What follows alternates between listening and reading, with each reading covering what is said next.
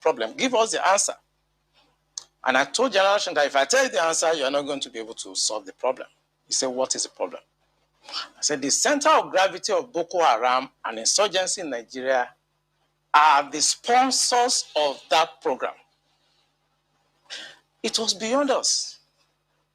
Because the job we need to do is kinetics. Fight, destroy places, resolve issues. Yep. But we cannot resolve issue of sponsors of Boko Haram that were in Buhari's government, that we know them. When you say we, who? I was in the military intelligence. Okay. And the defense headquarters staff that I work with, they know. And that was why we couldn't pursue that aspect that could have resolved that problem. Because you need to arrest people. And recently, 400 people were gathered as sponsors of Boko Haram. Why is it that Buhari government has refused to try them? So the government knows sponsors of Boko Haram? Of course, it's in the news. In April this year, the government said they have arrested 400 Bureau de Change related people that were sponsoring Boko Haram. Are the sponsors of that program. It was beyond us. Because the job we need to do is kinetics.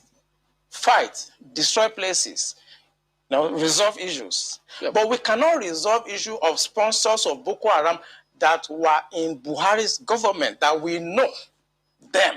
When you say we, who? I was in the military intelligence. Okay. And the defense headquarters staff that I work with, they know. And that was the agency that we were having between that 2012 and 2017. And General Lanshaken asked me, Olami, why are you giving problem? What is the problem? Give us the answer. And I told General Lanshaken that if I tell you the answer, you're not going to be able to solve the problem. He said, what is the problem? I said, the center of gravity of Boko Haram and insurgency in Nigeria are the sponsors of that program. It was beyond us. Because the job we need to do is kinetics. Fight, destroy places, resolve issues. Yep. But we cannot resolve issue of sponsors of Boko Haram that were in Buhari's government, that we know them. When you say we, who? I was in the military intelligence. Okay. And the defense headquarters staff that I work with, they know. And that was why we couldn't pursue that aspect that could have resolved that problem. Because you need to arrest people. And recently, 400 people were gathered as sponsors of Boko Haram. Why is it that Buhari government has refused to try them? So the government knows sponsors of Boko Haram? Of course, it's in the news. In April this year, the government said they have arrested 400 Bureau de Change related people that were sponsoring Boko Haram. They told us. And Abu Dhabi also helped us to arrest few Nigerians. Tried them. We know them. Why can't this government, if not that they are partisan and they are actually part of the charade that is going on, why can't they bring those people out for trial? So the Bureau de Change operators on the one hand, but you particularly said people in government. Are those part of the Bureau de Change, or those people that you say are in government are still there, government is aware, and government is condoning them? The people I mentioned that are in government are not these ones they just arrested. You remember this Boko Haram issue started since 2012. Yeah. And I was in the military intelligence that time. We arrested those people. It is my organization that actually conducts interrogation and interview. And they mention names. I mean, I can't come on the air and start mentioning names of people that are presently in government now that I know. Presently in government. That the boys that we arrested mentioned. Some of them are governors now. Some of them are in the Senate. Some of them are in Aso Rock. Why should a government try to cause this kind of embarrassment and insecurity to the sense of what happened yesterday? And the solution I gave them in 2017, because when I identified the center of gravity for General Land Shocking, and they couldn't pursue it, because some of them were ministers. And what I'm saying now, the Department of State Services are listening to me. They know them. Yeah. You know, Commodore. So the solution I gave them was that if we can't pursue the policy strategic level, because the people that we need to talk to are also, going to be difficult to deal with. I said what they should do now is to conduct two things. We should buy blimps. The blimps are not UAVs. They are not drones.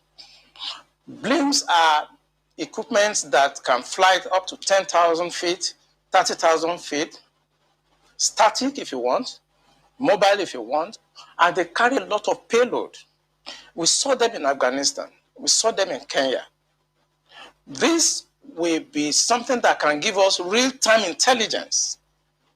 And we can know where these bandits or terrorists, where they emanate from. When they finish operations that they've done, where they go back to. Okay. Well, they did not buy this equipment up to. Okay, you said quite a number of things. Let's pick up on some of them and see if we could make some, if you could shed some further light on some of them. Since 2012, I mean, you've been in operation, as you said, ever since that time. You questioned several people. Some people were identified at that time. Did the government at that time try any of them? Or were any of them also in government at the time? No, the government did not try any of them, and the defense headquarters where I worked then did not pursue that line of operation because it's beyond them. The defense headquarters, actually, when you look at the defense structure of Nigeria, they lie within the policy strategic level, but basically they are operational guys. So when you have policy problem, then they cannot go beyond their master. There's an addition to the political lexicon in Nigeria in all this, and that's what's it called again? Ohanifere, the Ohanize and the Afenifere thing, Ohanifere, which basically says that the Yorubas can work with the Igbos, the socio-political groups, the two of them. What's your view on this Ohanifere movement? Okay. For the sake of full disclosures, I am a member of the National Caucus of Afenifere, and I am also a co-opted member of his National ESCO when it is expanded. So, the Ohanifere, but I'll take it from one anecdote based on factual anecdote that my leader, Chief Adebanjo, has shared with a few of us, and has actually shared in a meeting we had with Ohaneze some time back. And it was of a campaign rally that Chief Obafemi Awolowo went for in Aba. Yeah, it was in Aba, and I believe it was in 1957 or thereabout. We went there for an election campaign. And when they got back to their base, as was usual with Chief Obafemi Awolowo, you had to do a post-mortem of the day's event. And Papa told them that, see these Igbo people, we have no choice, we have to work with them, because if we don't work with them, we will end up commonly enslaved.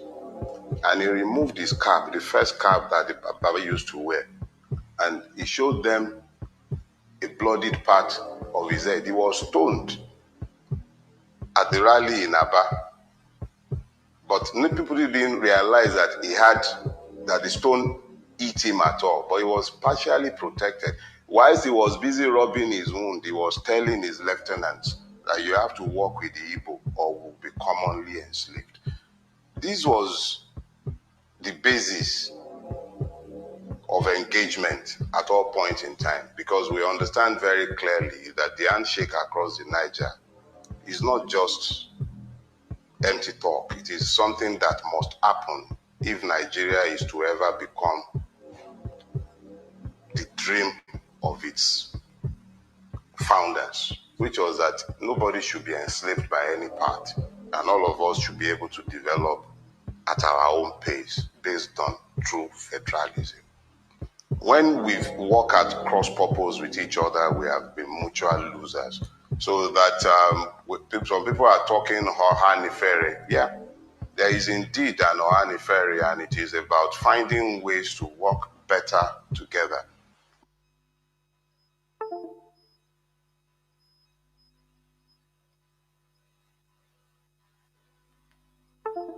Bonjour. Si vous avez plus de...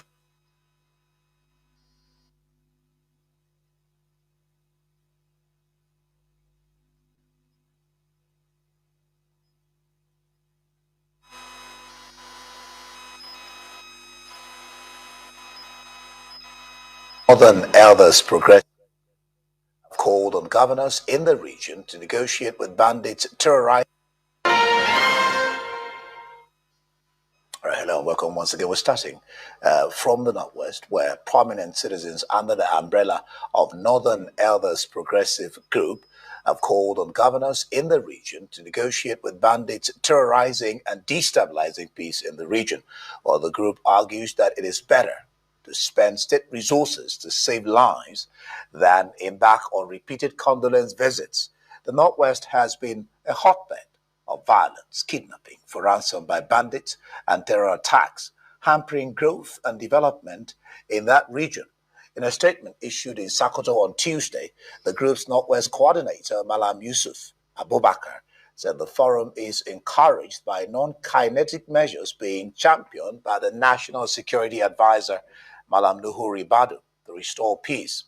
It therefore calls on state governors to embrace dialogue, insisting it is a more effective option than endless condolence visits and military operations that overstretch our security forces. Well, I'm joining us now in the studio to take a look at the proposition to negotiate with bandits in the Northwest is a former deputy governor of Kogi State, Edward Onoja. He currently represents the North Central on the board of the Southeast Development Commission. Glad to have you here in the studio. Thank you, Edie, for having me on Arise TV. Good. Let's just lay the groundwork. On Monday, 5 soldiers were killed in Zamfara. They were escorting traders. In addition to this, 58 people and 5 soldiers again killed in Borno, and more than 100 killed in total over the weekend alone. Not this weekend, just the past weekend. Why the worsening insecurity? First, let me begin by first commiserating with the families of these gallant slain soldiers who put their lives on the line for Nigeria, and also communities and other Nigerians along that corridor, as you reeled out in your data and your statistics, that have lost their lives, their family. We pray their soul rest in peace. I also want to disagree with you on the statement of rising numbers.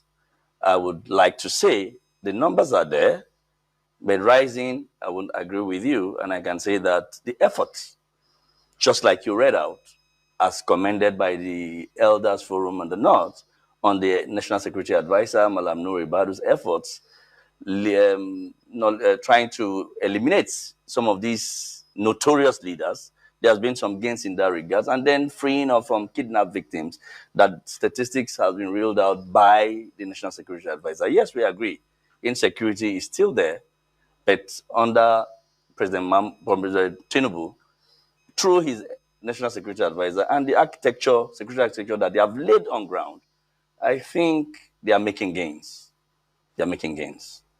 Gains, you say. You say security is not worsening. Now, I know there are different ways to solve a problem. Yeah. Before I get to that, let's refer to what Obi said. Obi, of course, Peter Obi says, when more than 100 Nigerians are killed in just one weekend. Across, you have Edo, you have Borno, like I've reeled out. He says our figures rival that of countries officially at war. He urges the government to declare war on insecurity. NEF, that is Northern Elders Forum, demands that government declare a national emergency on insecurity. I had Major General Ali Kefi, I'm sure you know him here, I think about 2 days ago.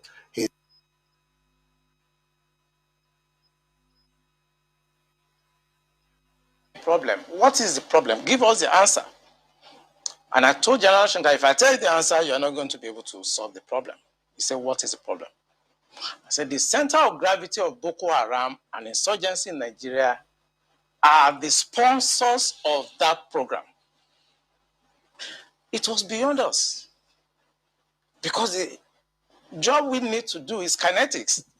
Fight, destroy places, resolve issues. Yep. But we cannot resolve issue of sponsors of Boko Haram that were in Buhari's government, that we know them.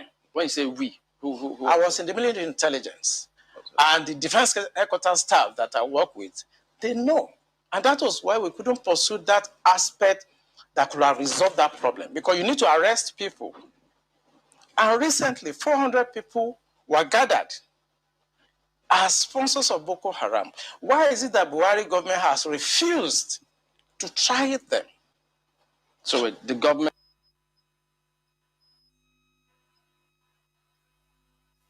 All right, hello, welcome once again. We're starting from the Northwest, where prominent citizens under the umbrella of Northern Elders Progressive Group have called on governors in the region to negotiate with bandits terrorizing and destabilizing peace in the region.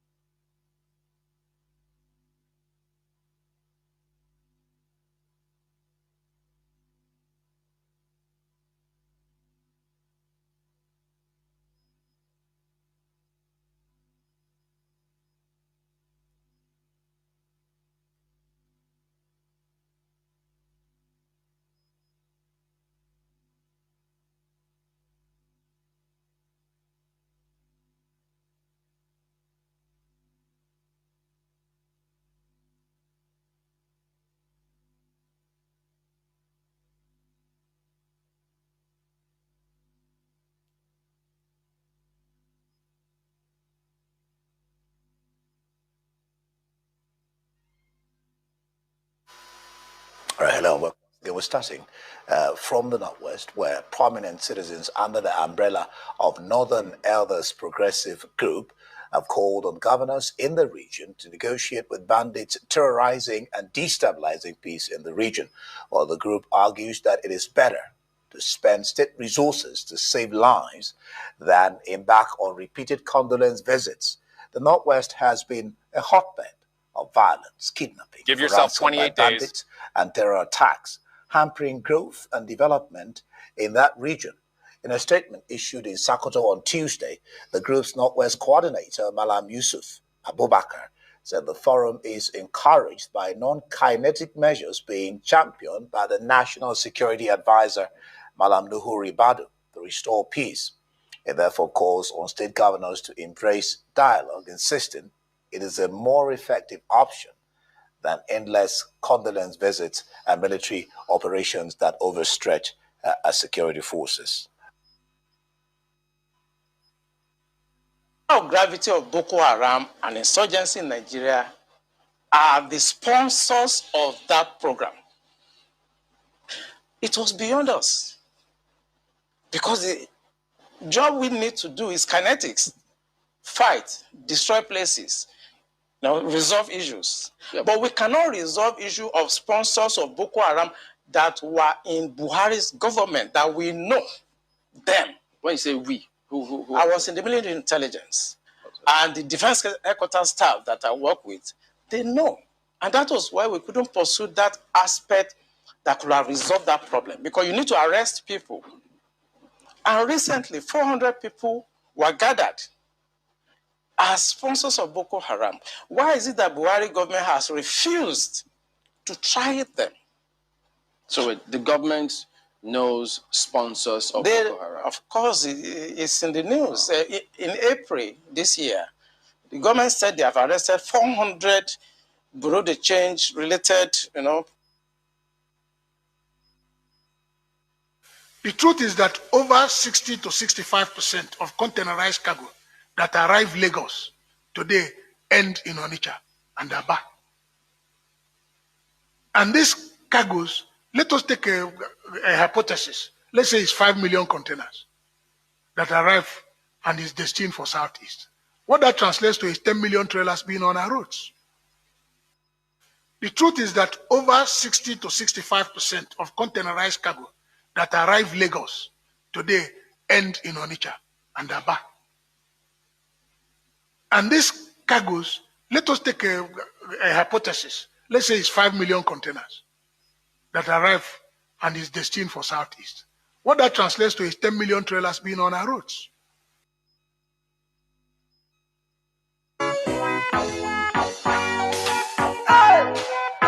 The bricks. Sunday. Oh na na na na na na na na na na na na na na. Watch it out.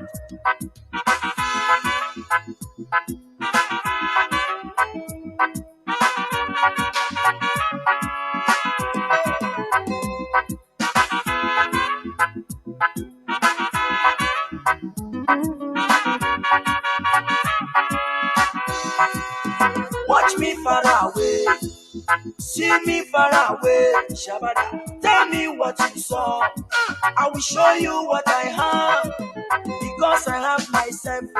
Then think say na defense. Make you watch my back. Now wait till you they see, yeah. Unless you have the sense, so go learn to pretend. Do not run away. Kind of sober than you.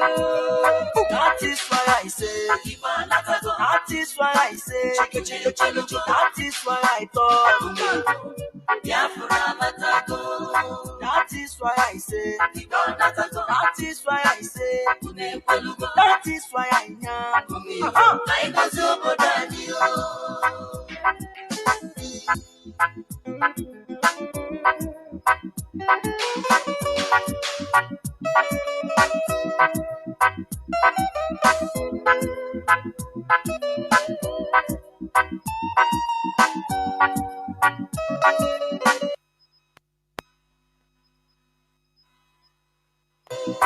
Ohaneze Ndigo, how na day? I don't come to speak my mind with no delay. Let them know say una eyes clear about una way. Watch out, many things they happen in that country.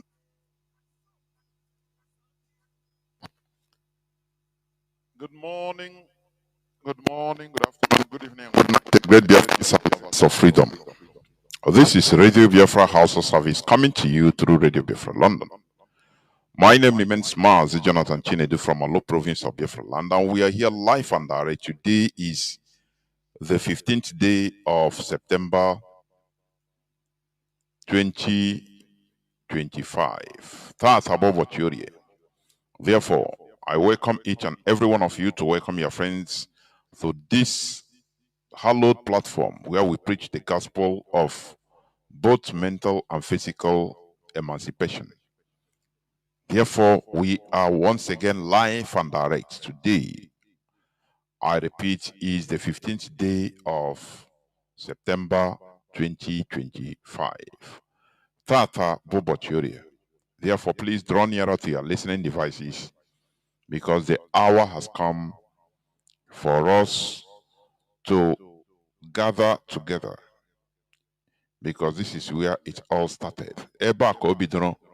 This is our gathering point. And remember, this is where we worship. Radio Biafra London is in defense of freedom. Therefore, We will never shy away from saying saying it as it is, in a way without compromising. And that is why we always guard this struggle with our might, with our blood, because this is the people's struggle. For your information, this is the people's struggle, the people's fight against our collective marginalization. It is our collective fight. It is the people's fight. That is why we are clamoring for a referendum, because it is people-oriented fight. And that is why IPOB remains people's struggle. Therefore, I welcome each and every one of you to welcome your friends and well-wishers onto this hallowed platform. This is Radio Biafra House of Service, coming to you through Radio Biafra London. Today, once again, is the 15th day of September 2025. We are here live and direct. As you may know, our leader is Mazi Nnamdi Kanu, who is still in the Nigerian DSS dungeon, the Nigerian Secret Service dungeon. He was illegally renditioned, kidnapped from Kenya, against every international law, even against the Nigerian constitution. But being a Biafran he is, that is why he is still there. Many people have even done more things, spoken more things than Mazi Nnamdi Kanu, but they are walking around on the road. They are sleeping in their houses, no problem. But Mazi Nnamdi Kanu, being a Biafran, being an Igbo man that is being hated, because I continue saying it, that the hatred of Igbo in Nigeria is the black point, the black spot used for the destruction of Nigeria. That is it. They can do anything in order to marginalize, to hate the Igbos. But as they are doing it, thinking that they are doing only the Igbos, the Nigeria system or the Nigerian population is deteriorating. It is affecting everybody. That is why we have looked everywhere. We have looked all the corners, the nooks and crevices, and found out that there is no other way in order to progress other than what we are doing. Self-governance. That is the only way. The hard way is the only way, because we are not one people. There is no way, Nigeria could be bettered other than what we are doing. Separation. Because Britain created Nigeria on a tripod, which is fundamentally flawed. You don't create a country based on tripod, because any of the stand is just three stands.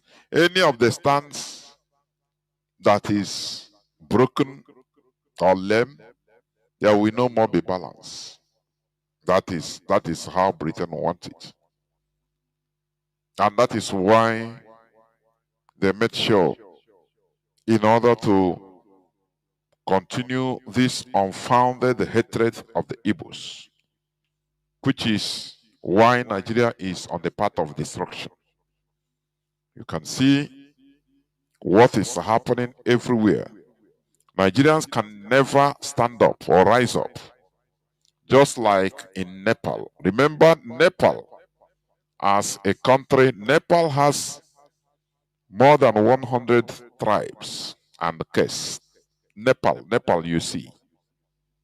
Nepal, that you see that there is a revolution that took place a few days back, where the Gen Z, the young youths, revolted and pursued the prime minister. I think another prime minister has been sworn in. I think it's a woman.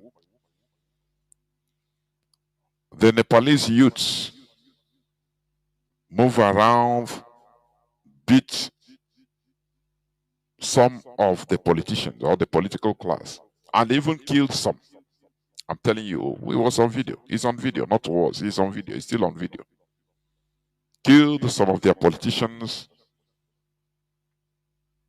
burnt the parliament, burnt houses, destroyed, and they changed the government. I mean the youth, the population, because they own the country, because they have sense of oneness, common. They are patriotic to their country. They have a common country. But in Nigeria, it can never be the same. Look at failed NSAS protests in 2020. They are victimizing Mazi Nnamdi Kanu, that he is the orchestrator of NSAS protests. Don't you see how Nigeria is a mess? We are not one people. Why did NSAS protests 2020 fail? Why? Because the population is not one. There is no common ideology. The hatred of Igbo was used against the youths, and they fell. When they were doing fine, moving around, pursuing, many politicians flew away, ran away. Many hide. But they started pumping the anti-Igbo rhetorics and sentiments, telling the Yoruba, you people are there, Igbos are the orchestrators of this revolution and SARS. Can you stay there now? They are destroying your things in Lagos. You people are mumu. You don't know Igbos? They are very trickish. And they divided the normal thing, the normal division. They divided the population. Remember that I think the election of, is it 1961 or 62? The election of 62 election in Nigeria, the first election. NCNC, Azikiwe won to become the premier of Western region, for your information. That was the time, there was not this madness of tribalism. Remember, an Hausa man was an elected mayor of Eastern region as of that time, Enugu. Remember also that even an Hausa man was, I think, a mayor in Iguacha, Port Harcourt, as of that time.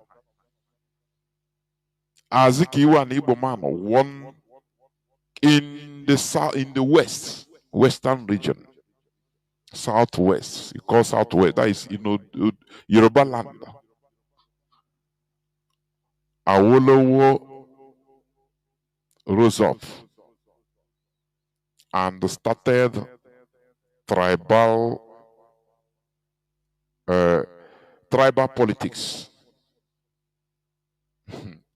He told the Yoruba people, how can you people, he rose that tribal consciousness in the south. For your info, the first, that was how tribalism entered into politics in, let me say, the southern side, because Ahmad Bello has been tribalistic, calling on modernization agenda even before independence. So I'm talking about the south. And the Yorubas now, they have that consciousness. They started having that consciousness. You know, they are as an innocent person, as an innocent human being, you are free. Until somebody will come and destroy, spoil your heart on somebody. Now you start behaving somehow. Are you getting what I'm saying? What I'm telling you is a historical fact. Awolowo told in order for him to be politically relevant, even in his own land, because he lost election to Azikiwe, for your information. Awolowo now used tribalism. But you know, all these things, the Nigerian media or the Yoruba media will not be telling you all this. No. They hide all these facts. You don't learn it in Nigerian schools because history is forbidden in Nigeria. Awolowo told the Yoruba, say, don't you see that Azikiwe is an Igbo man? How can he come here in Yoruba land and rule over us? Within 24 hours, that tribal consciousness rose up and they said, no, we made mistake. Problem started. And Azikiwe ran away, ran down to east. Do you see? That is how problems started in Nigeria. But many people don't understand this. So there is nothing you can do in Nigeria to fix it because that tribalism has taken over. You see, tribalism, it has completely taken over everything in Nigeria. Are you getting what I'm saying? There is no way to fix Nigeria because there is no way you can redo tribalism. How? How can you redo it?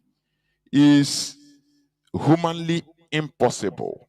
I say it is humanly impossible in order to redo or to reverse this tribalism in Nigeria. It is humanly impossible because it has become, it has gone to the conscious, subconscious of the people. Are you getting what I'm saying?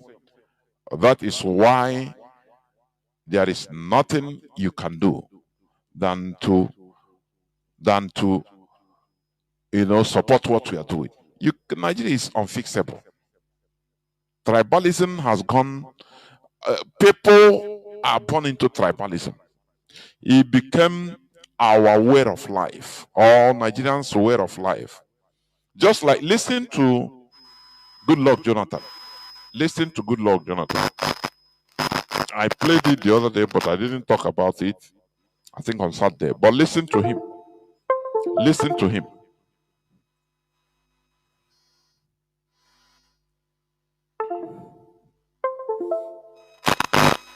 Just hold on. Okay.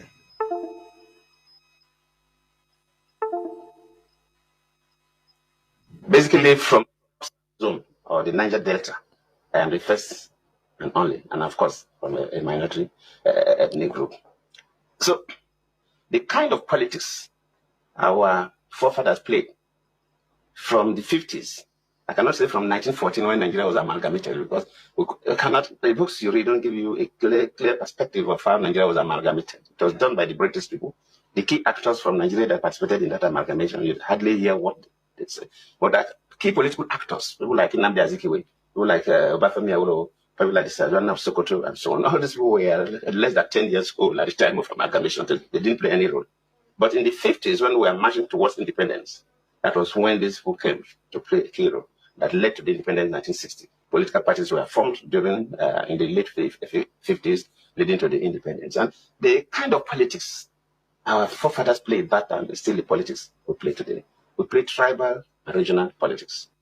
Tribal and regional politics. That is it. You know, he don't want to make the initiator of tribal politics in the South is Awolowo. In the North, we know it. Even before independence, it was Sadona of Sokoto. That is Ahmad Bello. But all these things, You know, the Nigerian journalists will not revisit all these things. They don't talk about all these things. Instead, they continue promoting the hatred of Igbos. Igbos are domineering. Igbos are this. Igbos are that. But they don't tell you that Igbos elected an Hausa person in the 60s, early 60s, and he was the mayor of Eastern Region in Enugu, and no person has a problem about it. People have no problem about it. But when Azikiwe was elected, he won hands down a landslide victory in the west, southwest, Yoruba land today. Awolowo started using tribal rhetorics in order to pursue Azikiwe, and he did. Instead of taking office, Azikiwe ran down. Say, okay, he rose that tribal consciousness in Yoruba land against Azikiwe. Do you hear it? That is exactly what happened, and that has he has continued even worse and worse till today. So this is what Goodluck Jonathan is trying to explain. That what they play that time in the 50s was tribal and religious politics, which is still going on till today, worse. Because from that time till now, people have grown up. People were born into this tribalism. There is no way you can change them under one Nigeria. They must find fault. How will you, and that is purposely done in order to favor a people. That is the caliphate, the Fulani caliphate. Are you getting what I'm saying? This is artificially manufactured. Just finish listening to Goodluck Jonathan in a recent Basically, interview. from the South zone or the Niger Delta, I am the first and only, and of course, from a minority ethnic group. So, the kind of politics our forefathers played from the 50s, I cannot say from 1914 when Nigeria was amalgamated, because the books you read don't give you a clear perspective of how Nigeria was amalgamated. It was done by the British people. The key actors from Nigeria that participated in that amalgamation, you hardly hear what they say. But that key political actors, people like Nnamdi Azikiwe, people like Obafemi Awolowo, people like the Sergeant of Sokoto, and so on. All these people were less than 10 years old at the time of amalgamation. They didn't play any role. But in the 50s, when we were marching towards independence, that was when these people came to play a key role that led to the independence in 1960. Political parties were formed during in the late 50s, leading to the independence. And the kind of politics our forefathers played back then is still the politics we play today. We play tribal and regional politics. And it is quite unfortunate. If you compare Nigeria to other African countries, you will see that you find it difficult to say that this was the national leader in Nigeria that attempted to bring the country together. I said, for young people who should know that this issue of tribe and religion, these are the major setbacks for this country. This makes people, it's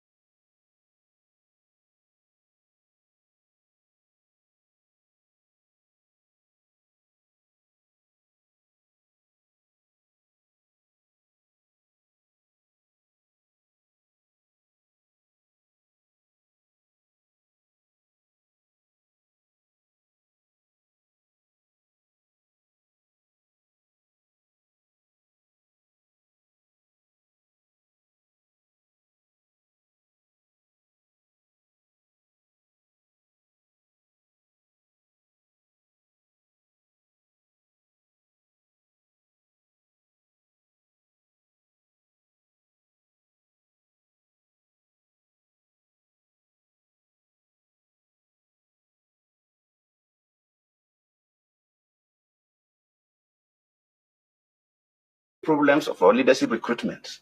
If somebody is holding a political office, and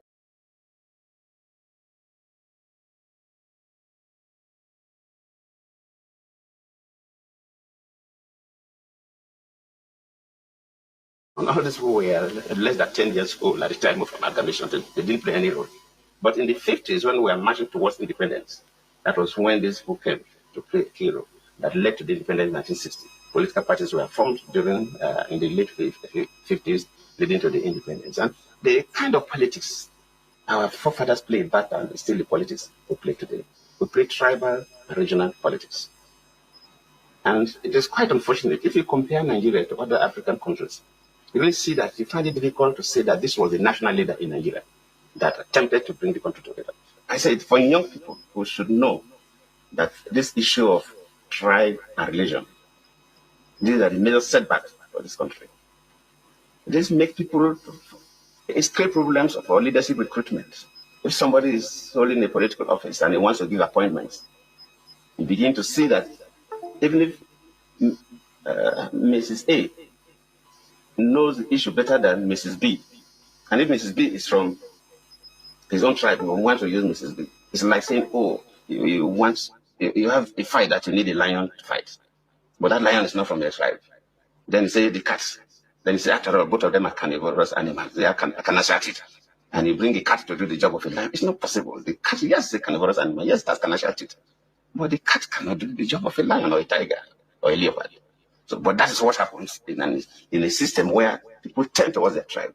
And that's one of the banes of Nigerian politics. The leadership recruitment process is skewed along tribal interests, along religious interests.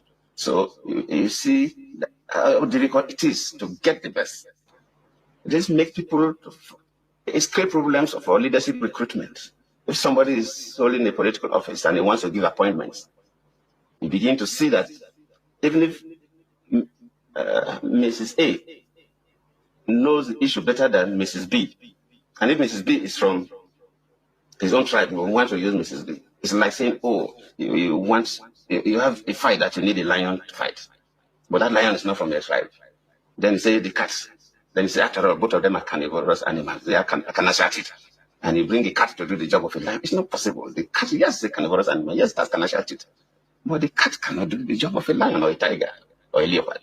So, but that is what happens in a system where people tend towards their tribe.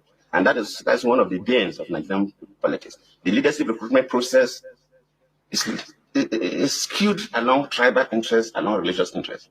So you see how difficult it is to get the best. If people are contesting election, even as a president of a country or as a governor in the various states, I don't want to mention states. There are some states that if you come from some part of the state, you can never be the governor of the state, even if you are the best material at the time.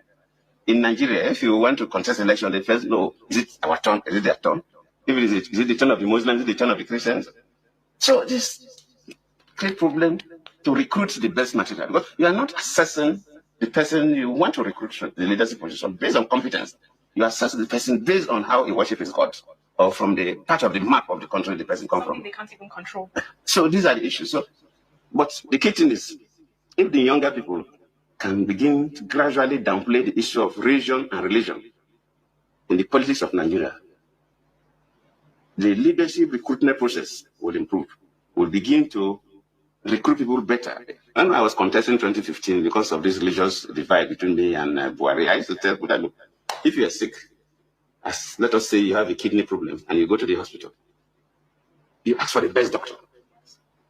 You will not ask whether that doctor is from Enugu or from Kanu or from Ibadan, if it is in Nigeria, but you ask. If they say this is the best doctor, you are comfortable with. So when you're hungry, you don't care where the person who's serving the food is from Meduguri or from Yinagwa. You eat the food.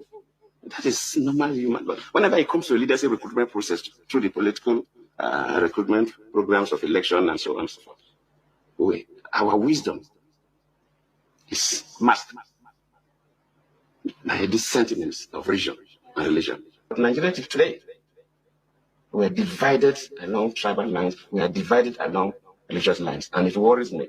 And if we don't make any changes, which is difficult to make, it may continue even to your grandchildren, because we started wrongly. And there's no real effort to make sure we change. And So let me continue as I was saying before I have a little issue, technical issue, because please. Let me continue. As I was saying, I was playing the voice of Goodluck Jonathan talking about the tribal divide, the tribalism that is in Nigeria. And it is counseling the youths that, they should change. If they didn't change, that there will be no headway. This is what we have seen. This is what IPOB has seen. Because we have tried to check around whether there is any other way really that Nigeria could be fixed. There is no way, because this tribalism is in charge, is part of us. That is why there is no, or there will be never any coherence or coherence action by the Nigerian populace in a so-called democracy. There is no common goal, no common ideology, and there is no way that country will progress. Look at what I played. I know why I play that. I have been playing this. Look, I want you to listen again. I played it during my preamble. I want you to listen again concerning the terrorists, Fulani terrorists that are engulfing Nigeria, starting from the north. Look at how things are. Just listen to Ariwa Consultative Forum. They are calling for negotiation. They are calling for negotiation with the terrorists, with the Fulani terrorists. Listen. All right, hello, welcome once again. We're starting from the Northwest, where prominent citizens under the umbrella of Northern Elders Progressive Group have called on governors in the region to negotiate with bandits terrorizing and destabilizing peace in the region. They call on the governors in the northwestern region, is it northwestern or northeastern region, to negotiate with terrorists. Forget about the Fulani terrorists that are destabilizing, that are controlling swaths of land in many parts of the north. And we see it in video. I put it in the timeline. They are sponsoring the terrorists. Bala Mohammed told everybody a few years back, about 4 or 5 years ago, he said it on national television, that they are sponsoring the gathering of Fulanis in Nigeria from all over the world, all over Africa, to make Nigeria a Fulani country. That they have no border. Fulani has no frontier. They have no frontier. Their nationality is Fulani. And as we may know, this president, military president, Abdul Karim Abubakar, he signed the ECOWAS treaty to allow the whole Fulani transhuman. And do you know that Bala Mohammed, the former governor, or is the present, still the present governor of Bauchi State, said it. Said the history of transhuman. He made mention of it. They signed it into law or agreement that Fulani should be given free access from everywhere to come with their cows to enter Nigeria and graze. From everywhere around Africa, enter free. They issue them with one paper. And all these things, Nigerian population don't know. Do you see that? And they are talking of terrorism. They are telling you negotiate with terrorists. what they want to, what their agenda in Nigeria is the Taliban style taking over of Afghanistan. That is how they want to take over Nigeria. Complete. America was there fighting the Taliban without America knowing that even those that are with them, so-called with them, they have been infiltrated. That the Taliban government has been highly infiltrated. I'm sorry, the American sponsor, the American-led government of Taliban, of Afghanistan, has been completely by the Taliban. When they know that the time is ripe, all turned against America. And America, you saw how America left America left in a precipitation. That is what they want to do in Nigeria, and it's going on. When the people, the non-Fulani indigenous population, are remote controlled to hate Igbos, the Fulani are taking position. Are you getting it? Now, Nuhu Ribadu, who is also a bandit sponsor, because this man said it. Olawumi. Let me play it again. Let me play it again for you to hear. Olawumi said they were helpless when he was part of the very high-ranking security military spooks, military intelligence service. Listen again. You know, I will never stop playing this, because as long as people don't learn, it is very sad. But I'll continue. We'll continue raising it. Listen. Exception to the group. Listen. Of that committee in 2016, 2017.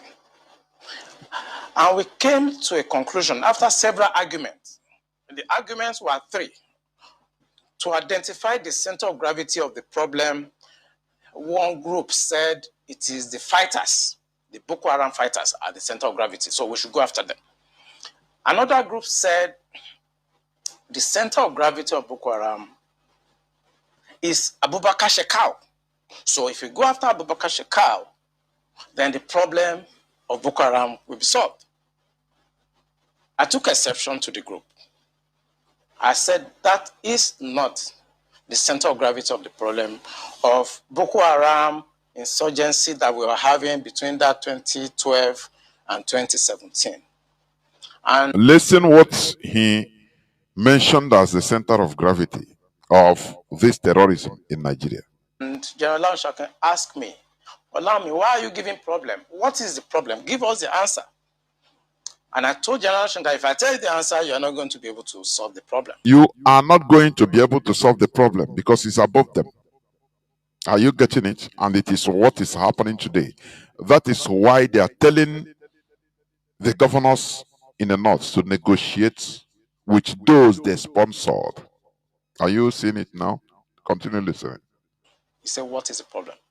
I said, the center of gravity of Boko Haram and insurgency in Nigeria are the sponsors of that program. They are the sponsors. People like Nuhu Ribadu, who is today in charge of security in Nigeria. Do you see how they move? No. Sometimes don't you look at yourself and think and say, how does the Fulani take over everywhere? Stop limiting your thinking, mindsets. Oh, the Britain sponsored them. Do you think they sponsor anyhow people? You have to be, you have to play that thing they want before they can sponsor you. That is it. Before they can be with you. That is it. Don't you see in Afghanistan, listen, in Afghanistan, who sponsored the Taliban?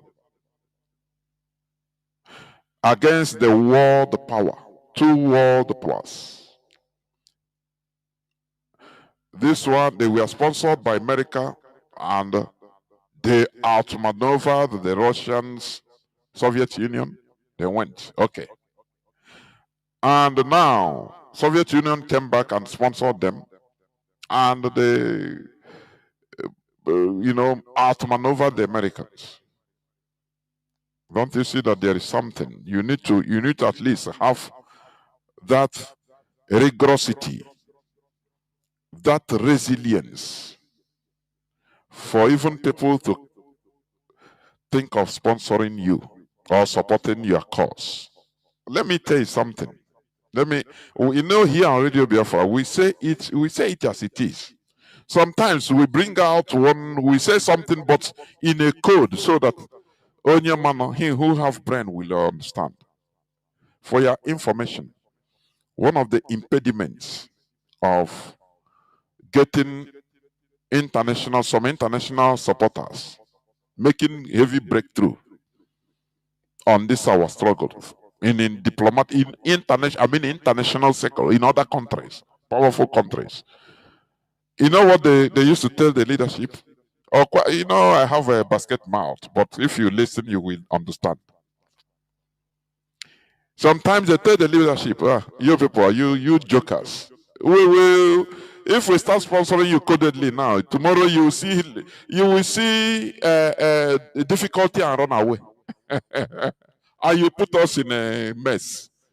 You will see killings of your difficulty everywhere. You run away. You jettison, say, "Oh boy, we are suffering." Oh, you start shouting and run away, and you put us in a shame. So, no, never start. Make we the watcher. What I'm telling you is gospel. It's not something that we make up. No, it's true. These are things that are happening, but you don't know. Because the world is watching your resilience. Are you getting what I'm saying? So they cannot support anyhow. Anyhow, people. South Sudan, they continue. Can you fight for 39 good years in a very brutal, bloody war? Ask yourself. Before you know, you jettison, say, I beg, not be we they die. They want to let them kill us. I beg, let us go surrender.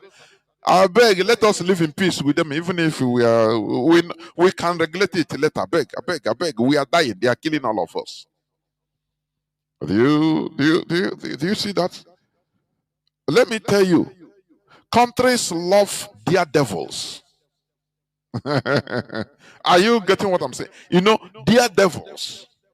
People that they don't care about their life, but what matters to them is their focus. What that goal, they don't care about their lives. Do you see what is happening in Gaza? The bombing taking place every day, children being massacred, but they are still holding fast. They are still holding. In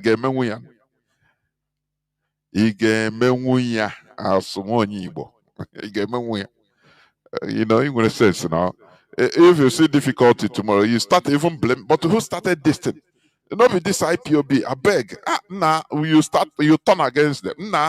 Nnamdi Kanu started this nonsense. So I beg. They are killing. They are wiping us away. And that's why you remain a slave. Remember, the Bight of Biafra was initially named Slave Coast.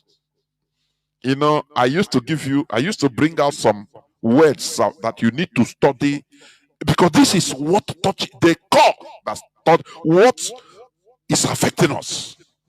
And you are looking for problem from Manfe. No, it is in us. Lack of resilience. When people become individualistic, they love life more than collectivity. Is a big problem to us. That is why, even this a decade or a little more than decade of this struggle, many people, don't you see how many people have fallen apart? How do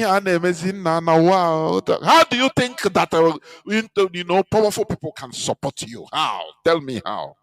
What do you have to? Why did the Che Guevara run away from Africa? If I say, oh boy, I cannot.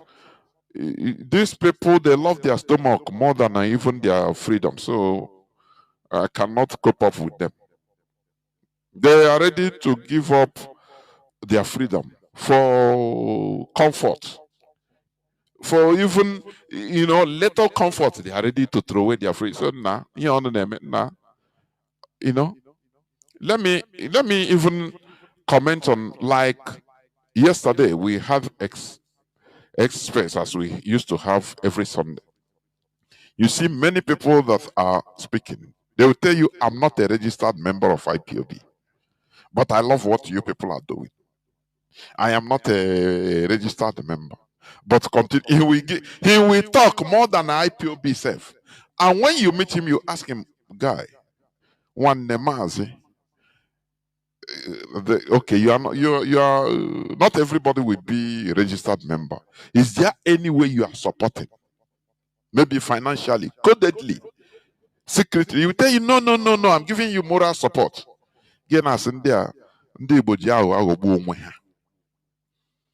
Gone are the days when I'm even mad at what is happening to us before God and man.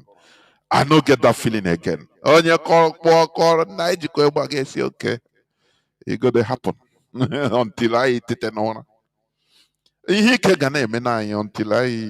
I am one that our collectivity surpasses our individuality. That is it. So when you see that they are even supporting arming the Fulani, they know that they are dear devils. They don't care. They go, they die, they continue going. Until people that continue their assault, their jihadism, their Fulanization agenda started 1804 till today. They never concluded. They are still on it. No, do you think that now Facebook now, yeah, but look at it. More than 200 years they are still on their focus, generational fight, generational war. They continue today. On everywhere, no, in the highest places in Nigeria. Now, this is a product of their hard work from 1804 till today. They never lose focus. Can you fight for 10 years and stand? Ask yourself. We love life now. Instead, we turn against ourselves now. Konye butere yourself. Konye butere nsogbu.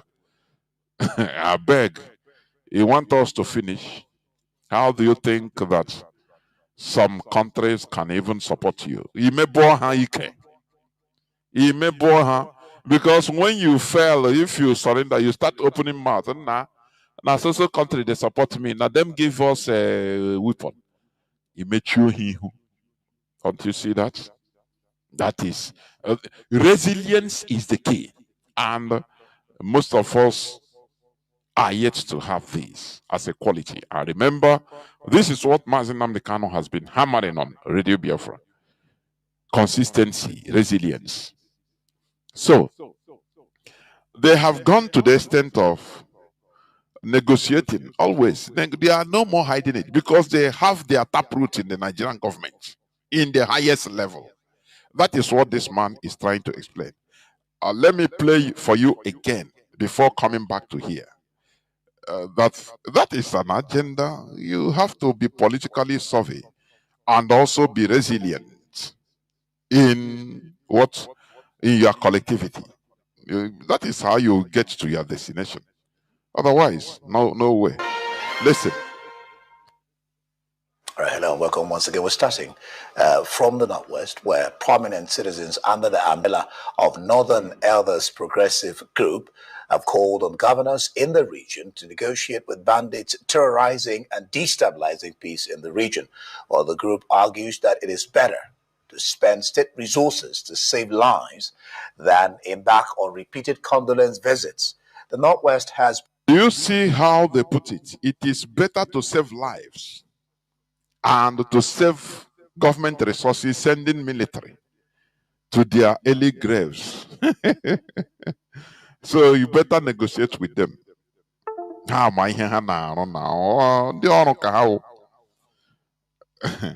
been a hotbed of violence, kidnapping for ransom by bandits, and terror attacks, hampering growth and development in that region.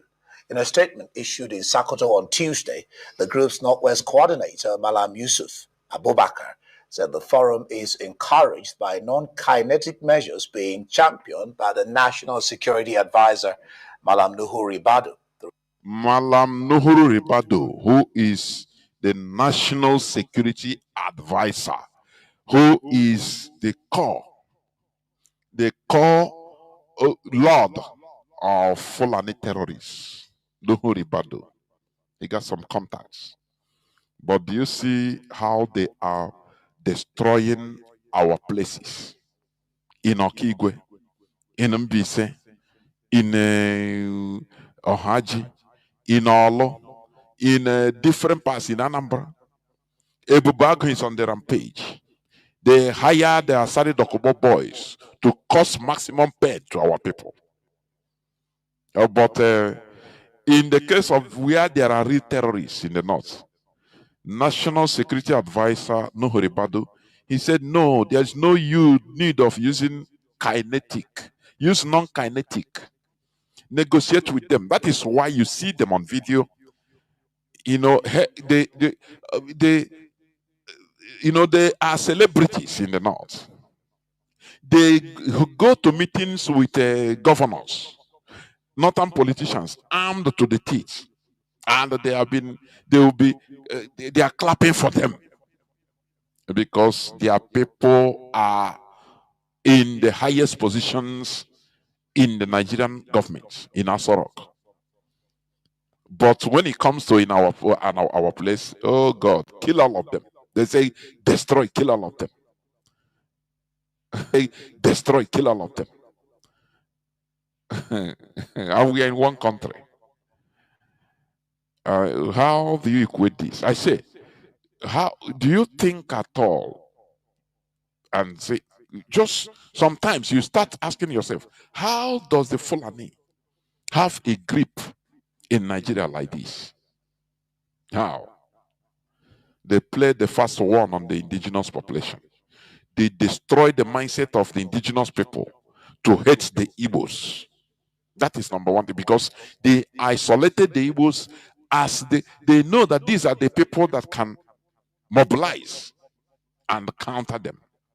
Now one politics, seeing the future, not what you can gain. No. As Peter Obi is doing motivational speaker, how he will turn Nigeria into this. He don't care even what he wants, even if he become the president. He never calculates how it will boomerang on his people. That is not his problem. After all, Azikiwe wanted to be a ceremonial president. They told him that, look, Britain told him that we are going to make you the president of Nigeria, but you will not have no single power. He said, please, may I not tell anybody. No, only between us. They say yes, no power. No, don't worry. If you want 5 limousines, we will give you 10. Don't worry. Only deceive your people. When you are lying to yourself, that is the worst crime. When you are lying to your people, that is the worst crime. That is why when I look at people that call themselves autopilots, the followers of Ekperima, I wonder, when Ekperima on many occasions have told them that he has a warship is on the way, jet fighter is on the way, that Biafra will come on so date on 2nd December 2022. And you see people believe him. And you wonder what type of people are these? What type of people are these? Now, but to be okuna. Now, again, what the Biafra on 2nd of December 2022 or 2023. Hey.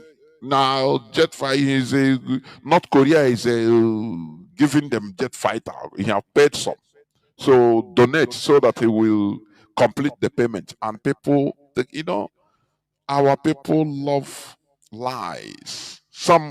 Many of our people love lies. Just what they want is that thing that we raise their sentiment. That for that time, they don't care again what the future holds. That is not their problem.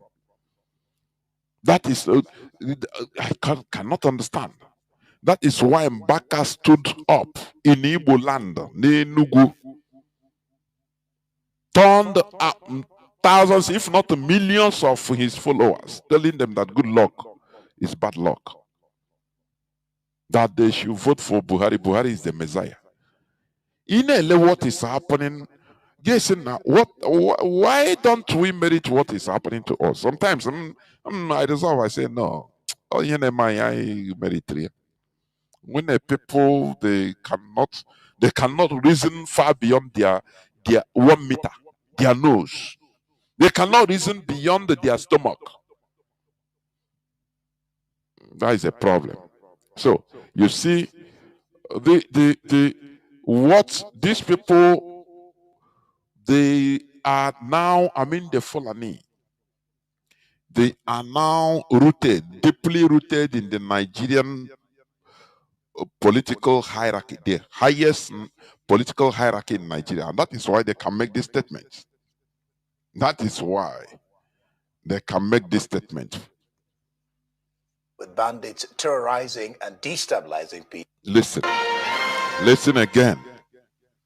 All right, hello, welcome once again. We're starting from the Northwest, where prominent citizens under the umbrella of Northern Elders Progressive Group have called on governors in the region to negotiate with bandits terrorizing and destabilizing. To negotiate with bandits, that is terrorists, Fulani terrorists, terrorizing the region, killing people, chopping people's heads off. You saw in a video where the governors, they attend the conference or meeting with the Fulani terrorists, armed to the teeth. Those that are known to be chopping people's head, they are there, visible. Camera caught them. They don't hide. Do you see that? Peace in the region. Well, the group argues that it is better to spend state resources to save lives than embark on repeated condolence visits. So Nigeria have failed, which means they can no longer save the lives of people in the north. But they push the whole military to burn houses. They know how to burn houses. They know how to kill people, innocent people in Biafra region. I know Dorowanya. I know eating the flesh of our own. The real politicking is going on. We are left out. Sometimes even you want to give. I used to ask, say, why even am I created this time? Why do I come out? I should have been created since maybe 300 BC. So that by now, I was in part of crude oil. I'm telling you. Because what you're seeing is he doesn't. Sometimes you want to remove your mind and say, let me live normal life. No way. It's torture. People, our people don't care. They don't care. A small, tiny group, the Fulani, that is less than 1.5% of the Nigerian population is in control. They are calling now the governors, the Nigerian government, to negotiate with the Fulani bandits, Fulani terrorists. Whereas they are killing our people with a bubago. Dave Omahe formed the bubago to kill his own people. I don't know the type of very primitive human beings we have as a Ndibo. I don't know. Very primitive. Because when you are self-destructive, you are a primitive animal.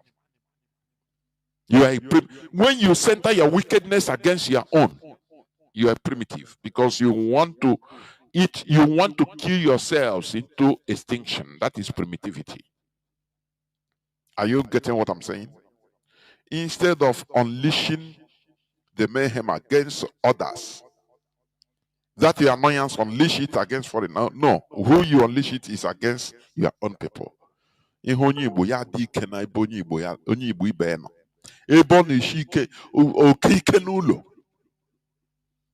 One day, I know I've put it down. I will talk about wickedness of self-destruction.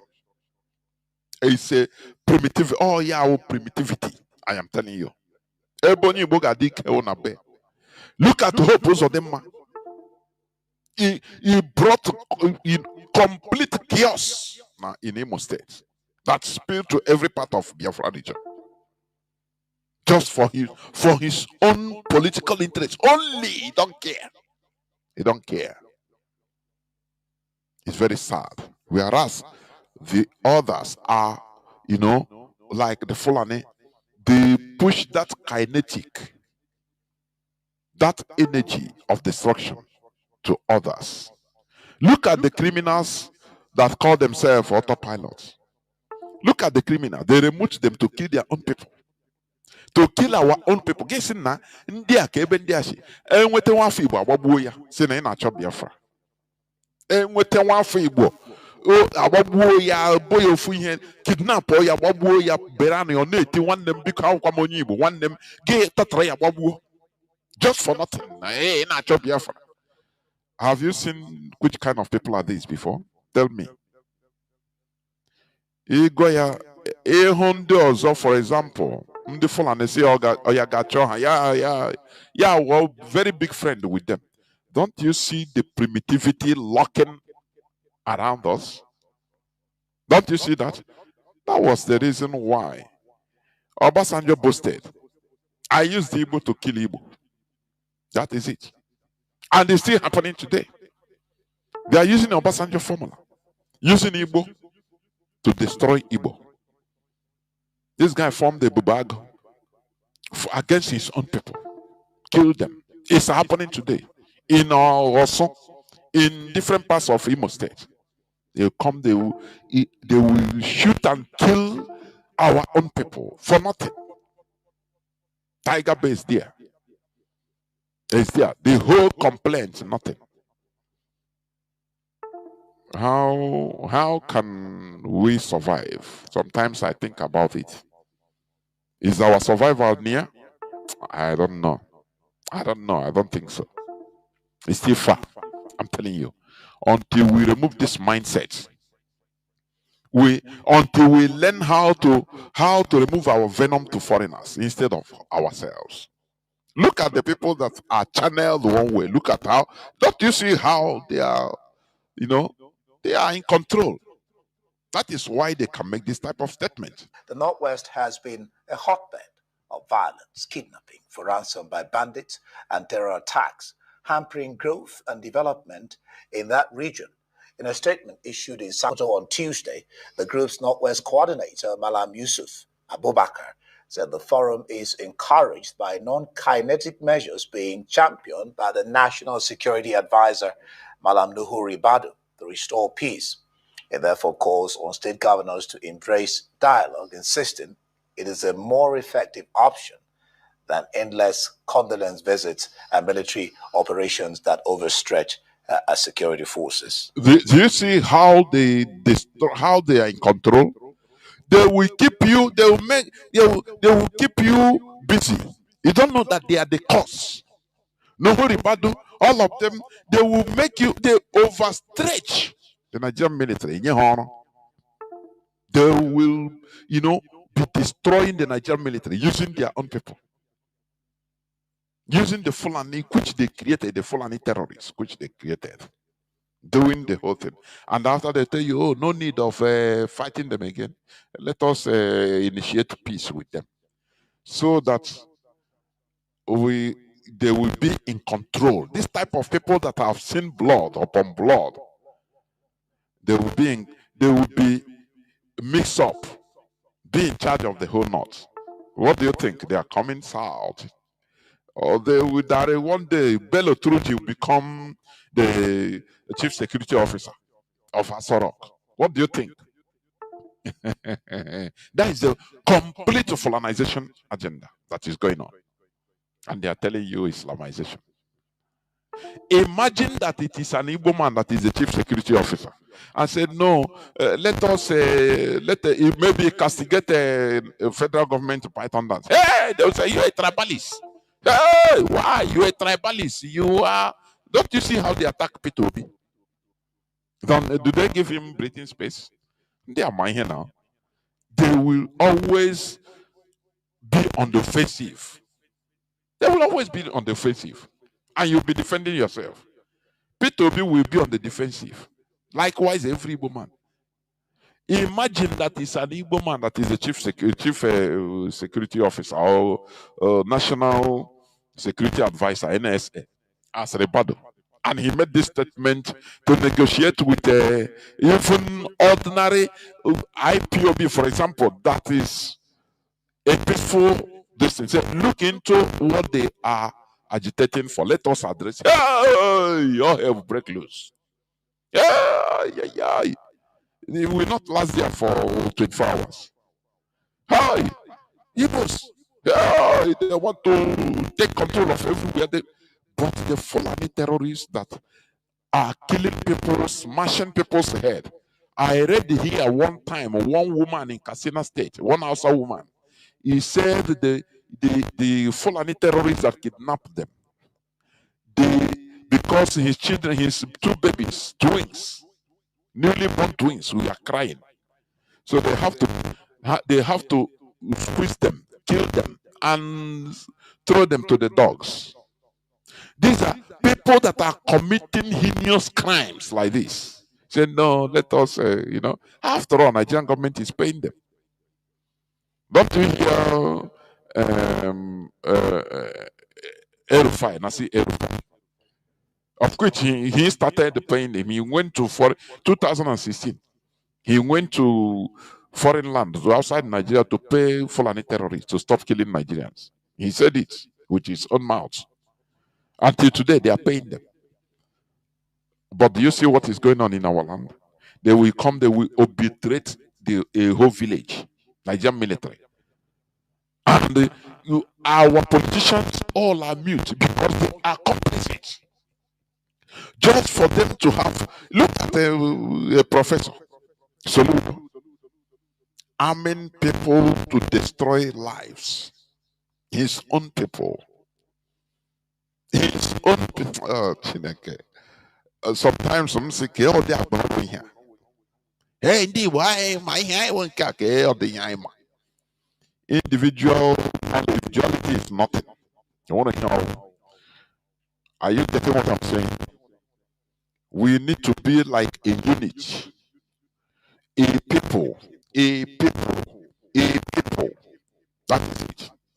Do you see how coordinated? What is making noise? Do you see how coordinated?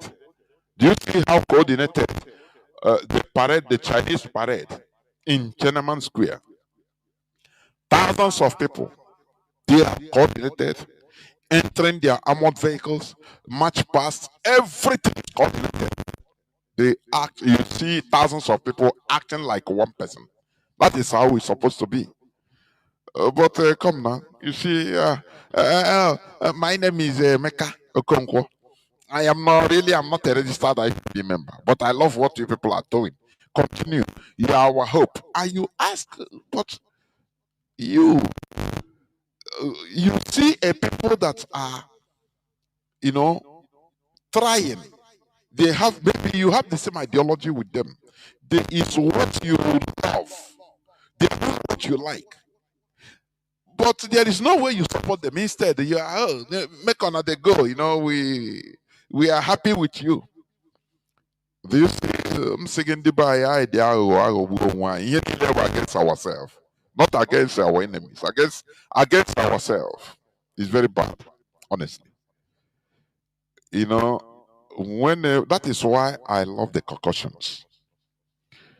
Whenever they see a group that have common ideology with them, they don't care. Even individually, they will try to find a way in order to contribute their quota to support those people, that ideology, so that ideology will continue. So that ideology will continue. Are you getting me? That is it. But in our own land, no. I'm giving you moral support. You know, I'm giving you moral support. Don't worry. You ask the person, what are you doing to help? Because you have seen, no, on a cashier. So, how you won't cast you. You cannot at the end of the month, he has something. He has the money. And so they are trying. This before, I have to, because they are not representing, they are also representing, what I believe. So let me support them. Let us, you can also canvas for like-minded people. Let us support these people. See, yes, we are not registered, but let us do it. Do you know that if it is some places, even markets, I don't know why,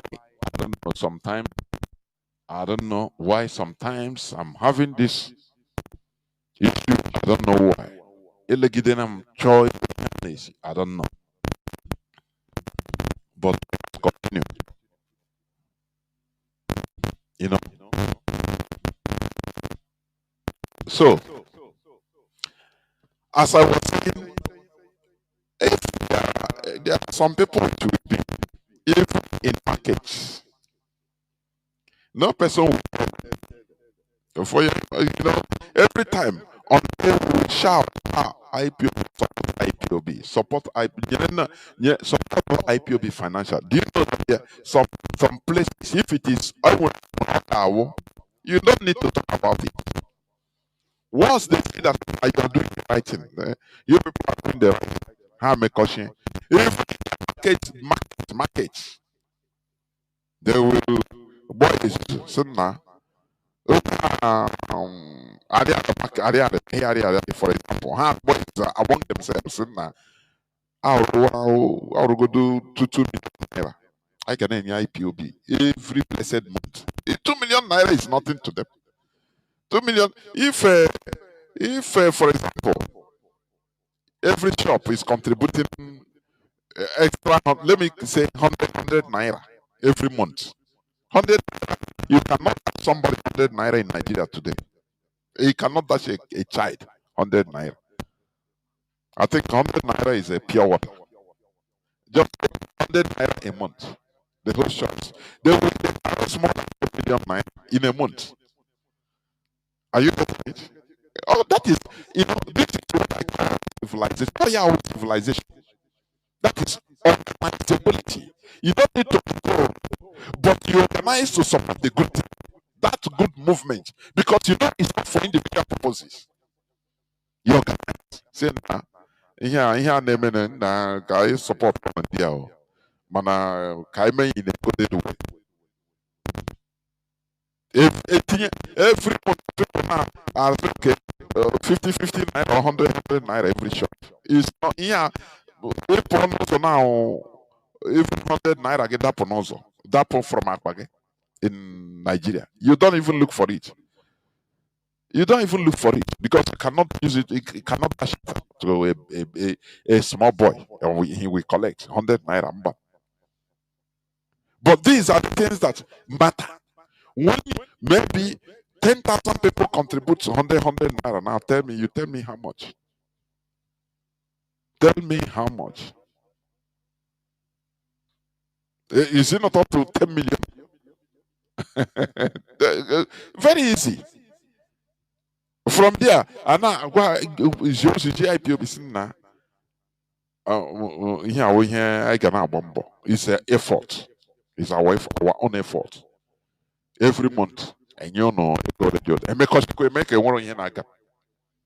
But ndị Igbo ka ị ga-agwa this kind thing. Ajụọ gị ka onye ga-ejido the ego. If not ha touch the ego na the market self, aprikwa ga-agba from there. Say, these are the people that you want foreign countries to come and support.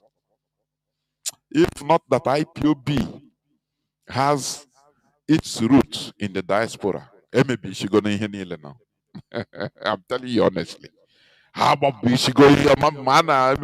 Maybe by now, by now on a Fari headquarter in a way. When another some side the guy will call another head, and then Mezia just now compete with Wazirika Tonye, IPOB topo. Tonye Kwenke, you know. Ane me ihe egwuregwu Fulani were anyị na-emerewe ihe egwuregwu si na lee na ndị a ndị freedom fighters kwenu ịga ezie ha na marriage abịa ndị akwụkwọ ndị freedom fighters ha bịara freedom fighters kwenu.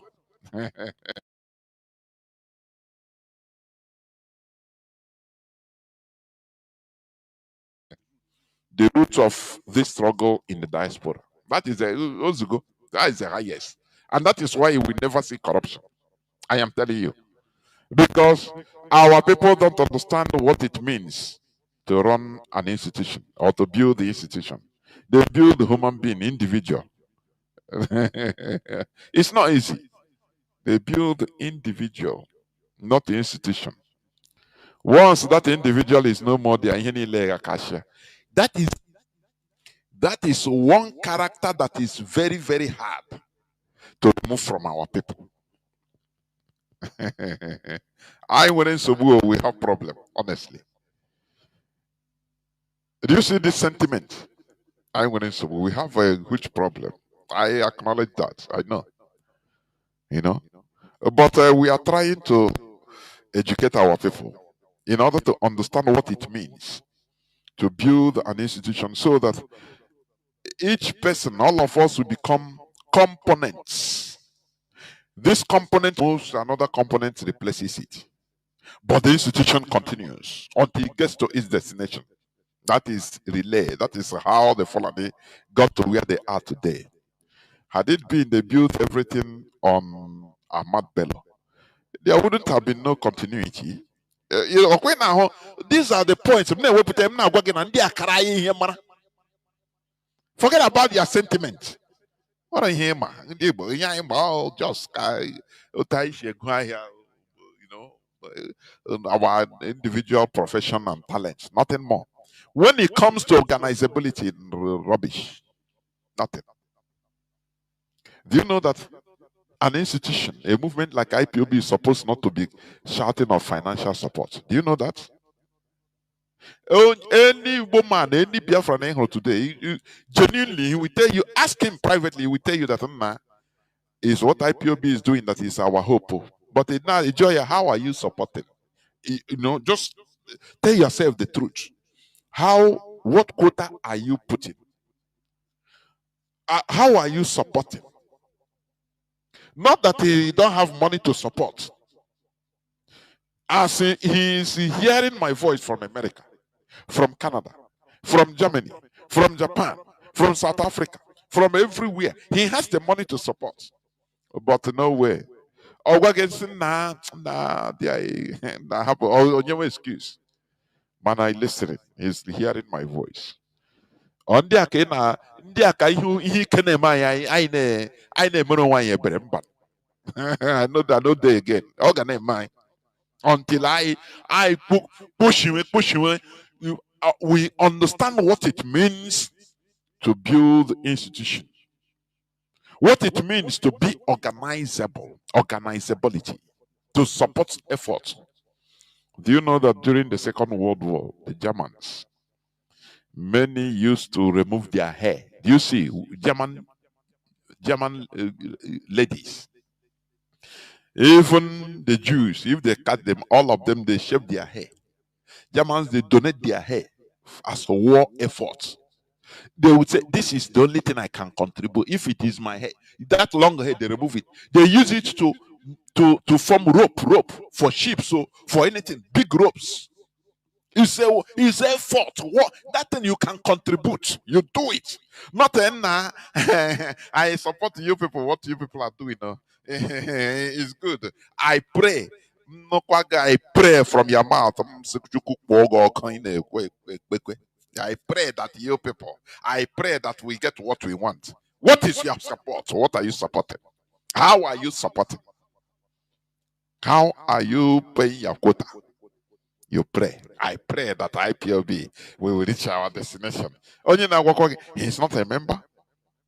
He's not a registered member, but he knows everything about IPOB more than you. He has the money to support, but no way. He cannot. He will not, because oh now my now. Taliban, you see, they were raising money codedly. Is after when they took power that it was revealed. They were raising 100 and something million dollars from people in the diaspora, Afghans in the diaspora. Every month, or is it either every month or every year? Do you know that? Because they know what it means. Here, if we don't come out to announce, but even how many times okay, you go na bank account mother only go one time on $75,000. I only do announce it. What is the name of this guy on an account in America? Because they go. Who knows? These are the people who get with the is that the people that you want, to be pitied? Nah, but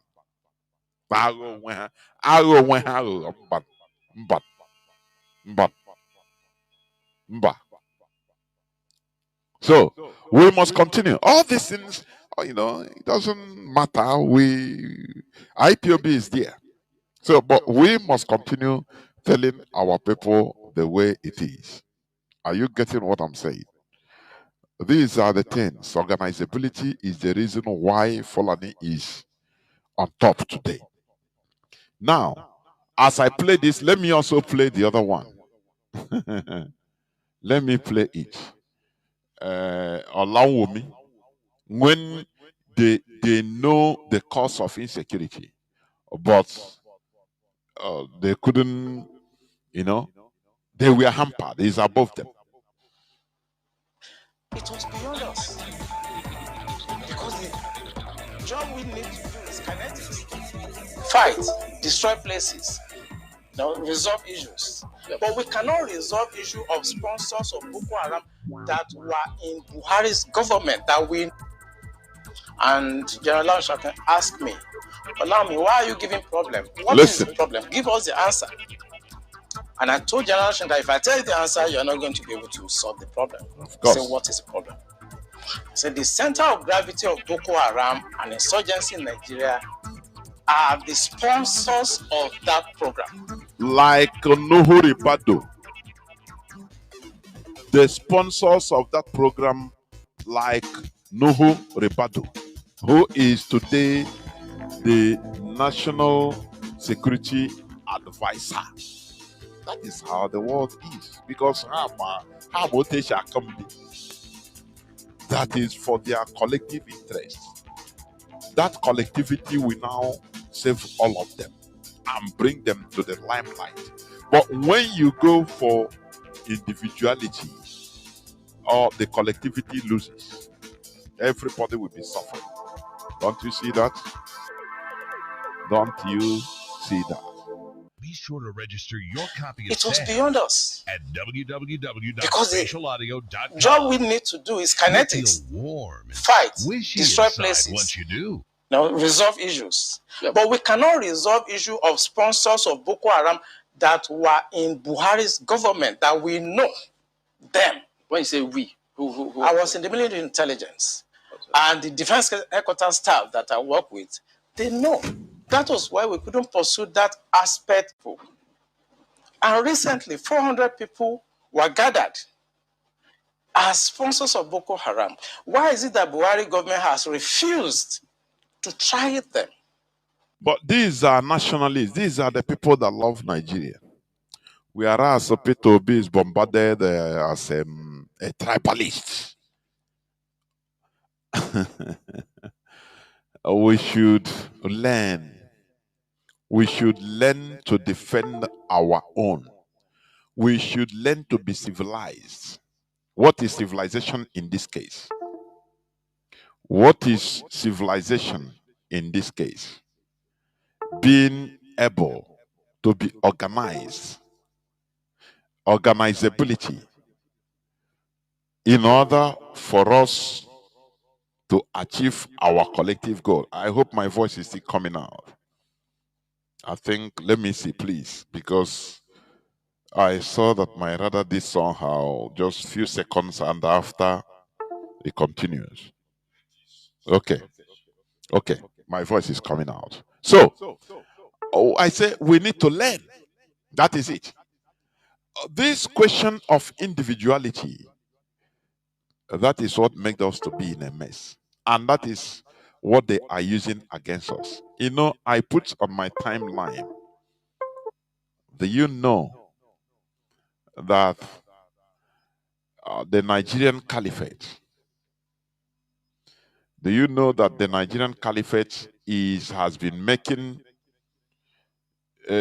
secret efforts, has been seriously working behind the scene to carve Ohaji Ebema of Imo State into River State? Do you know that? Do you know that they are not stopping?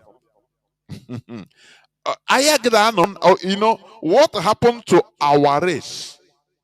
It has happened when we were not there, when we are not open. But this time around, we shouldn't be here. You know, they carved the many Igbo communities into Kogi. We are sleeping. They carved them into Benue. We were sleeping. They dissolve many of our people into different, call it south or south, or I mean Igbo land. We are sleeping. Ohaneze and Igbo, what matters to them? Give them money, do anything you want. That is why I say there is, if you are in Nigeria, the most primitive people is Igbo. I'm ready to debate this. I don't know. I don't know why all these things I'm talking. If you don't agree, please, I want you to call. Even you can inbox me, say, Mazi, I want to debate you on some things you are talking on Radio Biafra. Now we fix that. You know, I love it.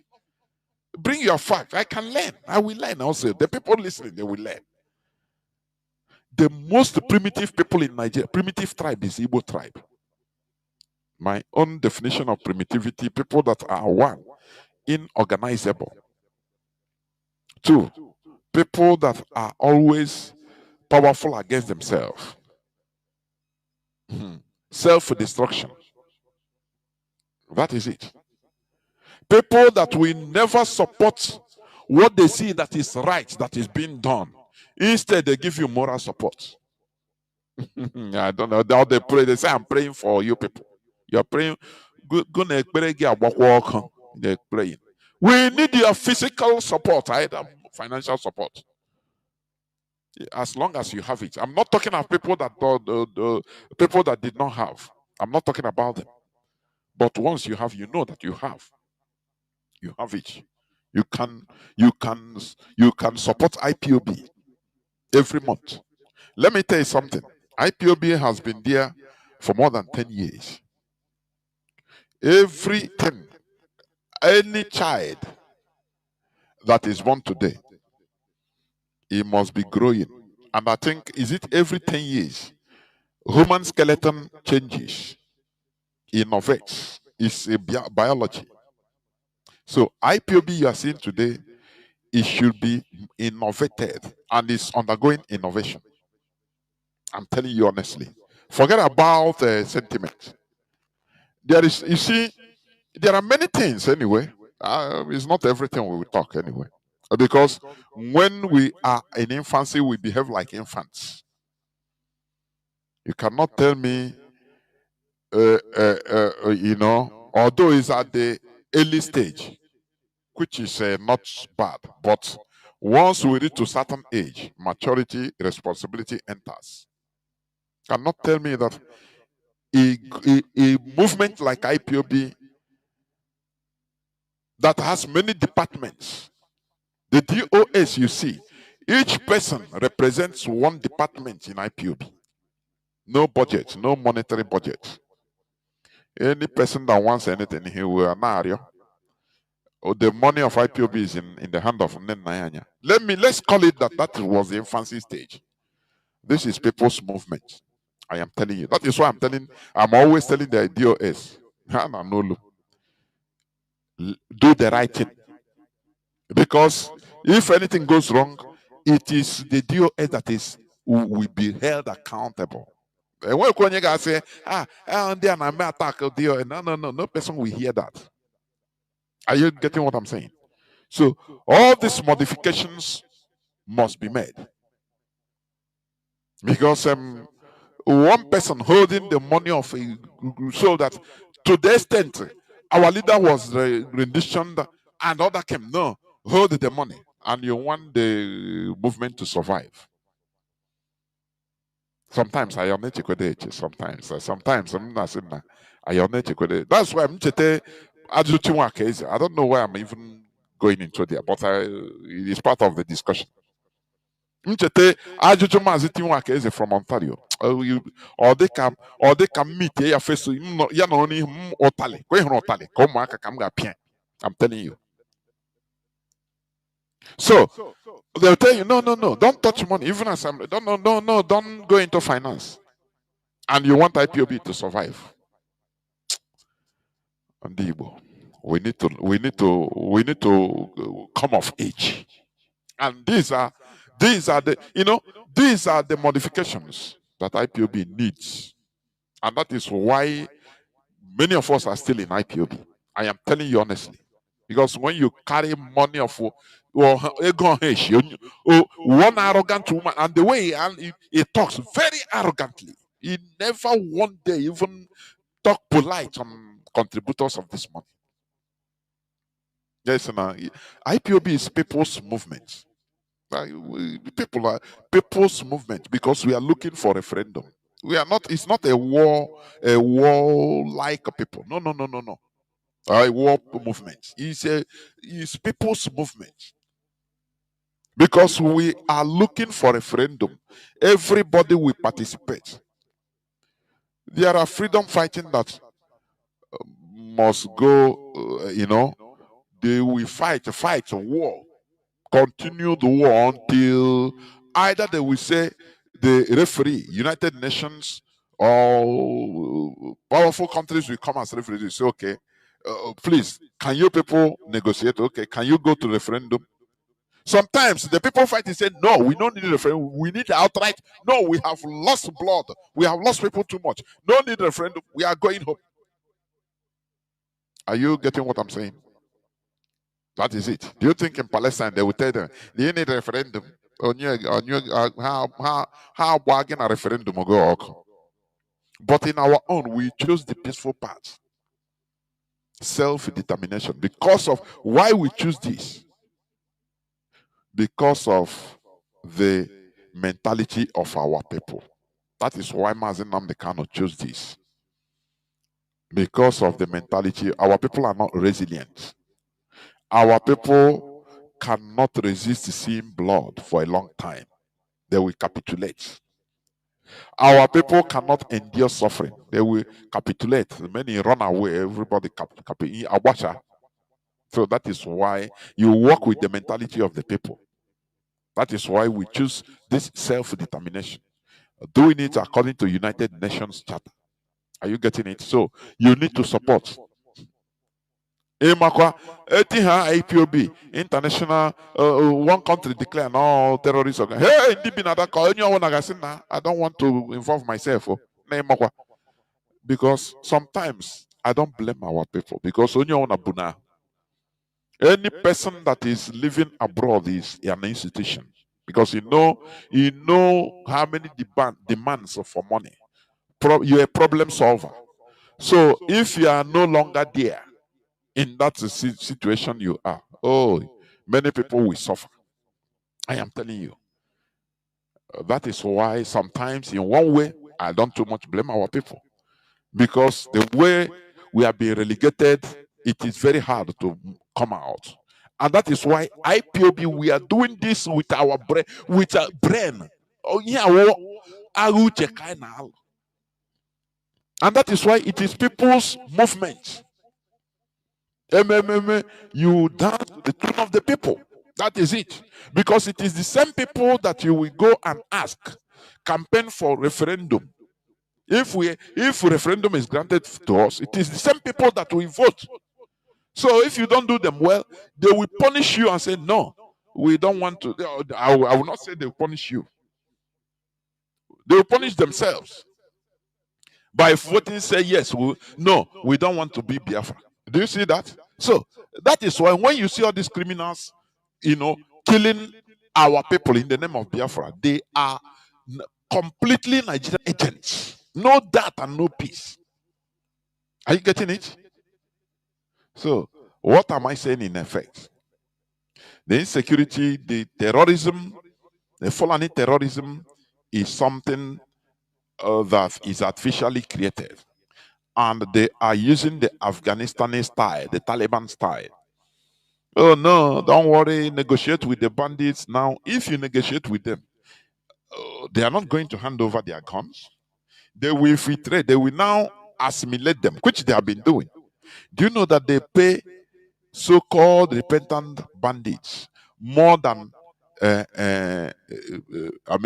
minimum wage? They pay them money, heavy money. Are you getting what I'm saying? I think I've played this clip one time whereby, somebody saw, let me check whether I can still get it. Somebody saw a military officer, a military personnel, called his father, start crying, telling him that, look, do you know who I am, why I'm crying? I am posted to protect those that killed us. You see that? I saw all those bandits that those terrorists that killed many of my colleagues. I know them. I know their faces. Are you getting what I'm saying? He said, these are the people we are protecting as Nigerian military, and we pet them. He was crying. Let me check whether I can see it. Let me see. For you to understand the situation that we are passing through is a very horrible situation in Nigeria. And they know that, you know why they keep it like that? They know that there will never be a revolution in Nigeria. They use Igbo hatred to keep everybody down.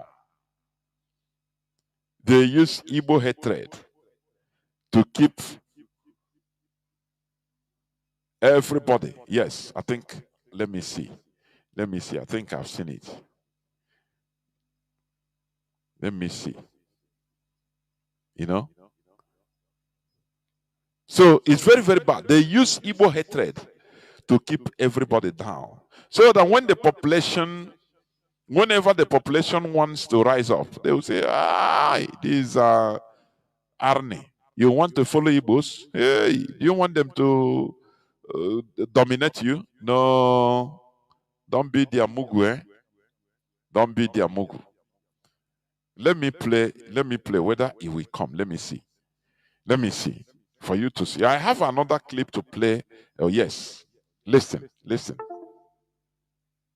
A soldier called me one day, one of my boys. He was crying. I paid money for his children's school fees and all that. He was crying that he was deployed to where they are protecting repentant bandits. And he's seen the ones that killed his friends and his co-soldiers and colleagues. And he's protecting them. And they are wearing uniforms. They are being fed. And they are being given all the attributes and the freedom that a prisoner cannot get. Meanwhile, people that snatch a phone, 33 Nokia, from Oshodi, from somebody's pocket, they are in prison. And still awaiting trial. Yes, but the de-radicalized pass through this process A ceremony is done, and they are giving certificates and allowed to integrate into the society. When I say integrate into the society, it means that they all now have rights back to join any military, police, or any agency of their choice. And I told people that could listen then, I said, the only benefits for the radicalization process is to so that That is the situation we are in Nigeria. That is the very, very, very sad situation we are in Nigeria. That is the colonization process that is going on. There we come. One of these bandits, one of these Fulani terrorists will take over directly to become Nigeria president. Buhari did his own. People are shouting. Well, I say one day, all this Nuhu reported. Maybe one day will become the president. All these people, all of them, these terrorists, direct, they will take over. The Yoruba, they know all these things, but I don't know what is in them. They also because of international airports and the seaports in Lagos, their minds are blinded. They are antagonizing the Igbos in a way that you can never understand. Whereas, even they were warned by Awolowo that, look, they need to work with Igbos. Somebody is telling me, Mazi, that my voice is distorted. Whether is it true, please? Can somebody hear my voice now, please? Confirm. Yes, it's okay. Or no, it's not okay, please. I want people to confirm that my voice is coming out clear, please. Or it is being distorted as I'm receiving inbox. Please. Before I continue. Please. I need that confirmation before I continue.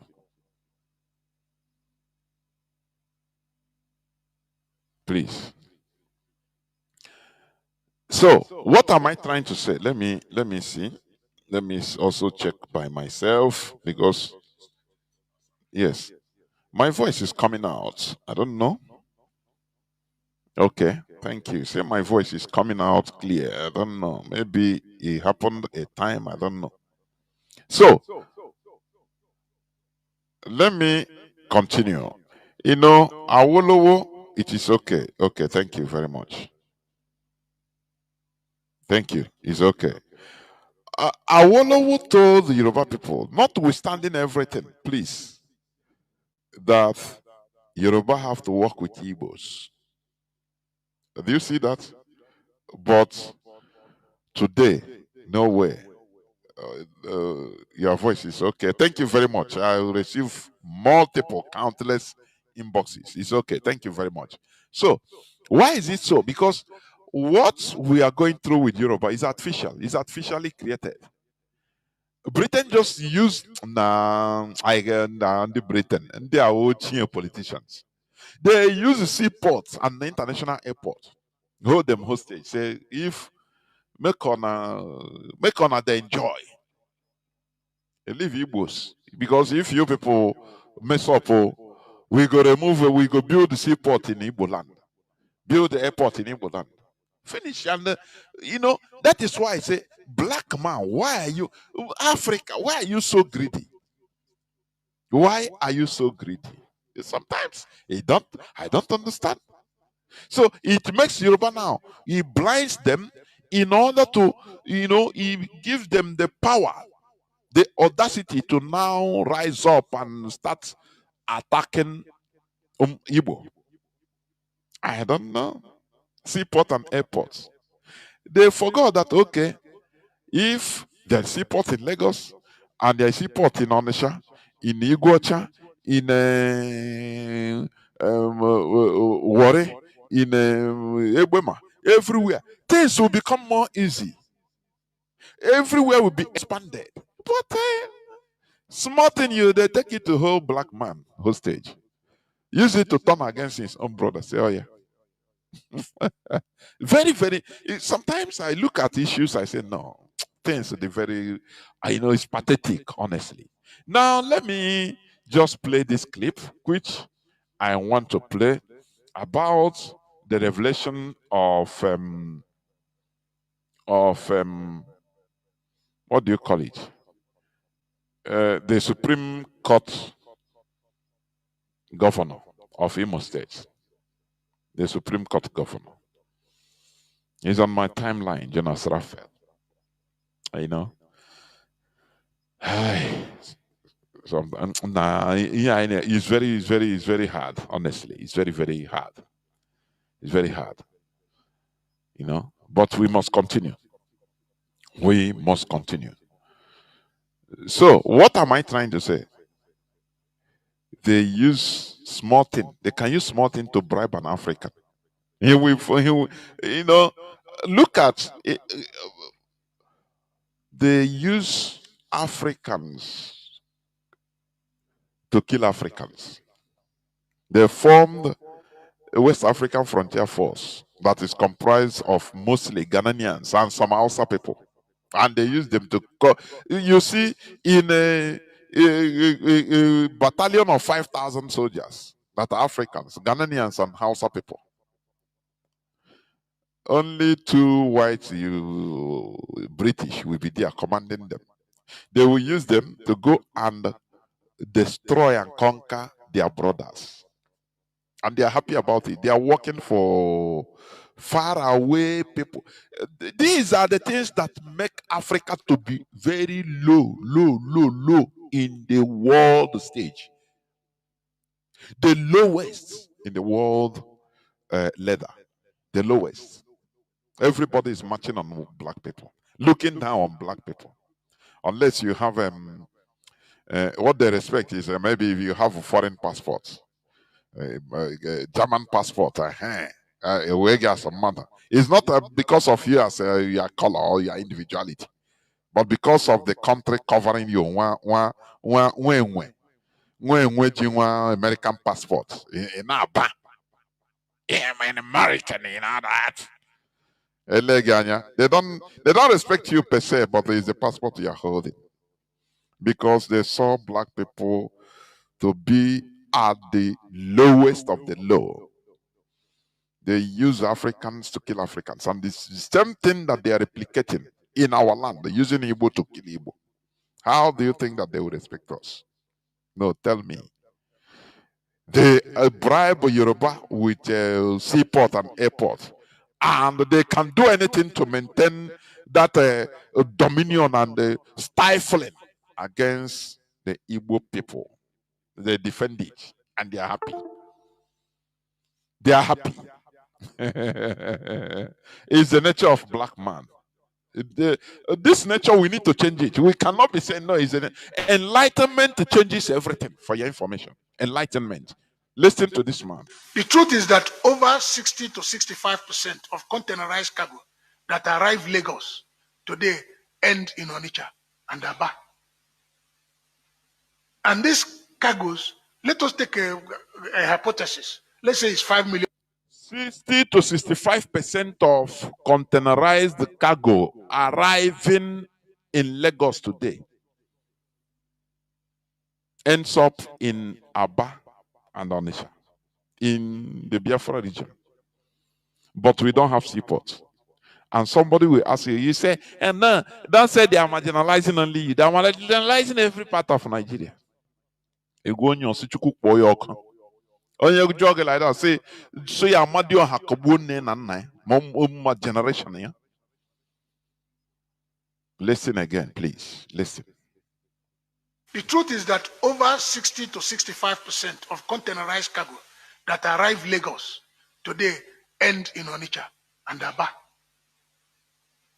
And these cargoes, let us take a hypothesis. Let's say it's 5 million containers that arrive and is destined for Southeast.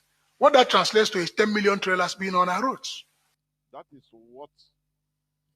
what is this is an expert. 60 to 65, not the ones going in Ugu outside that are also that belongs to Igbo. Is also different. He's talking about the ones coming to Biafra region. This southeast is rubbish. Is Biafra region. Are you getting me? But we have sea bodies everywhere in our region, in Biafra region, but we don't have seaports. But there are two seaports in Lagos. Lagos is the smallest state in Nigeria. They have seaports in Lagos. They have dry ports in Kanu. Do you know that as an Igbo man, your goods can land in Lagos and they carry your goods train down to Kanu, and you still go to Kanu to clear your goods from Aba. And the people are talking that no, we are not marginalized. Do you know that in our land, in the whole Biafra region, I know in our villages, you know that through our community effort, we contribute money, build the primary school, build the secondary schools.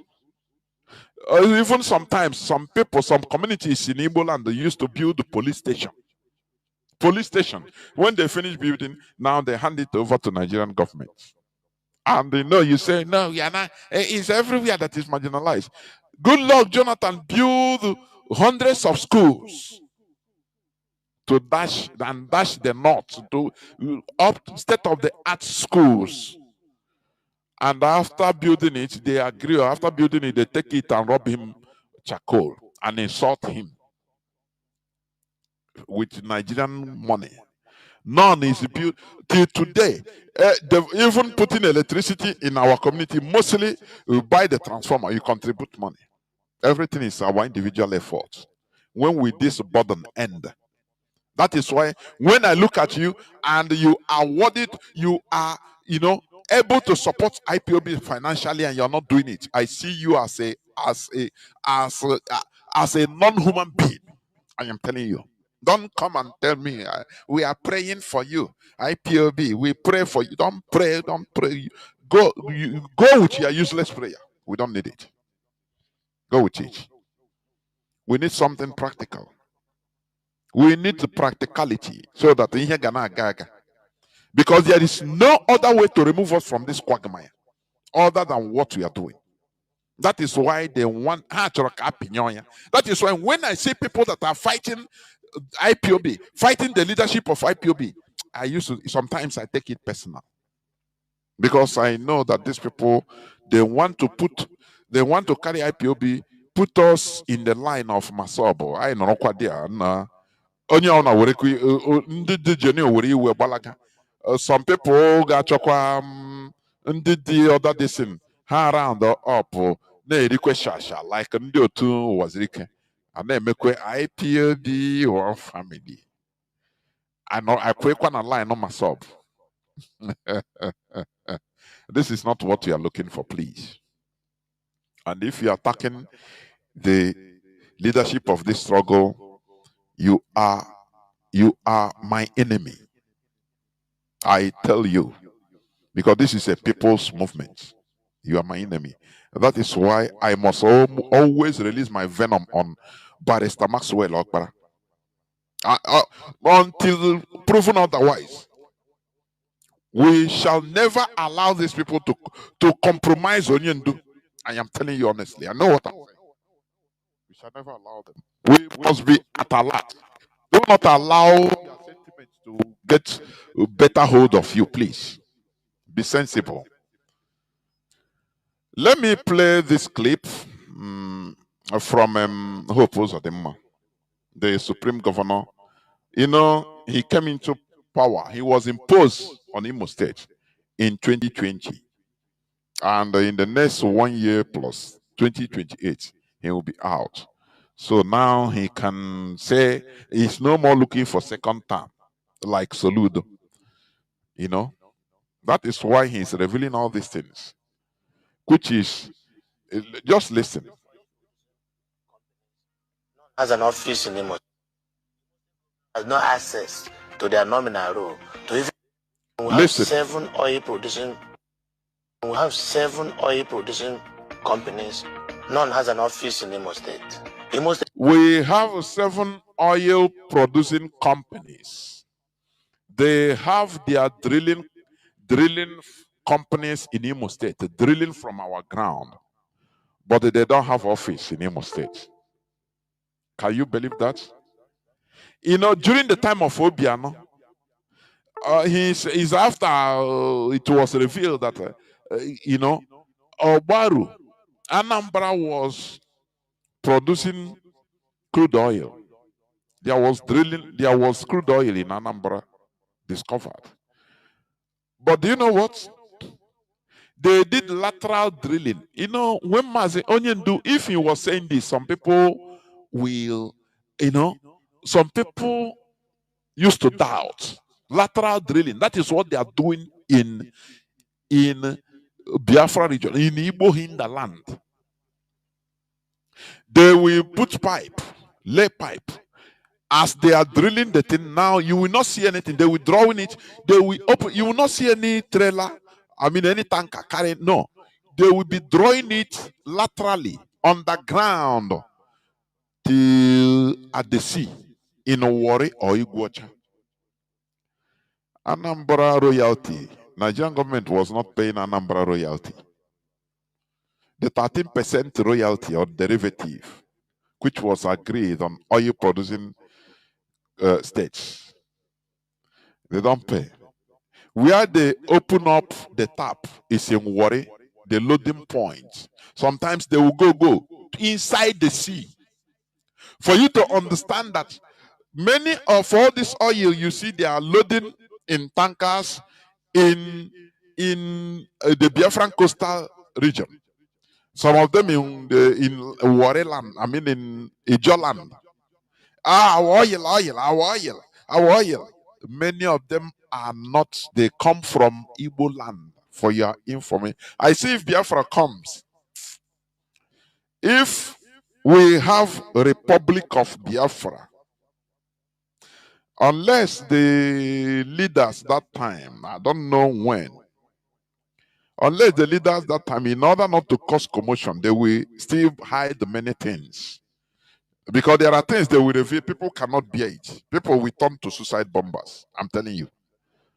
If Biafra comes and they reveal some things, many people will even die of, immediately collapse and die. So this is what they have been doing us. Do you know that Anambra that time, they were paying, instead of paying the 13% to Anambra, they were paying it to Delta State. Do you know that? That is why, you know, they separate us. Oh, Nnamdi, I not town with the suffer. Oh, but the worst part of suffering is when you are suffering, you don't know, you are laughing. You are making mess of yourself. We build schools in our villages, put transformers with our own money, had earned the money. Imo State Airport, where today was built by the indigenous of Imo. Today's Imo and Anambra. I mean, Imo and Abia. During the time of Mbakwe. First in Nigeria, if not first in Africa. It was built on international standard, but still the Nigerian government refused to acknowledge it as international. Do you see how we are suffering? Somebody will say, no, you people are clamoring marginalization. Every part of this country is marginalized. And you tell the person, tell me where else community is building police station with their money, begging Nigerian government, they build, equip it, now they give it to Nigerian government. Build schools, give it to Nigerian government. Build, as anywhere you are, you will know now. From time to time, you contribute money in your own village for developmental projects. The things that in the north, the federal government is giving them everything free of charge. Even sometimes it becomes, they leave it dilapidated after building, building everything for them. equipping everything. They will leave it there because it's not their money. Do they go any part of the north? Is there any part of the north that the villagers contribute money to build the school and give it to Nigerian government? Do you know that some in the north they pay some of them, some of the Fulani welfare, Fulani youths, they pay them welfare. Nigeria with federal, not state government money. I say, if Biafra comes, there are things that will reveal many people will die of heart attack. Some will become suicidal, say, no, what am I living? These people killed us and they made us to suffer. That is why they don't want us to breathe. You know, your oppressor will never leave you until you rise by force. Because he knows that the anger in you, if he leaves you, you are going to do something horrible to him. So he continue oppressing you until you rise up with equal force. So listen to this man. Obiano he said, no, he was fighting in order for the federal government to pay Anambra the 13%. Nothing. Instead, they were giving the money to Delta State. Do you know that? They will poke your brother against you, so that two of you will be fighting. Many oil that is coming from both Imo and Abia, they dig it laterally, and where they remove it out is the tap. They open it in Iguacha, in the sea. And the people there say, our oil is our oil, our oil. I don't think that there is another race that can bear what we are bearing. We are suffering and smiling. We need to support IPOB. I'm telling you. If you are hearing my voice today and you are not an IPOB, even if you are not an IPOB member, please try hard to make contact to support what you are doing financially. If you are an IPOB member and you are not supporting also, anywhere you are, please make contact. Inbox that I want to support IPOB financially. Not only once, be supporting IPOB. Because we are doing what we are doing to rescue us from the hellhole we are in. We are in a complete hellhole. Continue listening to the Supreme Court governor. We have 7 oil producing companies. None has an office in Imo State. Imo State government has no access to their nominal role to even collect pay as you earn tax. And Imo State have no access to collect pay as you.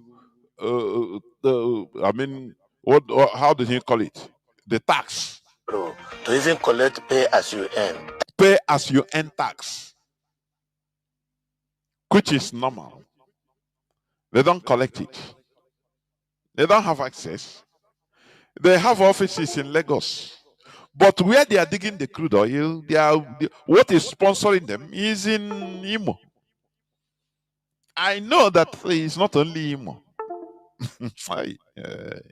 Now they are paying the tax in Lagos. Do you see? What is this? It's not. Oh, tell me another place that this type of thing, this type of injustice is heaped upon us. And the worst part of it is that the people that are suffering this, they don't care. And they to give in a bumbo. Hey, they want a bumbo. And they to buy in China.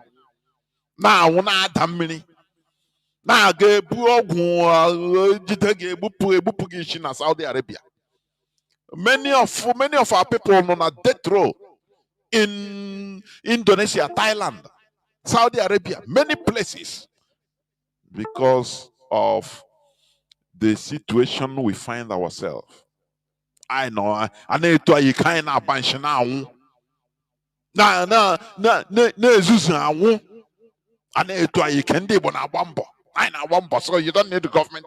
You don't need government. Who tell you that? It's an insult. I used to say this. Look at injustice. And we are talking it like this. Obiano, I don't know whether they are paying now. People, do we have people even?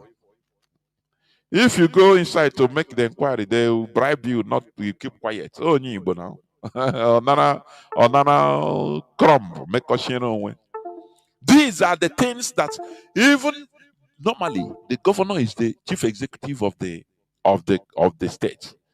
Even he's supposed to arrange protests. Every time he'll be hammering it because he's representing the people of the state. Learn from United States governors.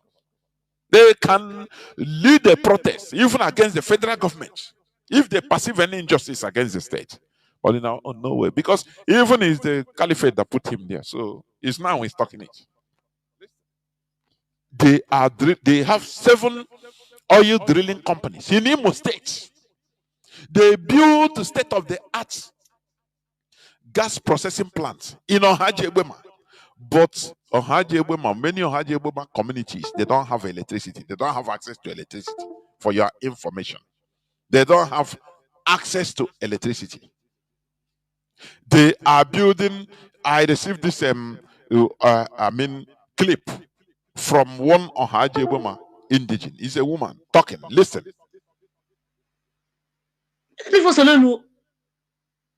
We had enough. All the women too much. They are deprived of everything. On our side. On our side. And also. Look at today. Our people no overseas. I have to go. In police station our side. Police station. Police station. You know, the type of suffering the caliphate put on us, Ndibo. Oh God Almighty. If you are not stimulated to anger, if you are not angered, you know that you are a wood, you are an idiot. As an Igbo man, I don't care whether you are from Anambra or as long as you're Biafra. If you are not angered with what you are suffering, you are a fool. I'm telling you honestly. Where do you build the community, build police station and give to government in Nigeria? Where? Which ethnicity? Which region? Which other place apart from in Biafra region, in Igbo land in particular? Which other? Is it in the north? The north government, Nigerian government built for them everything. Everything. But we are in the same country, aren't we? We are in the same country. Police station. We are not taking that. There were people no outside Nigeria. Everybody I had to go. Ide Wulo Wai police station. Look at that. Very, very bad. When you listen to all this, sometimes you don't know why even why are we undergoing this type of stress in Nigeria? Why this type of hatred? Why can't we rise up and fight and liberate ourselves from this mess we are in? Listen, continue listening to Supreme Court Governor Hope Uzodinma. Listen. Has no access to their nominal role to even collect pay as you earn, tax. And then everything is about waiting for monthly allocation. And I said, no, it must change. I had a meeting with all the oil producing companies. And I said, you must have your address here, including those that are partly owned by Imo State government with no business outfit anywhere in the state, operating from Lagos. I said, no, we must build an economy here. At the end of the day, they gave me reasons. Insecurity, we brought security. Do you see that? Insecurity. All these things, they are using it, which means they are causing it in order to give excuses. Do you see that? Have you heard about this type of thing? If you go to Bonny, they have oil companies everywhere in that island. But the people are as poor as church rats. They are as poor as church rats. Foreign companies everywhere. An army. They are drilling every blessed day. Ships are landing, taking off, landing, taking crude oil. No meter. The injustice in this world is as we better. The world is going back to Stone Age. I am telling you honestly, with what is happening, there was no justice at all. Even before it was a bit better, but now it's koro koro. What can you do? Power is might. No diplomacy. You are under us. We will nothing. We will take your thing by force. It's very sad. Let me finish playing this, and instead what they are doing in Ohaji is to go and try to work. Nigeria is trying very hard to convince the indigenous people, our people in Ohaji Ebema, to convince them to be carved out into river states, to become part of South, so that, oh God, Igbo people, if we don't look at this as, oh, this is Igbo problem. I mean, this is Igbo problem. Let our hear people, because they had us now. We divide ourselves into useless pieces. And the Igbo na what for now? No, go do them. No, it concerns everybody. Is this politics or has a play? I don't care, it don't concern me. They cover off Igbo communities, divided and pieces everywhere and put everywhere. When you hear that the Fulani terrorists are killing people in Benue, in Kogi, most of it are Igbo communities. But you call them not, because they have, because of the locality, because of the region, they now answer, oh, they are not an us. Don't you see how useless we are? We are not thorough in thinking. We are. I'm telling you, IPOB, it is our duty to make us to be thinking thoroughly, critically. That is what is done here. That is why Radio Biafra is there. So they are trying to, urge or coerce or Ebema people to become part of River State, as the other Ebema, their brother Ebema in River State. So that immediately they enter, they will tell them now, we will develop you. Look at how you and you have been part of Imo State, no development. You see, the very little thing they convince our people now. Maybe Ikwere people, they shout the other time, Ikwere chief. Federal government, look at One Port since 1970. You promise us that you will make here to be small London, and we turn against our brothers. We even help you to fight our brothers. But it is since 1970 to today, how many years? 55 years. We no see nothing. You know, build no seaport. I'm not saying no. No, they will not only build seaport, they will build the space station. They are. When they turn you against your brother, and you expect that oppressor to even love you, he will take you as a piece of shit. Nothing more. So, Ohaji, I preached it the other day, one time, that look, there is a secret policy for Ohaji. We have oil and gas, the largest deposit of gas in the whole of Africa, if not in the whole of in the whole world. In Ohaji, in Biafra region, they say it's more than 33% of the whole African gas deposits. But once they say that, no, that it is even the largest in the world. Because why is it that it is there they build the state of the when they are building this state of the art gas processing plant, do you know? They finished building it and they inaugurated it. And it's from there they lay pipe to Europe, supplying Western Europe, that cut their gas supply, direct cheap gas supply from Russia. So the alternative is Ohaji. So they are trying to remove them from Imo State. And before you know, they convert them. They say, no, we are not Igbos. Because these are the conditions they give to them. The other day, they said they sent a Joe elders to go and visit them. Solidarity visit. So that they will cut them. If Nigerian government say, make we come tell on since 19 no development in Ibema. The government of Imo State no care for you. They don't know that. Let them know that it is the same government, Nigerian government, that gave the order, executive order, secret order to any Imo State governor not to do anything in Ohaji, so that they will be in a stone age, underdeveloped, and they will be using it in order to cut them, in order to preach to them that look, if you now be in south, become part of rivers, immediately we will electrify you, we will build roads, everything, and development will come. If our people there are mumu, they are stupid, they will accept. And before, I think one Yoruba man has given one time, the other time, said, let Haji be carved into south.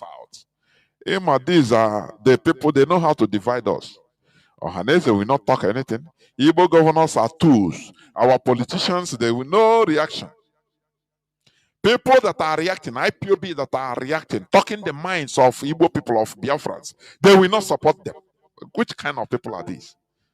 What will make us to rise up as a people? I say is a catastrophe that will wake everybody else up.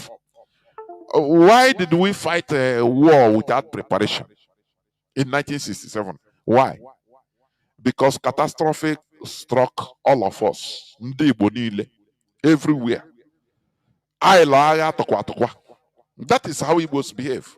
There must be catastrophe that way, so that there is no other way out. 1966, had it been the Westerners we are not killing didn't join to kill the Igbos, there wouldn't be that war. What I'm telling you is truth. If it had it been it's only in the north, they were killing our people. And there is succor, there is a safe heaven in the west. People will come from north, and some will go to Shun State, some will go to Gun, some different parts of the west. They will tell them, oh, beg, this side good, make on come. We like some things very easy. We didn't know that the world doesn't work like that. The kingdom of the world suffered violence. Only violent people takes it by force. That is the kingdom of the world. We love something very easy. They kill our people for the whole of North. Now, wow, I beg, Lagos, they're safe. Ogun, you will see, everybody will pump in Lagos. If you say, let us defend ourselves, even they themselves, they will fight you. They will say, you want to add to our problem. God have made it that we have a safe heaven in Southwest, and you are telling fight. Which kind of fight? I beg.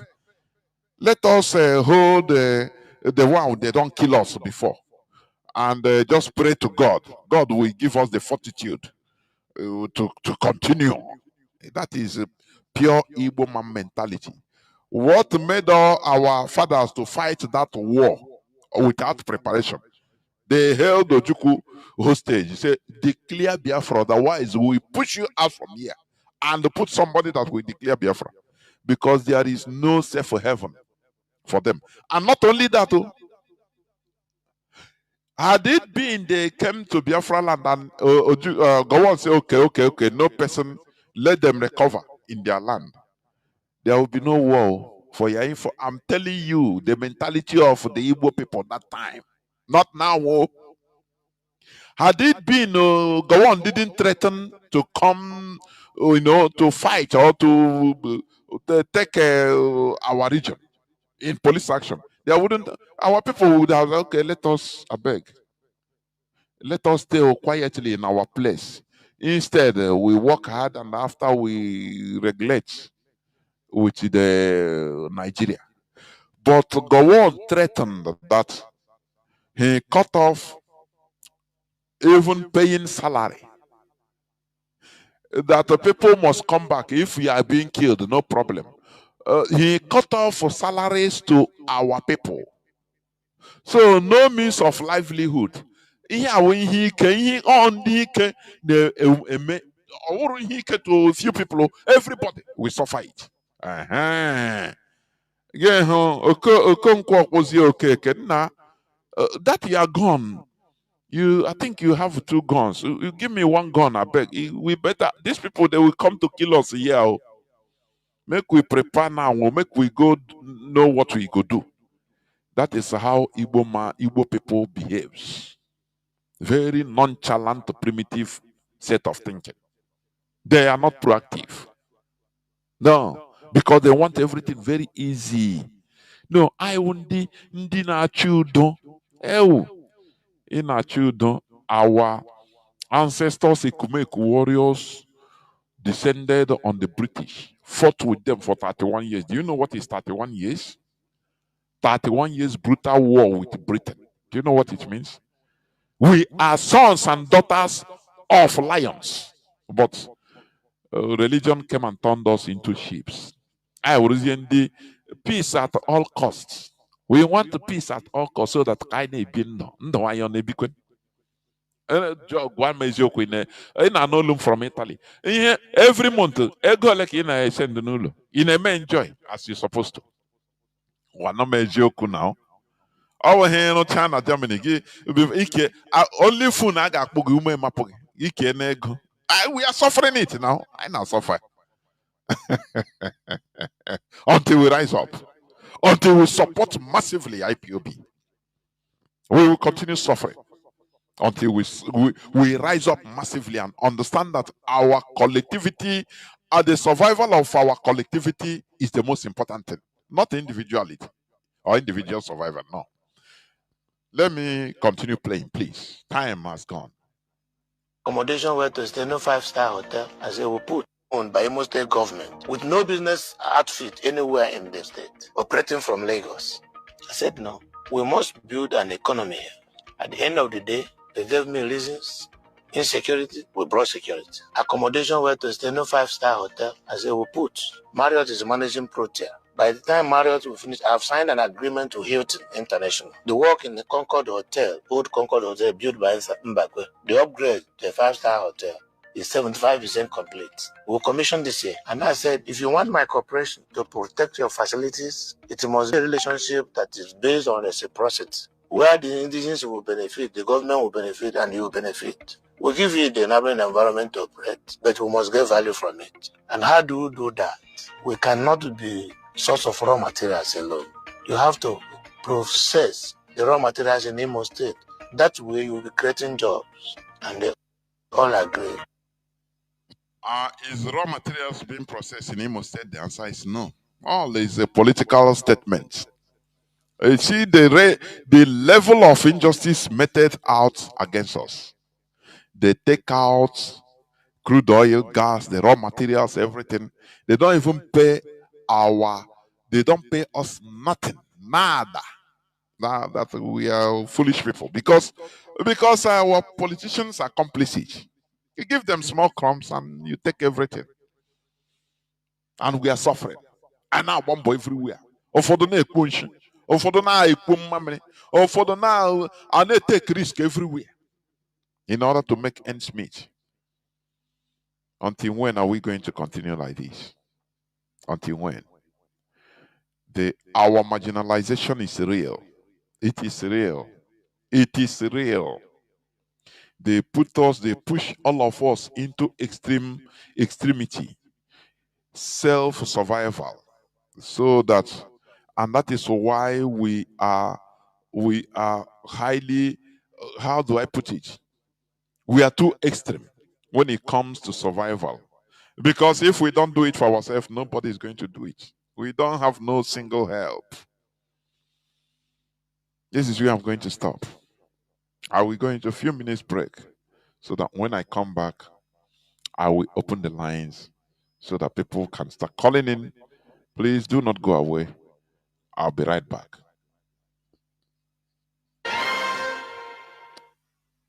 All right, hello and welcome once again. We're starting from the Northwest, where prominent citizens under the umbrella of Northern Elders Progressive Group have called on governors in the region to negotiate with bandits terrorizing and destabilizing peace in the region, while the group argues that it is better to save lives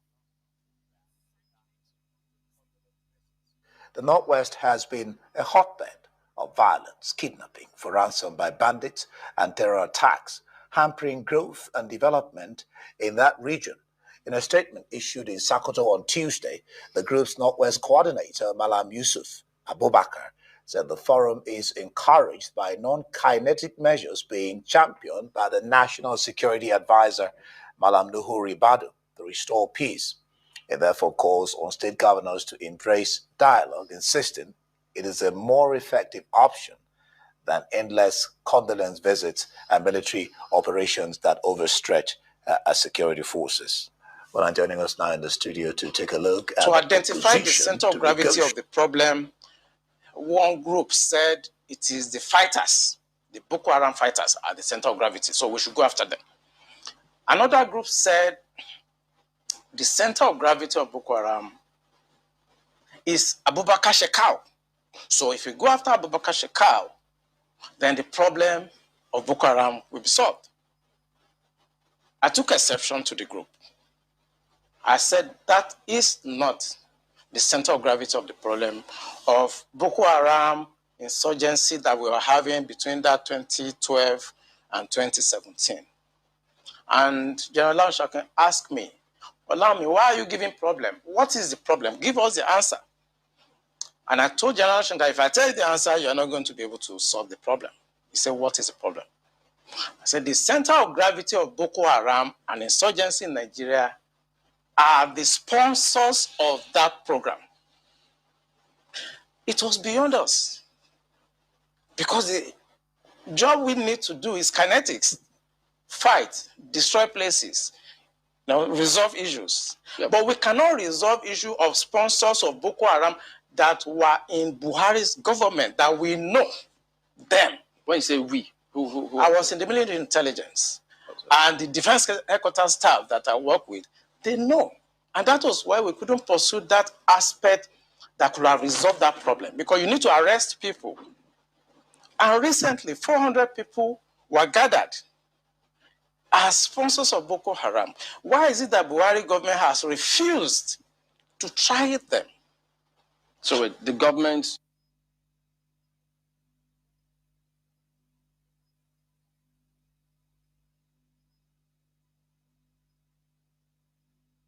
The truth is that over 60 to 65% of containerized cargo that arrive Lagos today end in Onitsha and Aba.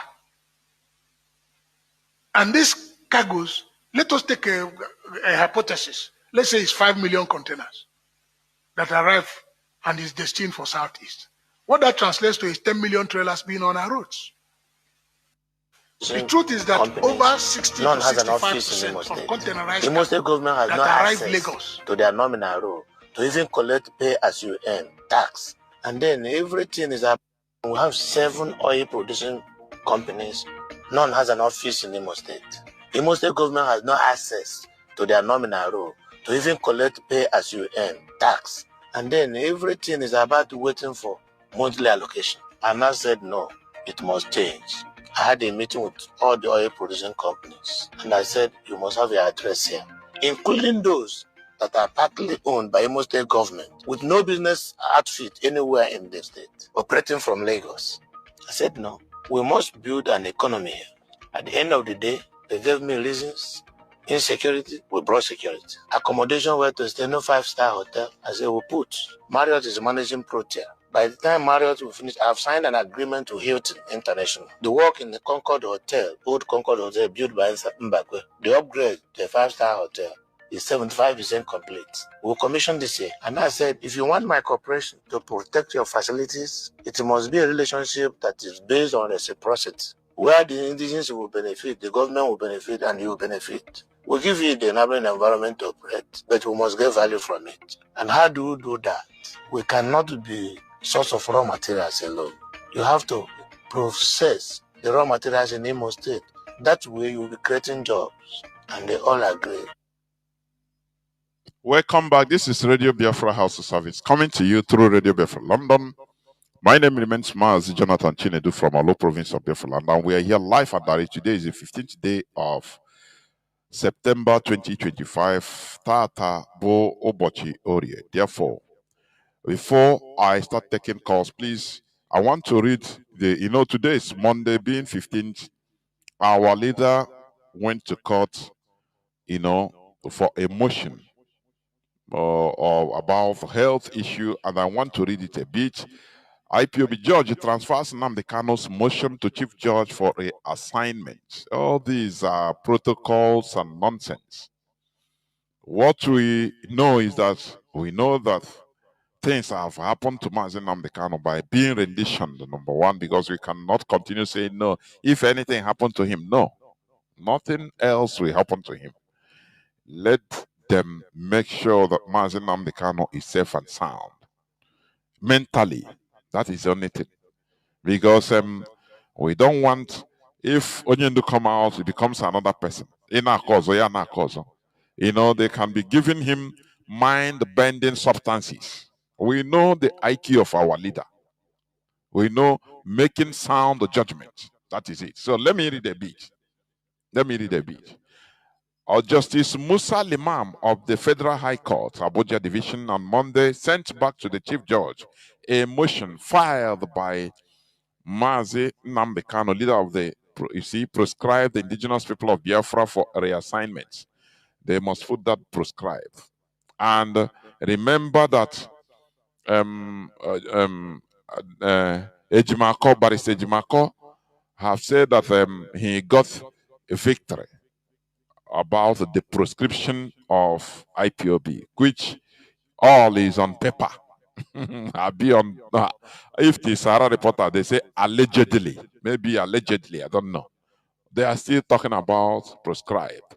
Okay, and the people cannot ask him, "Oh, guy, you say Nigeria have this, they proscribed us. Waiting be that case now? No question, no question."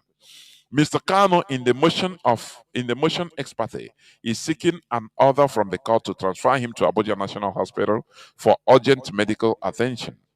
Mr. Limam, in a brief ruling, made the order transferring the case file back to the chief judge, following an application by Mr. Kanu's counsel, Uchen Nanjoko, considering that the court's annual vacation would end today. The State Security Service lawyer, Adeboyago Awomolo, did not oppose Mr. Uchenna's application, which means they didn't put mouth in the issue. They reassigned it to another judge. These are nonsense. We are waiting for results, not nonsense. That is how that one went today. All these things they are doing is cinema, I call them. All we want is our leader must come out from there hell and hardy and with his shoulders high. Not in the condition that Barrister Maxwell put Asari Dokobo and Wazirike. No, but with his shoulders high as the leader of the indigenous people of Biafra. That is it. So our lines are now open. Our WhatsApp and Signal line remains +61 405 142 547. I repeat, +61 405 142 547. I repeat for the third time, +61 405 142 547. You can call us and give us your view. Even if you don't agree on one thing or the other, please make it known so that we can also interact with ourselves, please. Caller on Signal. You are the first caller. Please start by giving us your name and where you're calling from, if you may. Caller on Signal. Can you hear me?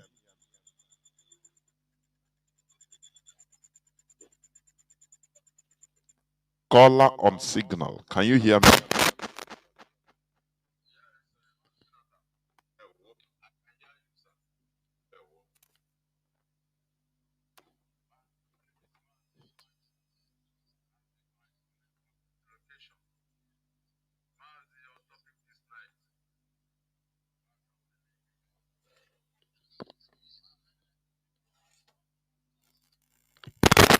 from now to more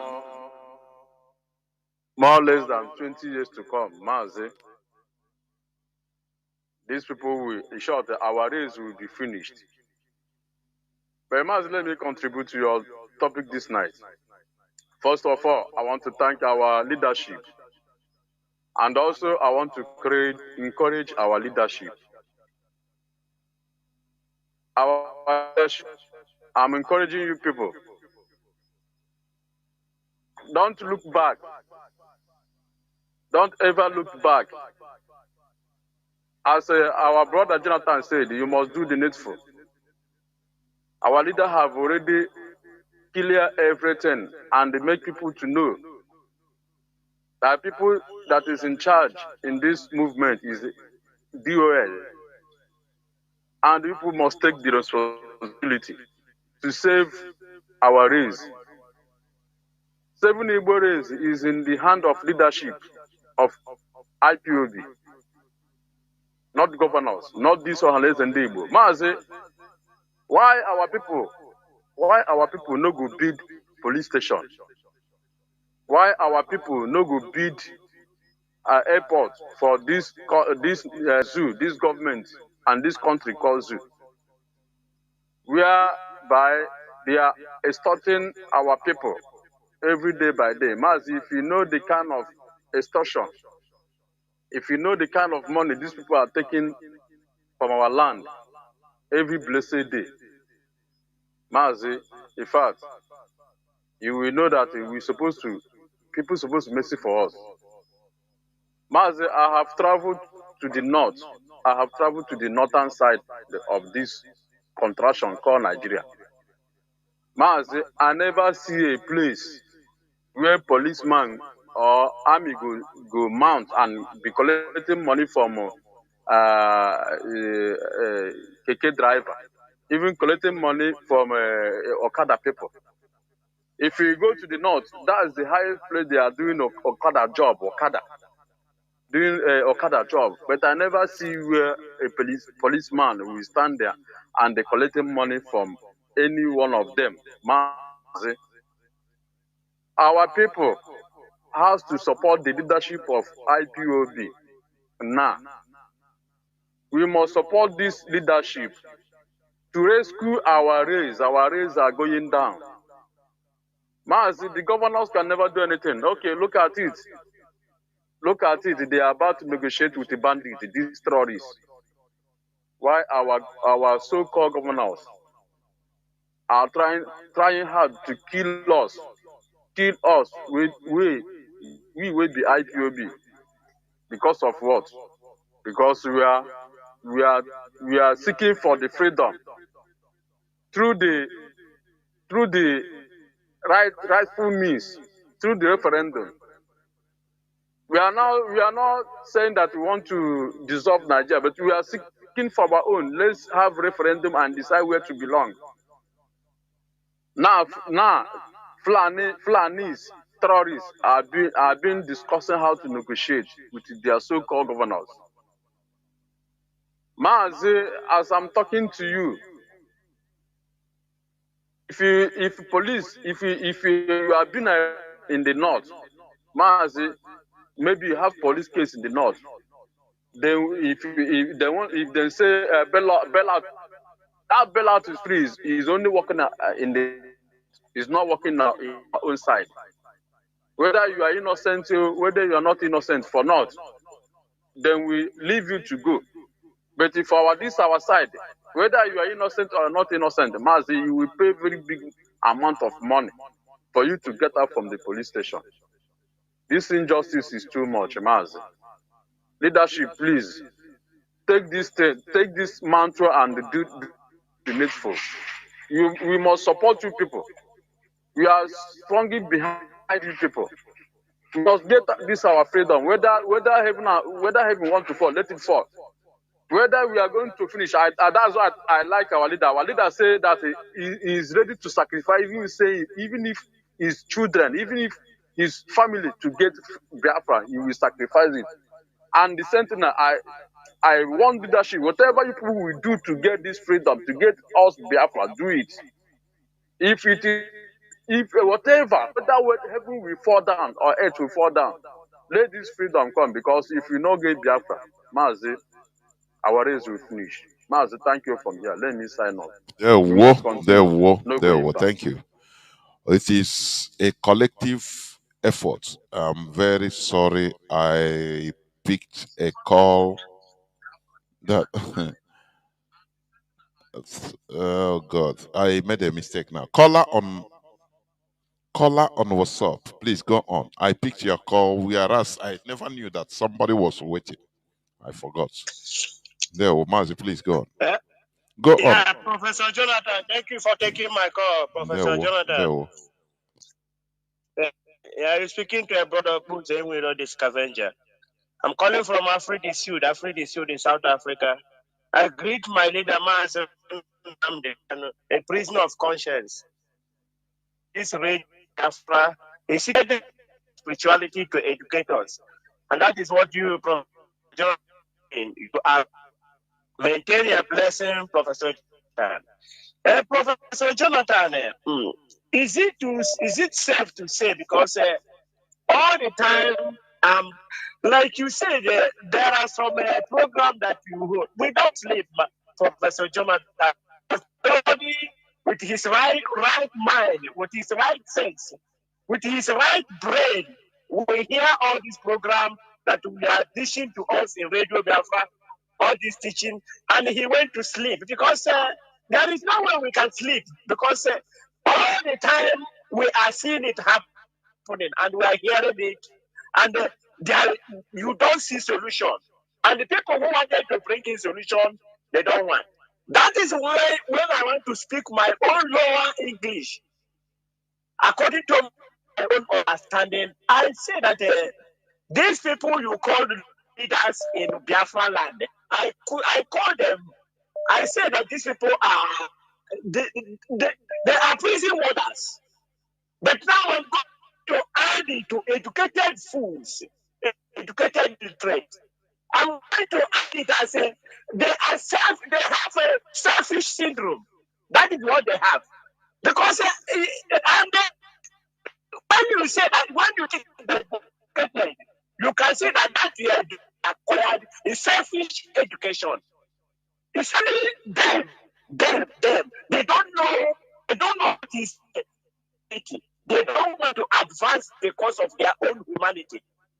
And because I have my reasons to say all this, because if you want to rate the best professor in Nigeria, I am going to say that for the best professor, don't say that this man is a qualified professor. Then he can be a professor, but he's a selfish professor, because you cannot go outside the world from your own continent, go to another continent and started castigating your own people, saying that their people 99 point. And when he's speaking that English, you don't understand where did he get this. Where did he get this point? Where did he get all this calculation? Because as far as I'm concerned, this Professor Soludo is the one who instituted a commission of inquiry to find out the mass grave in Biafra land, in this own state, which even our sister Bianca Ono and others are included. Even one lady have died. But we have never heard a result up to today. And you call these people educated. You say that they are educated. What type of education is this? And now we talk of a lawyer who represent, who is part of the legal council of law representing Nnamdi Kanu, a prisoner of conscience, who set up this radio Biafra, a citadel of knowledge and spirituality that we are learning today. And we wanted to go and castigate the people who Nnamdi Kanu himself said that what DOS said stand. Even in that court, our leader Nnamdi Kanu said that the IPOB member runs the everything about IPOB, the whole day affair of IPOB. And Maxwell, a lawyer, don't even know how to manage his wealth. He don't even know how to manage statement. He don't even know how to protect himself because he have exposed himself. By that word he said he have exposed himself, thinking that he will bring IPOB and DOS into this free food. This is somebody you people said is educated. These are professors that were growing in our land.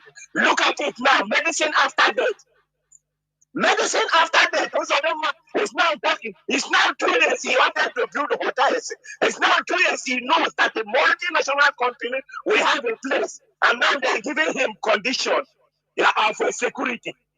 So you don't know that before you build a mosquito net, you build a house where there is a mosquito, you must build a net to protect it first. You must make advance. Also, nobody didn't bring in any condition. He didn't even ask, what are you going to do for my people before he started the oil drilling? Then you say that these people are leaders, and you call these people leaders. No, they are prison warders.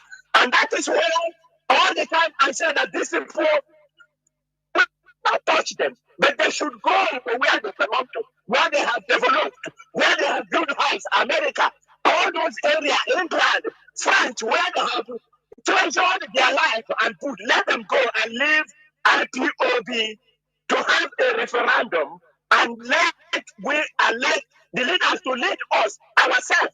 The indigenous people of Biafra, we are tired of being slavery because you can see by all education, we are slaves. Even the people, the prison warders are making everything to be very worse.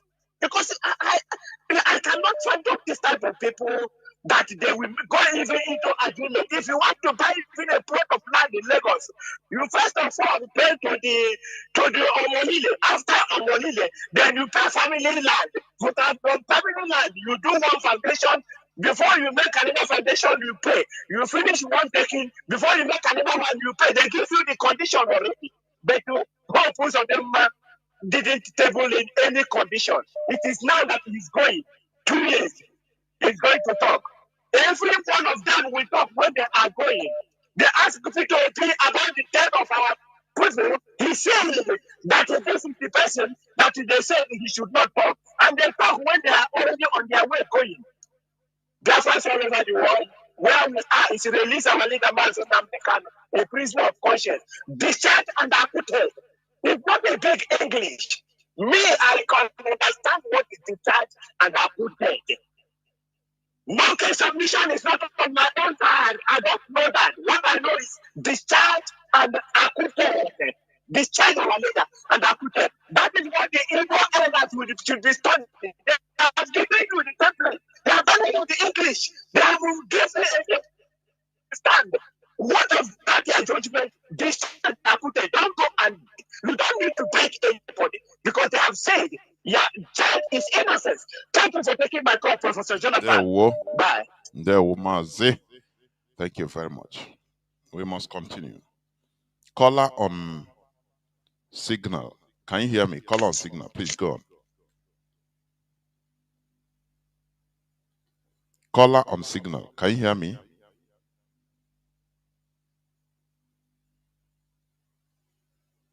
Caller on signal. Are you there?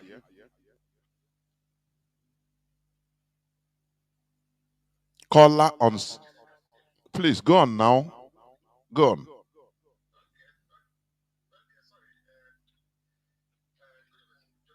There was Mazi. There was. Yeah, I remember where Jago. As always.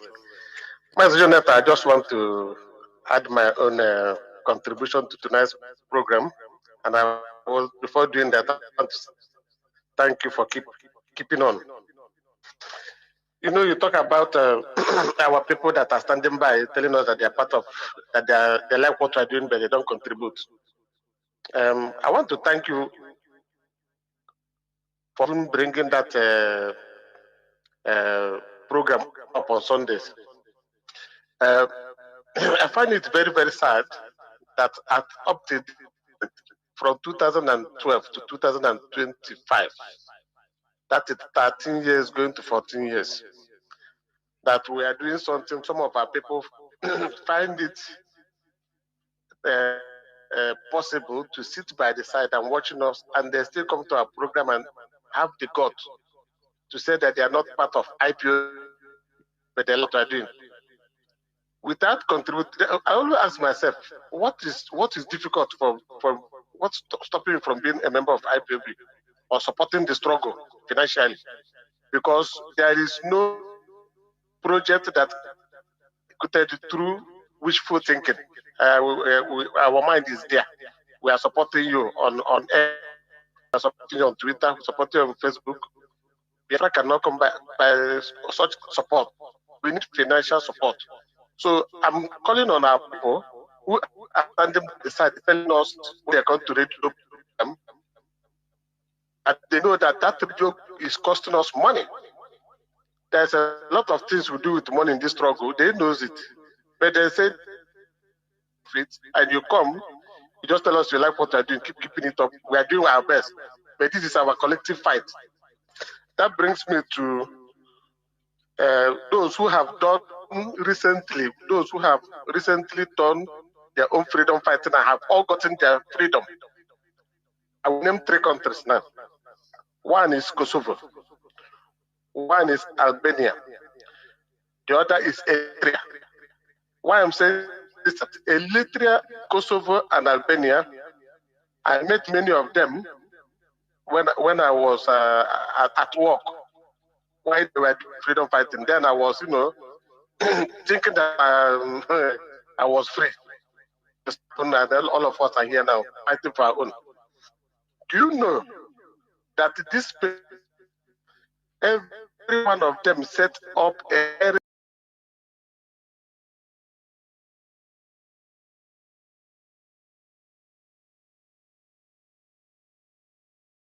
debit from their land? They come to their own account, or also the clock. Their people didn't. These people are not in population. All of them are not up to the state. But they are free. They are countries. They call it something, and they determine to achieve their aim. Our own people telling us that they are supporting us. Do you know the most important message I want to send about this Kosovo, Albania, and Eritrea? That those who sit by the side didn't contribute anything. Their name is not on the road of those who are paying constantly unabated, are not on the roster when they enter the airport with whichever passport they are coming to, back to Eritrea, Ethiopia, and Kosovo. They will send them back. Once they tell them, where are you coming from? I'm coming from England. Okay. They check your name on England list. If your name is not there, it doesn't matter who you are. They put you back on an available flight, send you back to where you're coming from. I don't know if this is what our people want to hear before they will understand that we are serious. That people, they don't care. That brings me to last 2 weeks, almost 3 weeks now. We went to one Igbo organization here, where I am, in Liverpool. They celebrated their 90 years of Igbo community. That Igbo community during the war, Biafra war, these guys fought because Nigeria chased them out. Biafra chased them out from Nigerian house in Liverpool. So those young, vibrant Biafrans, then they went out and contributed money, walking around the clock, sending things to Biafra. They even managed to buy a house called Igbo House. Originally, it was called Biafra House. Now, these people that when the war ended, they rebranded the name and called it Igbo House. Now, this Igbo House has been in a very dilapidated condition. If you see it, you feel sorry for the Igbo. That is how our people are misbehaving. When we went to their 90 years anniversary, they invited us, and we went there in group. They didn't even welcome us, but they do invite us. They were dancing their music, and we are preaching to them. Guys, our house is on fire. You people find it very nice every year to celebrate New Year Festival. Tonight you're celebrating 90 good years. What can you show that you have achieved in 90 years of establishment of People Union? Apart from what those elderly ones did during the genocidal war against Biafra. What can you boast of? Absolutely nothing. Every year we go to them, ask them to support the struggle, at least even if you don't want to be part of IPOB, don't let Eastern Security Network, which is securing all of us, our people back home, even if you're not home, you have family, you have village, you have kindred, you have relations that are there.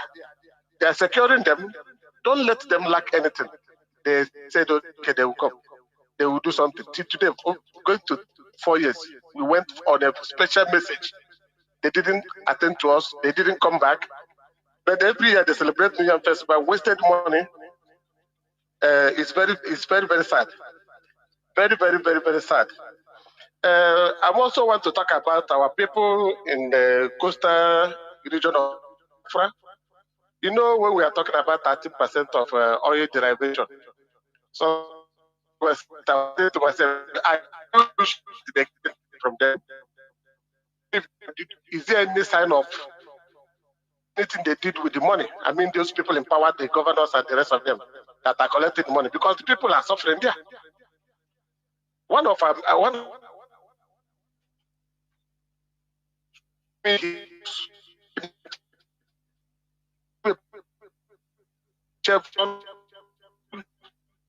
ExxonMobil, BP, they were all drilling. Indian gas, Chinese, all of them, they are behind his house. Like 247 there. But my brother was showing me his house from his fence.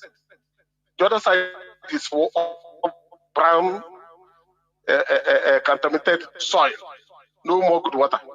The nature has all killed off, only polluted. So when you're saying this, I was saying like, hey, there is no even difference, even if they are giving their something. The people don't enjoy it. They don't get anything, but except those who are in power. That like who plays such a number and talk like he's an angel. When he has been killing our people because of just to be in office and answer governor. Now he has been there, very soon he'll come out. And tomorrow you tell people that, oh, I didn't know, it was a mistake. I didn't know it is like this. Nobody will spill Biafra blood and go free. If parents allow them, we cannot allow them, even if it is after 100 years. We will bring his dead body out of the grave and deal with it. So our people should be serious. If they want us to get our Biafra, all hands must be on deck. You don't need to be an IPB member. You can support, but they stop you from supporting as an IPB member. So this is what I want to say, my brother. I want to thank you. I ask you to keep on doing what they're doing. May Chukwu strengthen all of us. They were watching it. There were Mazi Jago, the Dodrege. We must continue. Caller on WhatsApp, please go on. Can you hear me? Mazi Jonathan, thank you so much. There bless you. Honestly. Mazi, on this very radio, you don't know how happy most of us used to be because it's an opportunity to, feed ourselves with words of knowledge and encouragement. That is why I advise anybody that is in this very struggle not to everybody just see this radio program because the more you stay, the more the devil gets to you.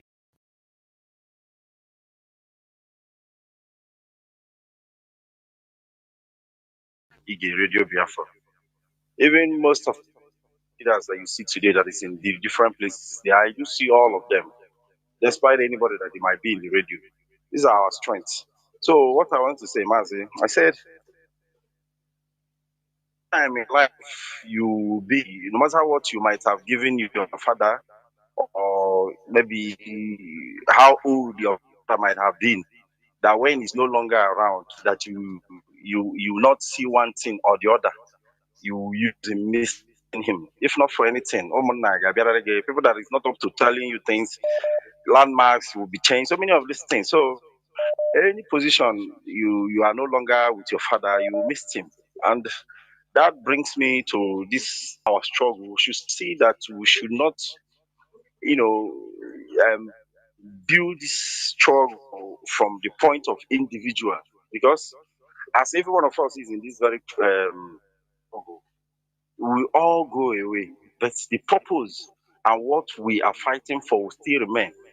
And the very place which defines us, which is what we are, will still remain. So that is why I urge everyone not to see this struggle as a thing of Mazi, Mazi, even kind of myself. We will all come and go. And if we are able to institutionalize this very way which we have this very gospel of truth, this divine struggle is to get a perfect place, a place where our children will be, being able to live to their full potential. We have already discovered who we are presently today. And, with all of this whole problem that is between us, all this problem that is in our heads, the Nigerian government, the Fulani government, the Western government, not something we start having time frame. This thing I'm telling you is just things that on my own, I think about it, because if you start saying it with a time frame, we'll be making you to get fed up or get. That is why even me myself, I've started in my home to see that every Tom, Dick, and Harry, at least I'm still the breadwinner, must come to, once you have time, you come and listen, just what I've been listening to. You might be against it as my wife, you might have your own different opinion, but I know what I want to achieve, because I did not come to this very level which I am now by just a day hearing or month hearing or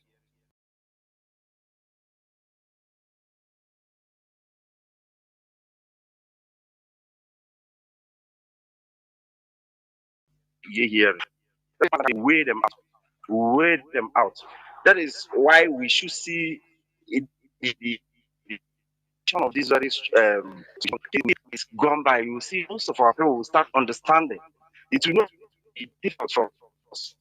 The generation then find out how important it is to have their freedom. I say, this struggle it widen our brain. Even sometimes there is nothing that passes by, there is nothing that happens that I do not give second thought. Sometimes people will see me as being disturbance to my own self. But these things, sometimes you look at it, you just say, thank God for a time like this that opens your eye to this extent. That is why anything we hear from this very radio, it doesn't just end by we hearing it. You go out in practicalizing it. And no matter how little it is, don't just think it's when you started, is to gather millions of to money. That little is that make. That is why you just make you hear it, you pass it to follow, and there's a little way which you will be able to participate in the contribution, in the agricultural program, in relocating, in talking to your fellow, Biafran or people out there. It makes impact. All these things we look down on it, but it is the practical of what we have been hearing from this very place. Mazi, this issue, if you start going into it, you start being emotional. But I will end it at there, because as Marago, all of us that have been in this very place, listening to this very wonderful gospel, I want us to know that no matter how tough things it looks, if you're looking at it from the negative side, there is still positivity. The positivity and the means to get to where we are is even we have everything in our disposal. We have anything, everything we need is in our disposal. What we need, which is loyalty and consistency, we weigh these people up. And this very struggle is not based on violence and stupidity. It is based on critical in everything we are doing. Mazi, I say may Elohim bless Mazi Nnamdi Kanu, because what he has started is beyond human. And I will want to end it here, and I want to talk about this our so-called riverine brothers. Sometimes as in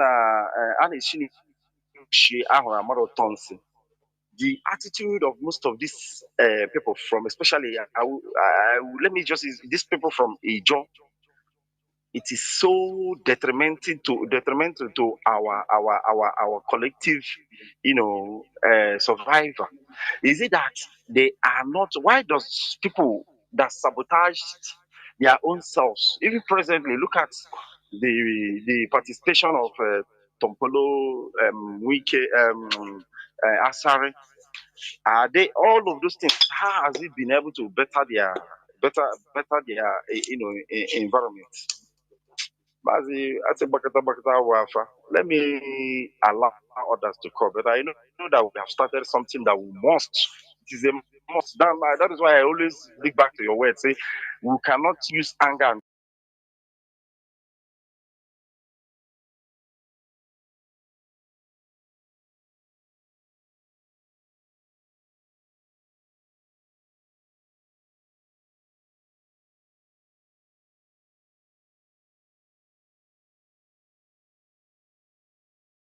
drop, glorious efforts. We will use that same anger to make sure that we pick it to we get to our destination. Mazi, I say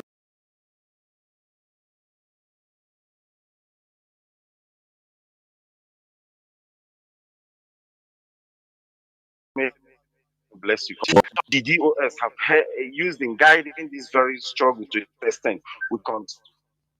Mazi. Thank you. We must.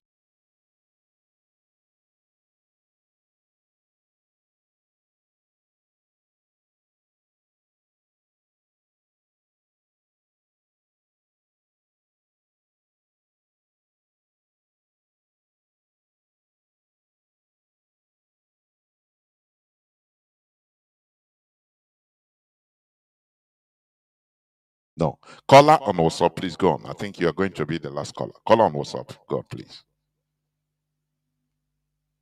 Hello, Mazi, Jonathan. Good evening, Mazi. There we. Yeah. As we'll be. I know your name and what's happening. Sometimes this, this in about but check this thing, check that. Who are we? What are we doing? What is our doing? Sometimes, when you're talking about this, when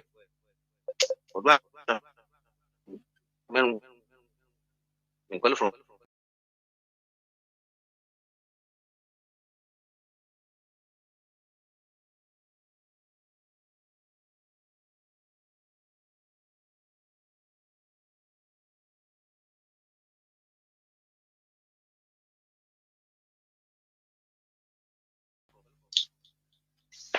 coming from that's it.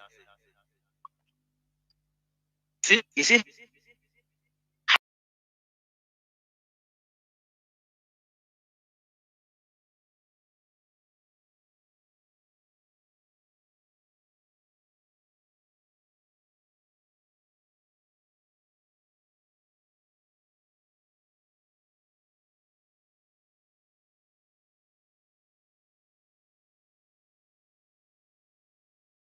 The one saying that they have finished with the IPOB. In one side, they will not just a dialogue. They will not shoot them, kill them. The animals, kill them. But their own people who are the main terrorists. This is hypocrisy. I don't blame them. I blame our own elders who are there watching all like monos. This is oil. When you talk about oil.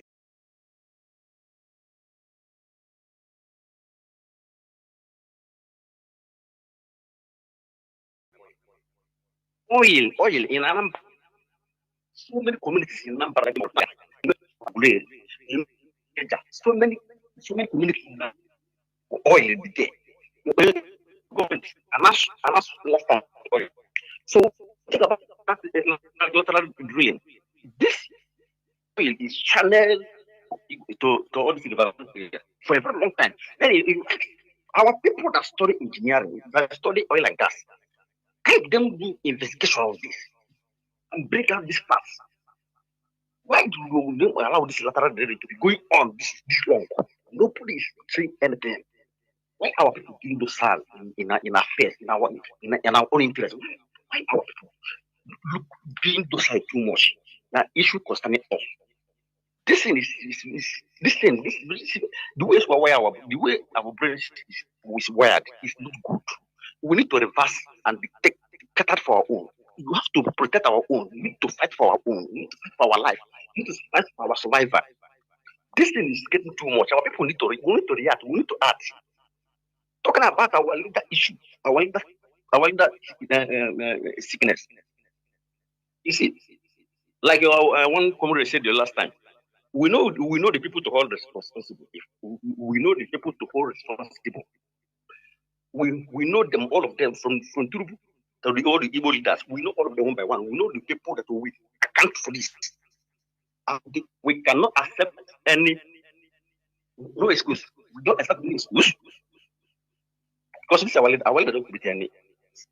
It has been clear from so many courts, which everybody is aware of this. From UN to African charters to Kenya courts, or the Nigerian courts, to the even Appeal Court of Nigeria. You get all these courts clear. Why are you not holding him? If anything happens, anyway, we don't want to hear stories because we can't accept any story. They must know this. They must be this clear about this. Because we don't take chance with our leader. We can't joke with our leader. The Nigerian government is supposed to do this. Oh, Mazi, let me talk about this. Talking about the issue of, when you talk about this container and the cargos, that they said that 65% to 70% is landing in Onitsha and Aba. When he said something like this, some people we may not understand. How can 70% of the container land in Onitsha and Aba? Because when he said, if he said it that way, people might not understand what that means. This supposed to and I want to explain something here. Because in our land, in Onitsha and Aba, is where the northerners, African countries, market there. So this container that is landing in Lagos, they are taking it because where they open the container is in Onitsha and Aba. It's not in Lagos. So many people go so many foreign African countries, or the West African countries, come there, they go to buy markets, they go to Aba to buy markets. So that is where the goods is going. That's the reason why they are about 70% going there. So when he said that the 70% is going to down there, people might not understand what that means. So that's what I want to put there. Of course. Yeah. Of course. Thank you very much. Of course. The only thing is that, yes, the importation, it is our people, but we need transformation from importation to production. That is the thing, because Nigeria have made us, we become speculators.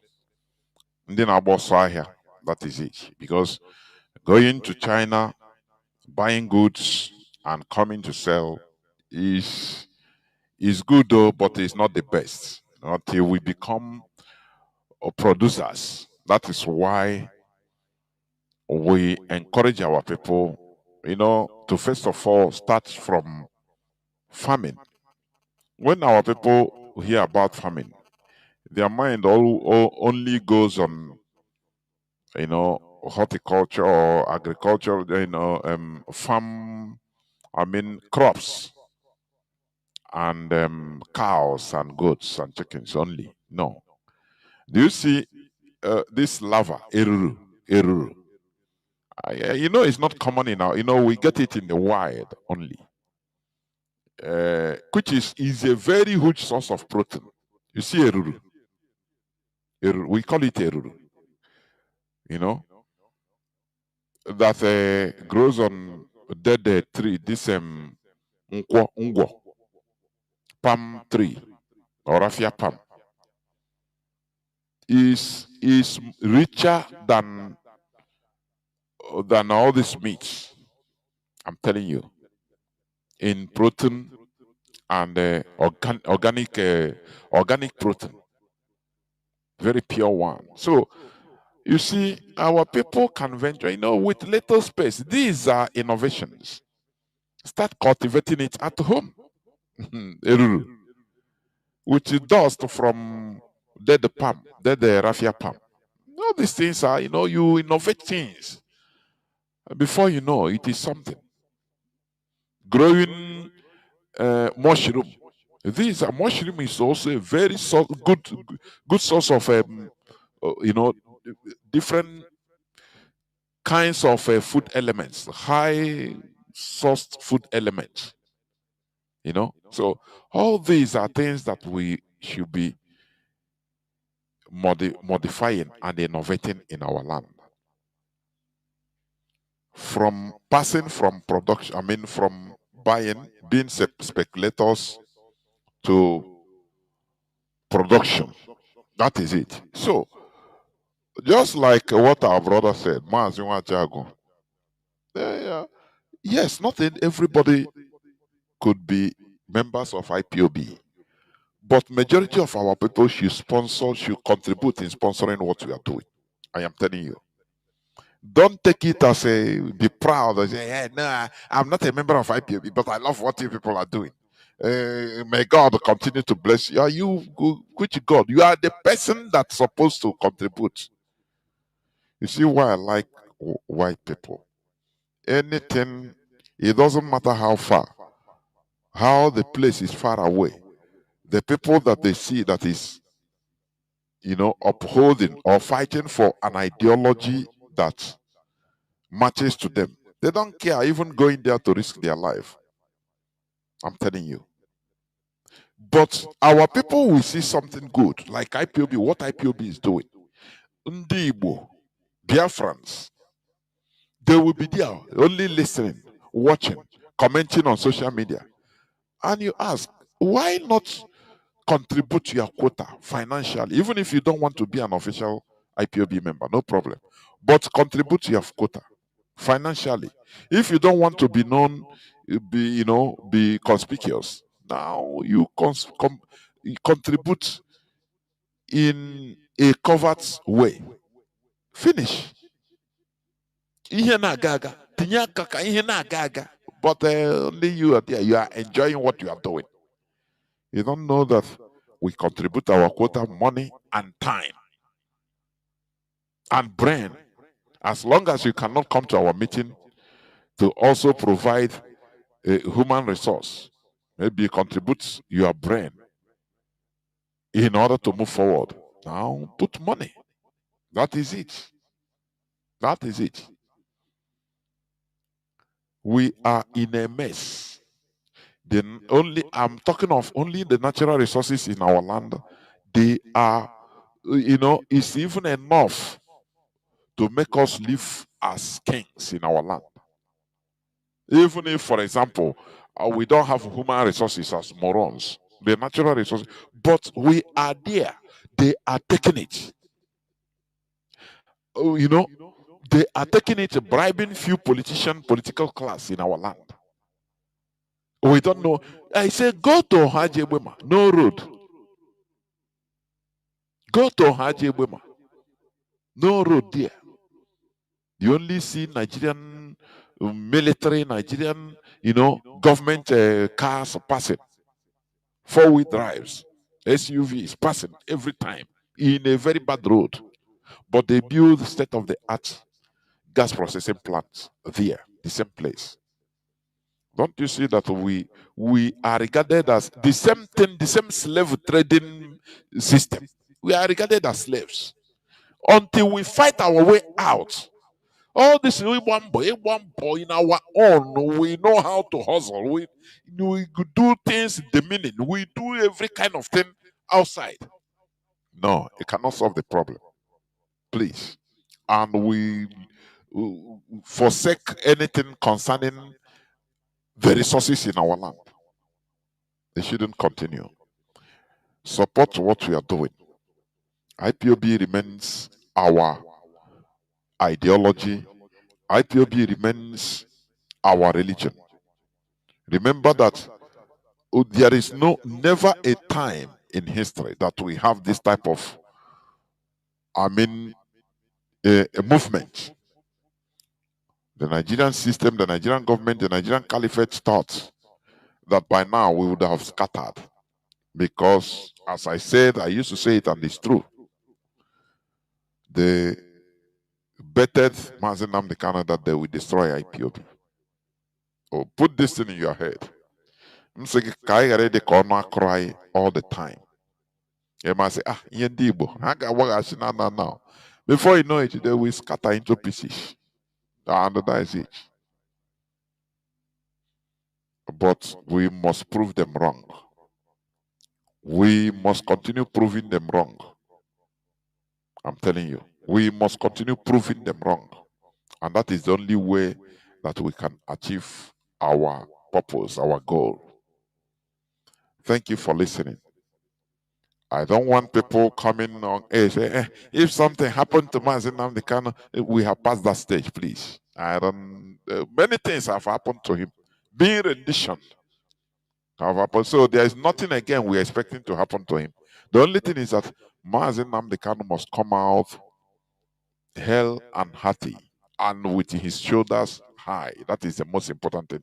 With his shoulders high, without coming out and being in another way.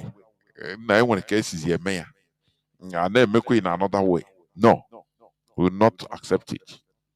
He must come out as his whole self, evaluated. We will know. You understand? So that is what I'm saying. So Biafra remains everything we have. Thank you for listening. From here, Mazi Jonathan Chinedu from me, Mazi Jonathan Chinedu from here. It is simply good evening.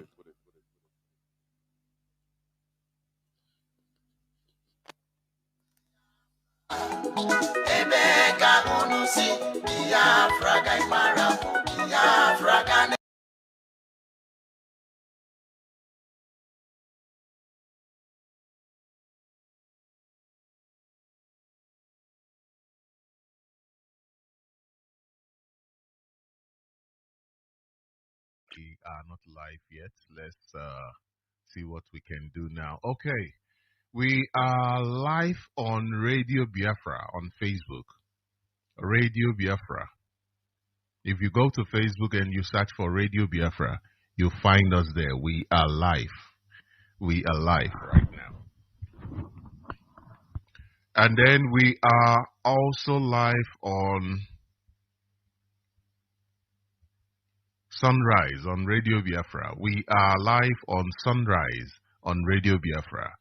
We are live on both of them, both Radio Biafra and Sunrise on Radio Biafra. Therefore, you must join us in this conversation this morning. This morning, we will be joined very soon by Mazi, Fearless IPOB Evangelist, Mazi Madabuchi Wachuku, very, very soon. In about 20 minutes, he'll be joining us. And the conversation we'll be having is what to expect when Biafra is restored. What to expect when Biafra is restored. So that conversation is what we'll be having this morning, very, very soon. So I did play a clip earlier on. I did play the clip of Mazi Nnamdi Kanu, where he was giving you information on how they have been pestering him to declare Biafra. How they were saying to him, oh, come on, what are you waiting for? Just declare Biafra, you know. And he said, as wonderful as that sounds, as wonderful as it sounds, oh, we are declaring Biafra, you know, that is not the way to do it. There are procedures, there are processes. For you to engage in anything, you must understand the process, you must understand the procedure. And our leader said, no, we cannot declare Biafra without following the due process. And what are these due processes? He made mention of several factors, like there will be proper consultation. It is actually you, the Biafran, the way you said, you know what, you are our leader, you are our supreme leader. It is the same way that you will give the authority, that you give the auction and say, you know what, declare Biafra. So there is no need for anybody shouting, I am declaring Biafra, I am declaring Biafra. Biafra does not belong to one person. Biafra belongs to all of us. We are all Biafrans. And the authority will come from all of us because this is a collective effort. Yesterday I did say that we cannot do this job without you guys. Yes, we cannot do it without you guys. So it is the support, the encouragement that we receive from you guys that makes us to keep pushing because you are there, because you are listening. That is why we are here. And this is the truth about Biafra, restoration of Biafra. The mandate has discharged and acquitted him. Somebody sitting in one office says, you know what, I do not want to obey this law. So this is not the type of community that we'll build. This is not the type of community that we are looking for. We are looking for our freedom so that we can establish the kingdom of God upon this earth. The kingdom of God upon this earth. Maybe someday we have a conversation in that direction. But the stand of IPOB is for the unconditional release of Mazi Nnamdi Kanu. The unconditional release of Mazi Nnamdi Kanu.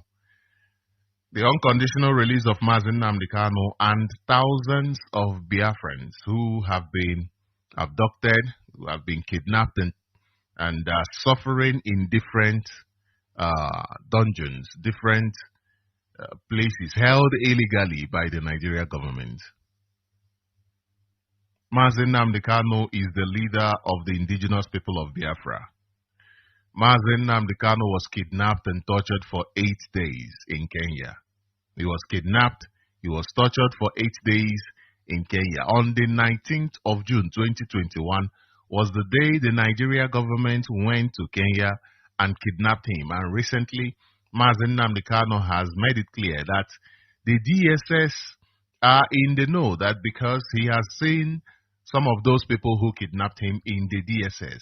He has seen them in the DSS, walking around proudly, not ashamed of what they have done. On the 19th of June 2021, the Nigeria government kidnapped Mazi Nnamdi Kanu from Kenya. They tortured him in Kenya for 8 days before they extraordinarily renditioned him to Nigeria.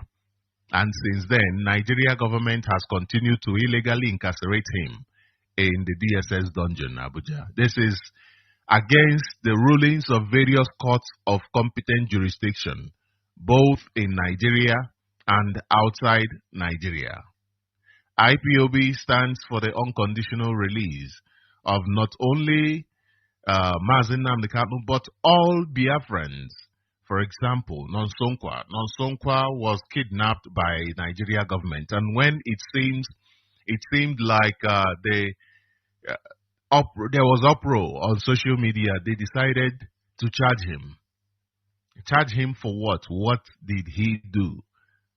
This is a man that committed no crime. He's a man that is simply an activist, speaking up for those who need help, giving help to those who do not have a voice. And the Nigeria government, they do not like that. They do not like that.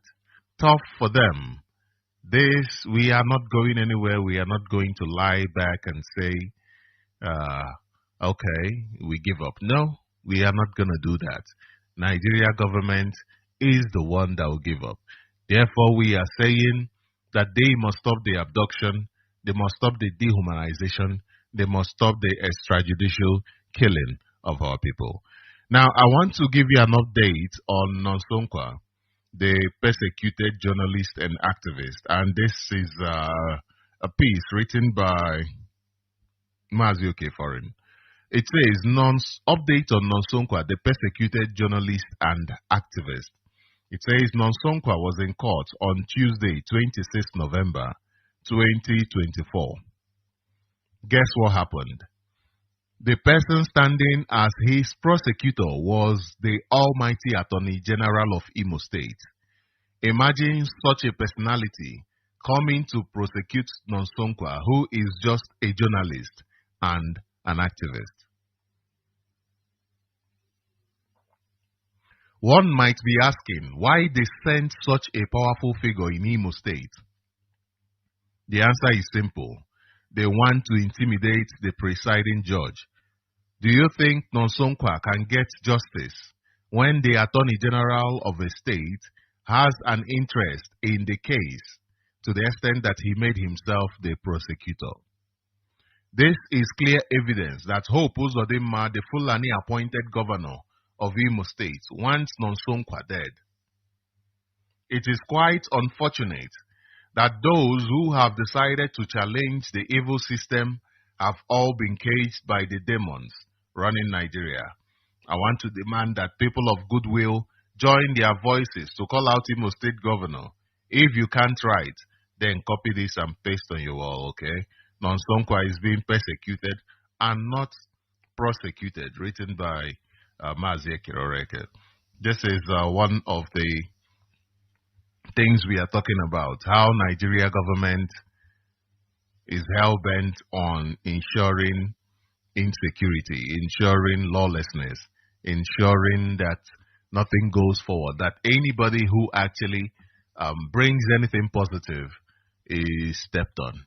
And we are saying enough is enough. Okay, let me also give you this information coming from the desk of Barrister Ifanye Jofo.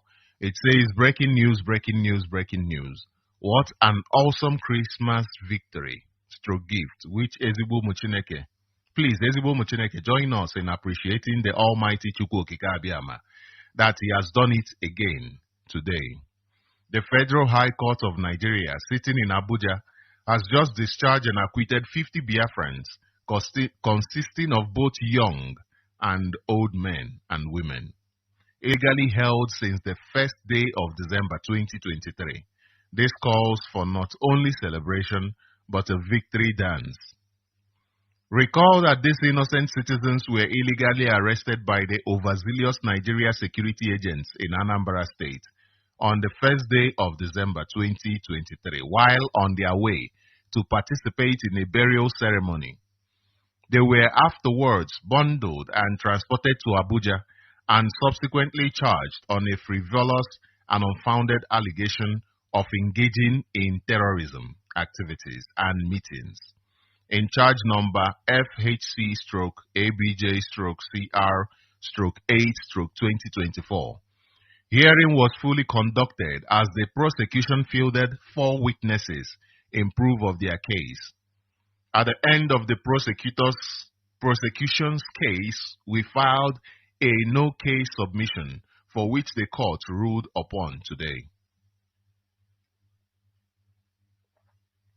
In a well-considered, incisive, profound, and erudite judgment delivered this morning, be the 29th day of November 2024, by an erudite jurist, His Lordship, Honorable Justice J.K. Omotosho, the court comprehensively upheld our no-case submission and subsequently discharged these innocent Biafrans on all the 3-count charge and accordingly acquitted them too.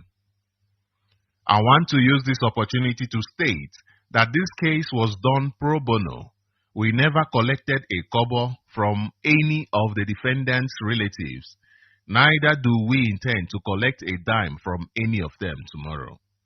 We shall continue to appreciate God Almighty for His infinite blessings and grace upon our lives. May I most profoundly appreciate the efforts of my erudite colleagues in chambers who diligently prosecuted this defense along with me and who had effectively stood in for me when the occasion demands. I cannot complete this note without saying a word of thanks to Barrister Habila Tushak, Barrister Chimwanya Emenari, and our indefatigable head of chambers, who superintended over all the chambers pre-trial meetings that grounded this unprecedented victory. To him alone shall all the glory and adoration be subscribed unto. May his name be forever praised. May I also use this opportunity to appreciate all Ezigbo Chineke and our indefatigable supporters for always being there for us. Your prayers are impacting.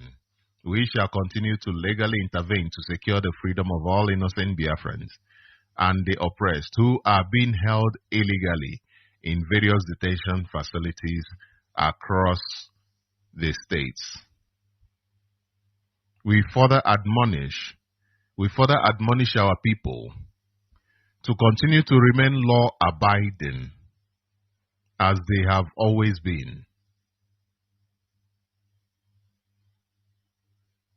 Jettison any teachings that promotes violence, as it can never prosper any ideology anchored on a quest for freedom, even as we collectively continue to move forward. This is signed by Saifani Ejiofor Esquire, KSC, November 29, 2024. So this is about the release of 50 Biafrans who were abducted last year in Anambra. On the 1st of December last year, they were abducted from Anambra and sent to Abuja. Abducted from Anambra and sent to Abuja, and you'll be asking yourself, what is going on? What kind of a country is that? What type of people are these? These are so-called leaders who do not want the growth of their country. I mean, you are a leader. You're supposed to lead the people right. You're supposed to lead them towards advancement. But no, these people are not interested in the growth of Nigeria. They are not.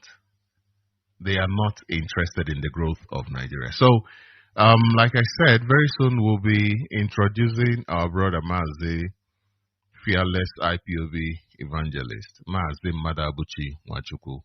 And today we'll be having a conversation bordering on what to expect when Biafra is announced. What are you supposed to expect? What is it that you are supposed to know? What are you supposed to know? When Biafra is proclaimed, what steps will be taken? Is it you just declare Biafra and you are still in Nigeria? You know, because most of us were not around, were not alive when Biafra was declared in 1967. As a matter of fact, most of us, we've never, fought for freedom before, most of us. So this is a new terrain for most of us. This is a new terrain. So we do not know. We are going by experience for most of us. We are experiencing as we get to that point. This is why there is great need to have leadership who understands the direction that things are supposed to take. And on this note, I want to ask you to ensure that your support for the Eastern Security Network, that you support them in whichever way possible. Make sure that you keep supporting the men and women of the Eastern Security Network. It is very, very vital for our own survival. It is vital for our own survival. And make sure that we invest in our land. Make sure that you invest in our land. It doesn't have to be $1 billion. It doesn't have to be $1 million. You can start wherever you are with the little that you can. You know, anything, any little thing you can invest in, it's good. And also this is for us to think of development. You know, like for instance, we have very, very gifted people in our land. When these people, these wonderfully gifted people, they should be thinking of things, innovations that will help develop our land, innovations that are needed at this critical moment of our civilization, of our development. Okay, let's go to Mazi Nnamdi Kanu once more. Let's listen to Mazi Nnamdi Kanu once more before I introduce our brother this morning. Let's listen to what he had to say about the declaration of Biafra. What should precede that and what should come after that? Let's listen. Has sat down. Another person came out a few days ago to say he's declaring Biafra. It is an insult to our collective intelligence that anybody should come out to declare anything without proper consultation. You know, they try to accuse us of not consulting properly. What we are doing is the groundwork. Our people are Republicans. Our people are Democrats by nature. Everybody wants to be consulted. And when the time comes, everybody will be consulted. As I said before, they tried to push me to declare Biafra, and I said, no, I cannot declare Biafra. I don't have the authority. I am not Biafra. I am a Biafran citizen. Only one person among 70 million people. I don't have that power nor the right to do so. I am not a dictator. The reason why we put IPOB on the straight and narrow is because we need to enforce discipline. There is a level of discipline you require when you are facing a very recalcitrant enemy or when you are surrounded by enemies. That is only what we try to instill inside IPOB. That doesn't mean when it comes to the issue of governance or matters of state, we now arrogate powers to ourselves. No, we're not going to do that. What we'll do is to wait for you Biafrans to say, now is the time to go ahead. Everybody will be involved. And then Biafra, you cannot declare Biafra without defending your borders. It doesn't make any sense. The day we are declaring Biafra, we are defending our borders that same day. If you see any Janjaweed, that Janjaweed is dead. If they fly their aeroplane, we bring it down. So we know what we are doing. I don't want people to rush us. We want to cross all the T's and dot all the I's. We know what we are doing. Our people should not be in a hurry. Nobody is in more, should I say, urgent need of Biafra more than myself, because we have suffered and have continued to suffer. But we must do it accordingly, or else our people will break away. Some of them break and run back to Fulani and say this is not what we planned, and they go and connive with them. We want to make sure that every avenue for saboteurs is shut down. Every avenue of the escape will be shut down. People should believe in what we are doing. Our strategy is spot on, and we can never fail. I am not going. Yeah, our strategy is spot on, and we can never fail. You can already see how Nigeria is getting it hot, and you can already see that nobody can be like IPOB. If you are not IPOB, you are not. Yes, you can try to pretend to be, but if you are not IPOB, you are not. That's the truth of the matter. And then he said that it is an insult. This is what I want us to consider. Anytime we hear somebody talking about declaring Biafra without consultation, without you giving the person the authority, it is an insult to our collective intelligence. That was what Onyindumazi Nnamdi Kanu said in that clip. Okay, let's go to our brother Mazi, fearless IPOB evangelist. Mazi, good morning. I hope you can hear me.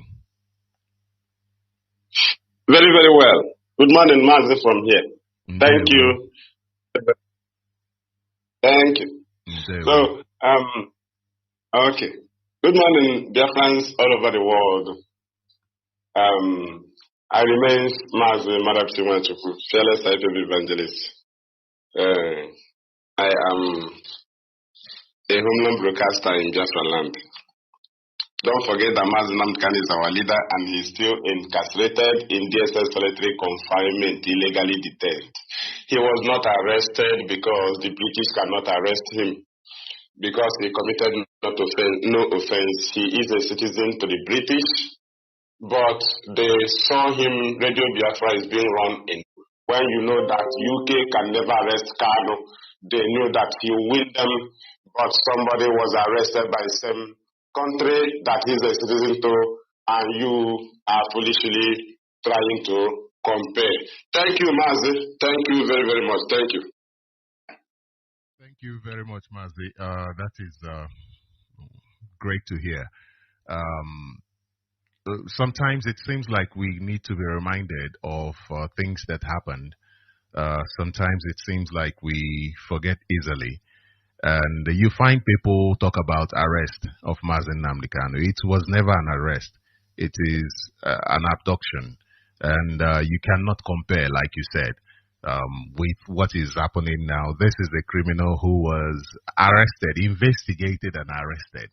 And the law is taking its course. I mean, but I did play a clip earlier on, a clip about Mazi Nnamdi Kanu talking about the declaration of Biafra. And we are having this conversation because, not just because some people say they are declaring Biafra, who know that, we have seen their precedents. We have seen how they have said several things before that we will do this, we'll do that. And at the end of the day, it's just somebody making mouth and trying to, like he said, he's a content creator. So, but we are here so that we can give our people proper understanding of even what to expect and the precedents before that. And that is why our conversation this morning is centered around what to expect when Biafra is declared. Mazi, I want you to go ahead and explain to us, especially what would lead to the declaration of Biafra. What would lead to that? What's the precedence? Onyendu said the people will be consulted, the mandate will be given by the people. Please explain that to us, Ndewa. Thank you. Thank you, Mazi. This is very, very important, like you said, not because of some people, but it is in line with our agitation, which we have started not because of some people, but we started it because of our people. So, and also as a mandate in our hands to do or carry on.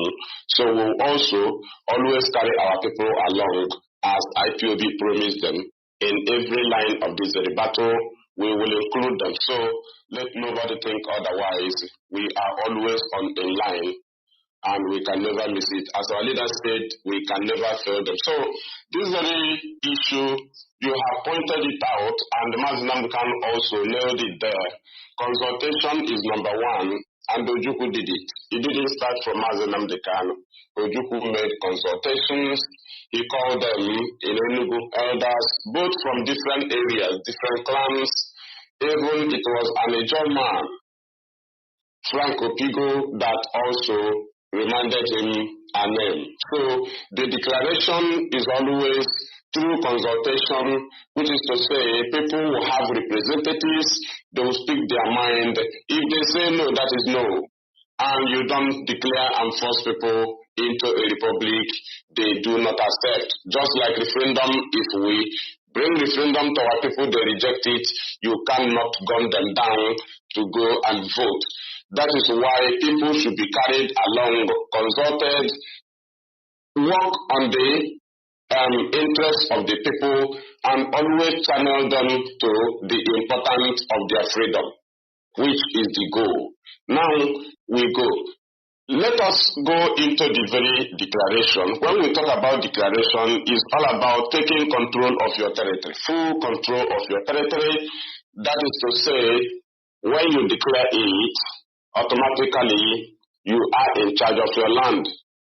Then it is your duty to defend that very territory. The operations of like Nigerian state, their operation will now be invasion. Invasion, they will not have full control of our land, being control of our schools, being in charge. The government will be fully in charge. No, it doesn't happen. Our leaders say that after the consultation, that is to say, before you do consultation, you must have arms of consulting people. How to reach them? How can you reach people now when you have no access to reach people? Like communities, people will be aware. Just like say that we want to declare Biafra now, like on next week Sunday. Do you know how people will prepare? Do you know the news? Do you know the joy? Do you know how people will even there will be occasion, people will even cook, people will gather in community, people will contribute, people will, even in abroad, everywhere there will be joy because people was consulted. Mazi can say why we put IPOB at the front is because that is where we can get the level of discipline we need, so that through the discipline in IPOB as the movement that people will be looking onto, then we can get what we need. People can be controlled. Not that because they are not IPOB, then you cannot carry them along. No. You carry them along, but you have to make sure that they are following you up. They buy to your idea. They hook to your idea. That's why in the issue of Mazi Nnamdi Kanu, there was never anybody from the East that officially, in the open, condemned Mazi Nnamdi Kanu and IPOB since he was kidnapped and brought back to here. It was the foundation Nigeria was trying to lay. That's why we was proscribed, so that people would desert us from our side. So whenever things happen, they will be against us. So, but our people earlier, IPOB carried them along and channeled them to what we are doing. So the blackmailing of the Nigerian state was not able to penetrate them because we granted the message and we took our time and we also listened to them and we were working on their interests, but towards our goal of freedom. So till now, you can only go by the back and condemn Kanu. You can even be the betrayer, but you join your fellow governor to go and call for his release. It doesn't matter how wicked you are, even if you are the one who kidnapped him. I'm a member of House of Rep. You can never come in the open and say I condemn Nnamdi Kanu and that POB. Nobody has said it. But in the issue of one person, bishops have condemned him, traditional rulers have condemned him, businessmen have condemned him, senator have condemned him, and so many others. That is what IPOB have been running away from. The same thing Ojukwu was running away from. The war of blame. The war of blame. Upon that, Nigeria fabricated blames, right, against Ojukwu. The war of blame. We don't want war of blame. People must be carried along. And since then, we have never been blamed. That's why even the people that call Python dance, or Hanesi and Co, they were even denying. Do you understand? Though they planned it, but they were even denying. They were even denying. So that is the issue, because we fought carefully, then we were not able to be condemned. Until today, nobody has a reason to say this is why Nnamdi Kanu will not be free. But that was the target of the Nigerian state, to have blame. So that by now people will say, if not what IPOB did behind Nnamdi Kanu, we would have been bold enough to call for his release, but we don't like what IPOB did. This would have come had we allowed them to hook on the crimes of these criminals on IPOB. By now, it will be a blame game. That is to say, they are trying to tell you that you did not carry the whole people along. Now, to show you that people must be carried along, that is to say, people must be consulted. During the trial of Mazi Nnamdi Kanu, because anything I'm saying, I'll be connecting the case of Kanu. We can never keep it behind. During this trial of Mazi Nnamdi Kanu, IPOB called the people, every head of leaders, both Ohanese, both elders, governors, religious leaders, to send representatives to stand with Mazi Nnamdi Kanu. Nobody doubted it, nobody argued it. Traditional rulers, nobody argued it. They responded to IPOB. That is to say, IPOB have been carrying them along. Both Okwadike, they came, they were not even allowed to come inside the court. They stood at the pavement there. That is to say, we have been carrying them along. The consultation have been there. Though the Nigerian state tried to blackmail IPOB, tried to say that Nnamdi Kanu is fighting religious, is a religious enemy, is fighting the elders, is not respecting the elders. But contrary to what happened during his trial, contrary, we now prove them wrong, because both Mbazika Ameti and the Bishop Chukwuma and some other of them went to Asorok also. there are somewhat Asorok inside. That is to say, we have been carrying them along, and that is to say, if we want to declare Biafra, they must be consulted. You will not say they are politicians, you will not consult. They have a role to play. Community leaders must be consulted. They must know what is coming to them. If they will prepare for defense, they must know. You cannot impose war on people, because when you declare it, the government will try to retaliate. Then you will not defend it, and your people will not say what is happening. They will know that this is what is happening. They will know that this was what they were expected, and they will now stand with you, and the defense will continue. That is it. And you have seen that our people have been consulted. During our sit-at-home civil disobedience, we used to serve letters to market leaders, religious leaders, churches, that is religious leaders, smart school management, then community leaders, both traditional ruler. We serve them these very broad banks, we give them letters. That is we are still in the same line. Making sure that people are being carried along. People are being carried along. We don't force people. And we make sure we convince people. That is the process. Then, by the time when you want to declare it, these people will be consulted. By then, you have channel of consultation, just like IPOB family units. From that unit, you reach communities, because in unit in IPOB is like village. Then zone in IPOB is autonomous. In the very how IPOB planned it, they said 4 units makes a zone. That is to say, 4 villages makes autonomous community. That's how we put it. And from these very 4 units, which are villages, we can communicate and reach to the ground. And the message will be passed within some minutes without even going on air. That is the best, that is the only way you can create to reach the people without coming on air, without announcing it, without going to media. You will communicate the people shortly. Immediately the message was passed. That is when you are doing proper consultations. So that is it. Then we continue. Then when you declare your country, you will unveil your army, because it's a republic country that can run an army. A group does not run an army, but group have been running an army for 2 years now. They said they are running an army, a group, and that is why Nigeria took it as a weak point, as a weapon in their hand, that a group cannot run an army. Therefore, anything this group committed will target on ESN, to make sure we cover the good image of ESN, because we have nothing to present as ESN crime. If we present the video of ESN killing Fulani cows, the world will legitimize ESN. So we have to use the crimes of these people to replace the good work of ESN. That's a weapon in the hand of Nigeria. That's very fake army. They can never call an army. Nigeria can never announce that army do something of any kind, because a group does not run an army. You don't run an army. It's a republic that runs an army.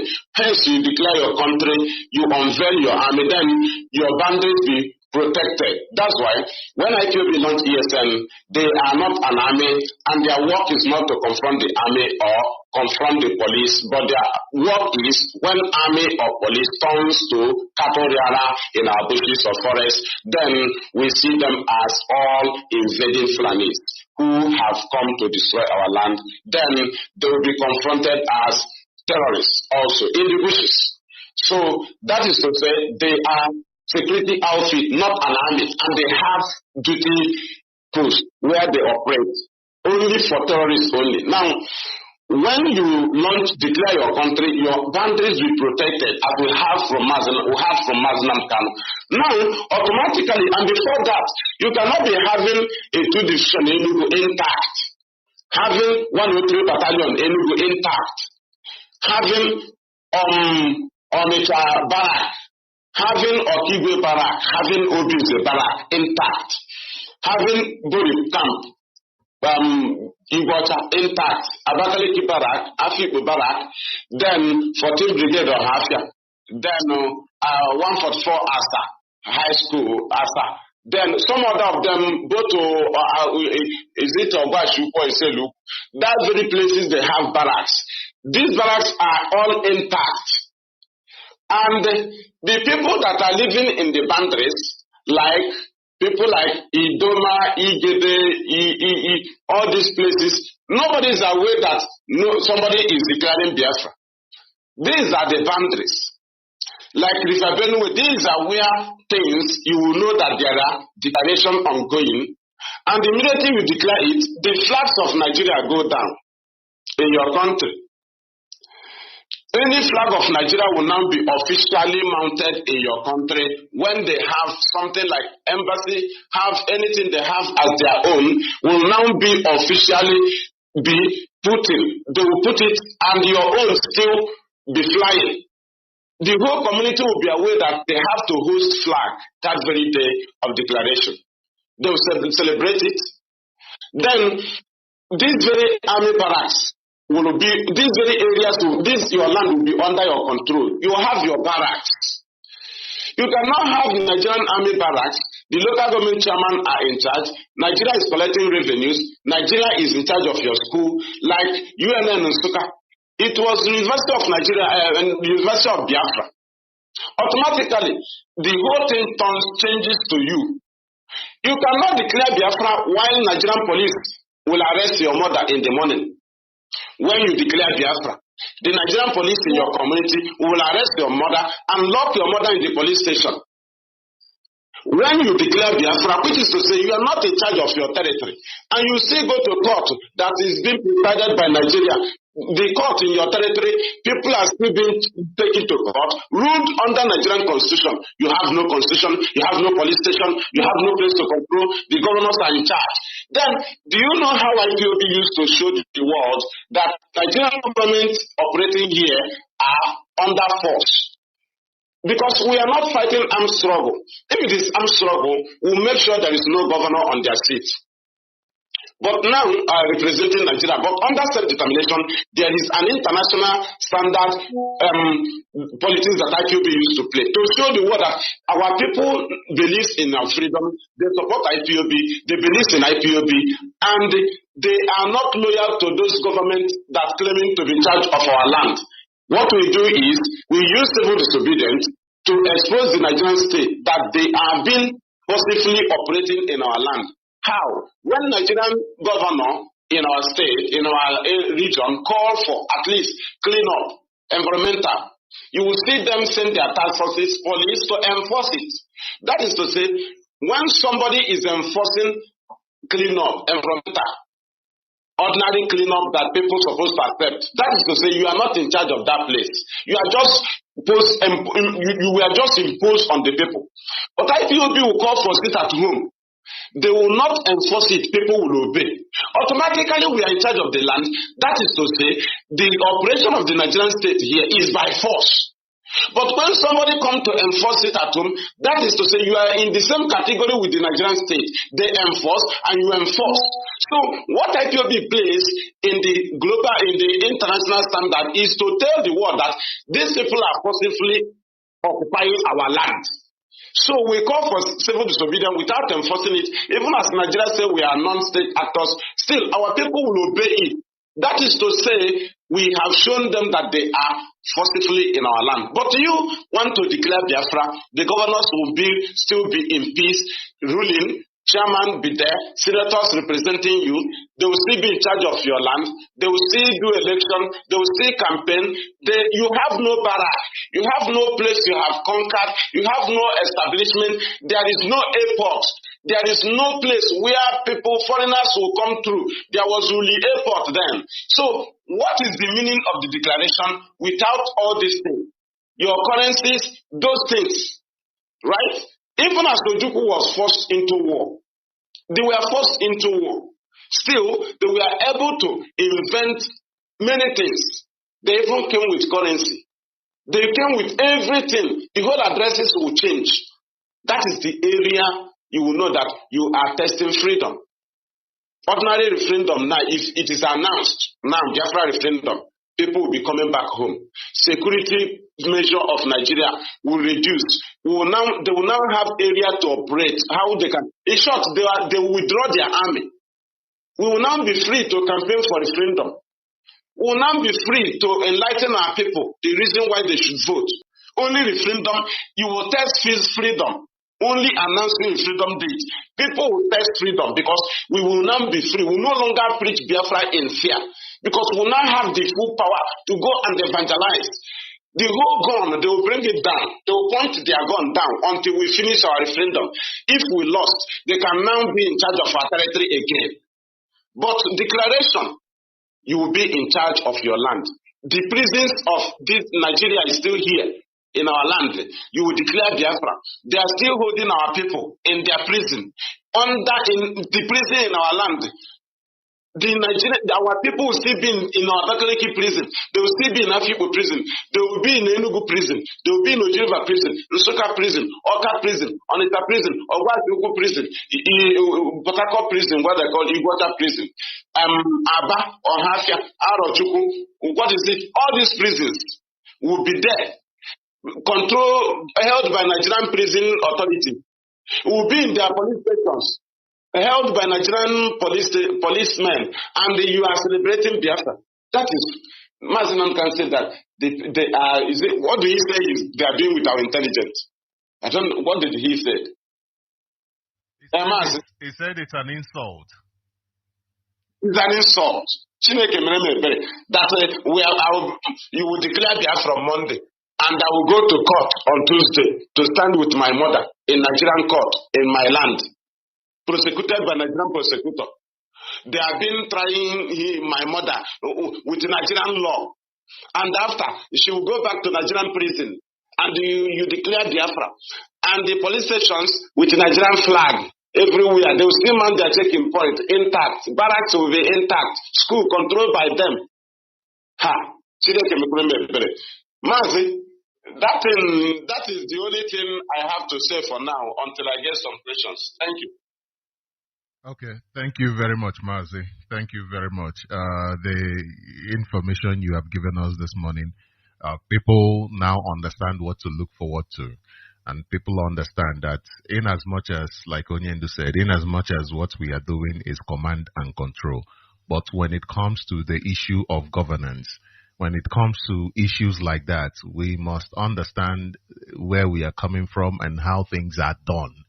That we are Democrats. We want to be part of a process. And the only way to really legitimize the process is to make sure that the people are included. Inclusiveness is part of the process. So thank you very much for that information. The only question I have for you is what could then be the reason why somebody would talk about declaring Biafra, knowing fully well that this is not the process, knowing fully well that people understand that this is not the process. Why declare something not even in Biafra land but somewhere far away in Finland? I actually saw a picture where they were at the airport and they were not even wearing any Biafran paraphernalia. They were not wearing anything to show that they are Biafrans. So what really is the aim? Onyendu said it is an insult. Is it only an insult? What are they trying to do really? Do you have answers for that? Please go ahead. Okay, thank you. I will just start, let me pick the foundation, then I will land there immediately. The foundation is that that is the failed mission already. It is our resistance of their claims, their initial claims that pushed them to remain there, that even led them to say they have government in exile, and at the same time to declare Biafra the same exile. It doesn't happen because they wanted to run these things and bring war in our land with the name of IPOB. The only name that can attract Nigeria and legitimize the bombarding of our communities by the Nigerian state is to launch Biafra army by saying that the whole ESN have automatically become Biafra army. Then under IPOB, But the issue is that he firstly claimed to be in charge of IPOB. It failed. He falsely claimed to be in charge of ESN. It failed. This thing a failed mission because we wouldn't have been talking on this. We would have been defending our land by now because they would do these things with the name of IPOB. While Nnamdi Kanu will be very, very far, nobody will be remembering him by now. We will now be defending our land by Nigerian invasion. Nigeria will be invading our land because they will declare this Biafra with the name of IPOB. And they will run this army as a Biafran army. You know, and the world will accept it. And they will say we have done mistake. So this is our failed mission. And the one thing is that the Nigerian state was disappointed. They were disappointed. And the mission is continue it. What they want to do now is that they have finally landed at that point where they will disgrace themselves. But the issue here is they want to ridicule Biafra. And that is our concern. Our concern is not that people are agitating. There are other agitation groups. Even Uchemefo is the leading Igbo group. He has his own. You cannot see them, even as he was deputy director. He never claimed to be in charge of IPOB. And on that, nobody can turn against our people and start killing our people because you want to agitate in your own way. Because killing is killing. Army kill to defend Nigeria, police kill to defend Nigeria, and you kill our people and you say it is Biafra. Killing is killing, and we are against it. That is to say, we cannot allow you to ridicule Biafra in the name of allowing you to do your own because you have your own. You do not have your own Biafra, and the name Biafra should be presented very, very genuine this very time around. So we don't want people to ridicule it, and that is their target. And this is why IPOB have been fighting. This very thing they are doing now, IPOB have settled this matter with the death of our people that was killed by the Nigerian army. How? Our fathers was blackmailed with charcoal. They tagged them rebels, and they gave birth to us with that very image, that very statue of rebel. Then we were seen as evil in different parts of the world. From the very defense our fathers took to defend our land, it turned to evil. And there were no channel for them to defend themselves. The world accepted it. And the land and sea blockade policy was accepted by the world because they overlooked it and we were dying here because they were seeing our fathers as rebels. Now, the British succeeded with that very blackmail. Now, this time around, IPOB came. What we know is that we must have to clean the faces of our fathers. We have to clean their face from that image. If we do not clean it, we cannot present Biafra to any country, they will accept it. How do we clean it? We have to come with self-determination. In self-determination, it needs perseverance, but which is endurance, because the government will come after you and you do not have gun to challenge them. So, in doing so, what you do is to expose them. In doing so, the world will now turn around and say, why is it that these people did not retaliate? But they said that their father retaliated. Does it mean that it was an allegation? Because we want to prove them wrong and vindicate our fathers. We want to prove them that Nigeria is the offender. Nigeria is the offender, not our fathers. And if we come with gun, that is to say, we want to vindicate Nigeria in the allegation that our fathers are the offenders. But when we come with self-determination, we are now vindicating our fathers that they are not the problem, that Nigeria is the problem. Because if our fathers are the problem, we would have come with the same gun as they came with. So we have to come the same manner they came with, which Ojukwu went to Ghana with the Gowon. It is in a peaceful manner we came. It was when we do everything and you finally say it is lie. We will not say it is lie also. And whatever you want us to, you give out or you post on us, we will also give it to you. But by then we might have followed the due proceedings. That's what we are doing. And that's what IPOB played 2016, 2017, 2018, during all these killings of peaceful IPOB peaceful protesters. On this process, many countries was able to be giving or granting us asylum, granting IPOB asylum. That was to say that the faces of our fathers have been cleaned. by IPOB self-determination approach. And the world can now see us as humans because they never see us as humans before. Our matters cannot be presented and they will accept it. You see what IPOB suffered earlier. If they meet this country, they will reject us because they are seeing the image of our fathers on our face. So what we did, that very first arrest of Nnamdi helped us very well because it was during that protest that we was able to show the world that we are peaceful. That our fathers was also peaceful, but Nigeria forced them into war. So this is a foundation that we have laid, and people want to go against it because we have proved to the world that Biafra is genuine, and we have presented it in a standard level that nobody can mock Biafra, nobody can do caricature of Biafra. But when we have defeated particular agents, they have no option than to be maintaining their customers, which is to say they keep gathering in a hall because they are not fanatical about Biafra. When they gather in a hall, they hide the small flag inside. Not even them. One person will carry the small flag. They can never go with Biafra flag or the any regalia. They will just inside that hall. They will bring in Biafra small flag that you used to wave on your hand. They will pack it there. Immediately they sneak in because that is sneaking in.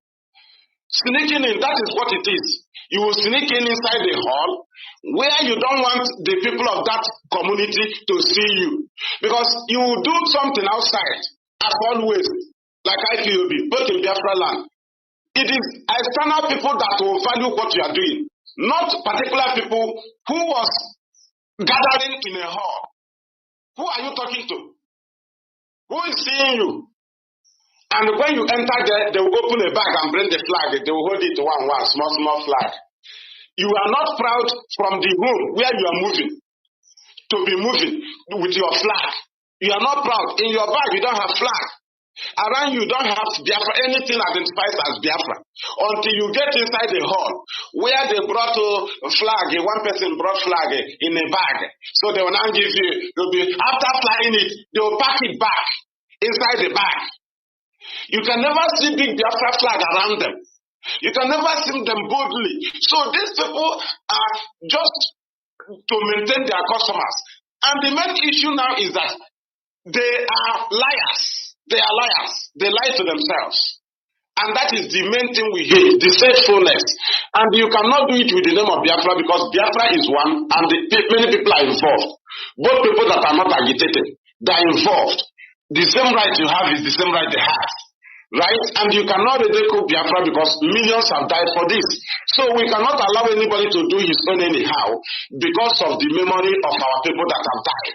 So if you are doing it right, we will allow you to be doing it. And before you say you will, IPOB cannot have, does not have to say in your activities, then you might have supersede the achievement of IPOB. You must achieve things that supersede the achievement of IPOB. Remembrance of our heroes there, Radio Biafra, awakening of our people. Every video or picture you can show to the world, either arrested, either killed, either abducted, either in detention, both burial, both protest, you can present the picture to any part of the world must come from IPOB. It must be IPOB members killed. It must be IPOB member in jail. It must be IPOB member protesting. You can never show it must be IPOB members flying flags. It must be IPOB member hanging flag on trees. It must be them. That is the only exhibit you can present to the world. Before then it was Massaw.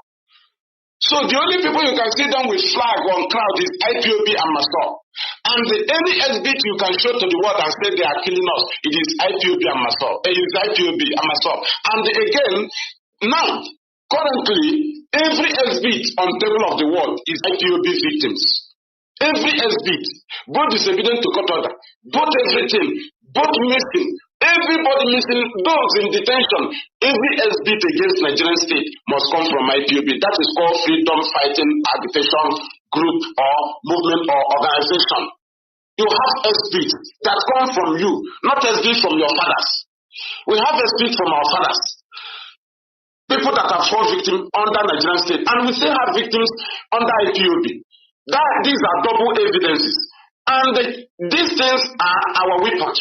And it must not come, there is no one anybody can bring. These people that say they are fighting for freedom, they never reported their victim. They are not proud of their victim because they know that criminals should not be remembered.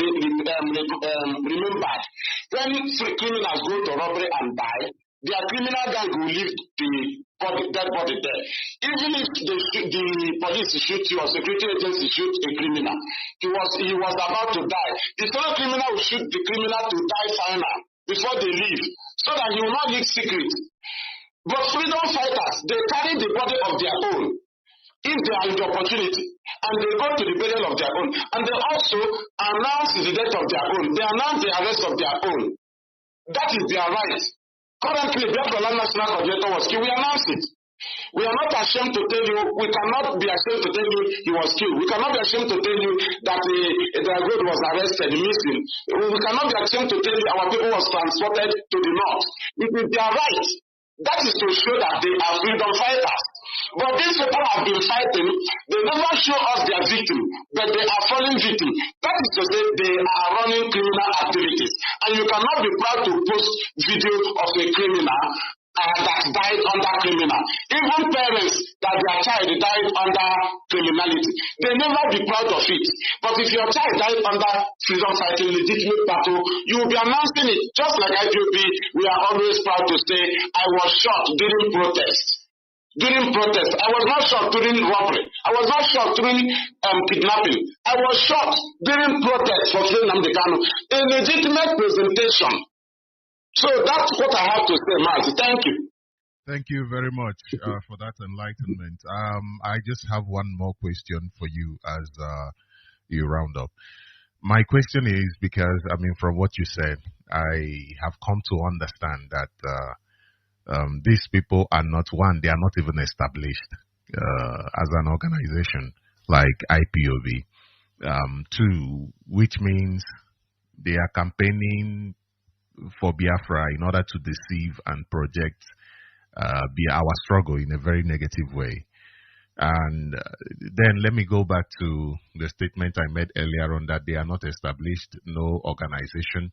How can such people now talk about organizing a territory when they are not even organized? So it goes back to the deceit and projecting Biafra in a negative way. But now my question is, you talked about control of territory, control of economy, and all of that before even any declaration. So that after declaration, the people who are now in control of their territory and the economy can now start implementing security measures, start implementing educational measures like the conversion of the university into Biafra University and other institutions. My question is, how is that related to what IPOB is doing now, which is asking our people to invest back home? Because I think that is economic, for us to be economically, control, for us to be economically in control of our territory. And also for the other call that IPOB is making for insecurity to end. Which is also a way for us to be in control of our security. How do you juxtapose that? Is that a step towards that direction? How do you? Please go ahead. Thank you, Mazi. I feel why things are going like that is because IPOB knows and studied what should be done and also how our father felt and the weak point of our fathers and how Nigeria succeeded in all that they did. And the IPOB is not against the whole politicians, but IPOB corrects politicians. And IPOB do not hate any politician as an individual, but IPOB hates bad approach to our people by a politician, and they condemn the particular approach. And you as an individual, they leave you as a human, but your approach is being condemned because they want you to change. They want you to change and do things better for our people. That is why IPOB is against the destruction of our land, because we want our land to remain developed and increasing development, because we don't want our things to be destroyed. When Biafra comes, we will be suffering. Now, IPOB is also fighting that we have steady light. We have been tackling EEDC. It is part of freedom. You must have some area you are in charge. There are some area you must conquer. We have ESN in the bush to take over the boundaries and bushes. These are walls you must put in place. We first of all give them, we came with awareness, waking up our people, present what we want to give them, and they accepted it. We now continue. We start continuing. They started supporting us fully until we gave them security. Security first, then we studied it. Knowing that the security is working, we now go into agriculture. The only way, one of the main points that Nigeria used to defeat our people. And Nigeria was clever through the British. They don't want us to be able to have food before they force us into war, because they know that we do not have food. That's why, since IPOB go into agriculture, you can never hear from any northern organization saying that we are not going to food to the east. That is to say, on that area, they have understood that we have given freedom to our people on that area. We have secured it. We have secured that area. Now, markets, security that IPOB is pursuing. IPOB is also have educational department. IPOB have announced and they banned Nigerian flag, but it is flying. It is pending. IPOB have announced and ban Nigerian national anthem. These people does not even know that these are things that when time comes, all of them will be implemented at the normal time. And there are departments for this, but it is stage by stage, stage by stage, stage by stage. There are times it will reach, Nigeria will know that their existence in our land have become fully negative, unproductive. It is always on force. That is to say, we are already in control of the land. We are into agriculture. We gave them security. We are pursuing to have steady light. We are also pushing more areas that we cannot mention now. There are areas we will conquer. Nigerian state, both the governors here will know that they are just existing as a governor, but not that they are ruling the people. This is the kind of battle we are giving to Nigerian state, which they can never confront it and defeat it. One is that we gave them the freedom, they are being stronger, then we are securing our land. But by the time we finish with them, they will know that they have no option than to allow us, because we have taken control of our land completely. So these are things you must have to achieve. This is controlling your land, having food, being in charge of security. Then the land you are controlling is based on the mindset of your people, which you have channeled them to the positive channels, which is to say you are fully in control of them. Go into farm, they go into farm. You are in control of them. Do you understand? That is what we are saying. And when time comes, there is a stage we will reach, we will give them an example of education. When we give them an example of education, we will now see an avenue to go into education. Because we first of all show them example.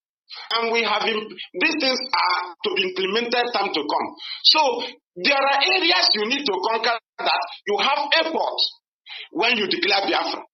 No territory to control, no place people can come in. You don't have a port, people will come and celebrate your declaration with you. You don't have a place where foreigners can bounce in. If you are fighting battle now, if there are countries that want to come in, we can provide them a landing. ESN is in charge of the bushes and forests. When ESN was launched, they was able to create places where they gather during their inauguration. Then you ask yourself, when was this place created? That is to say, they own the bushes, the forest.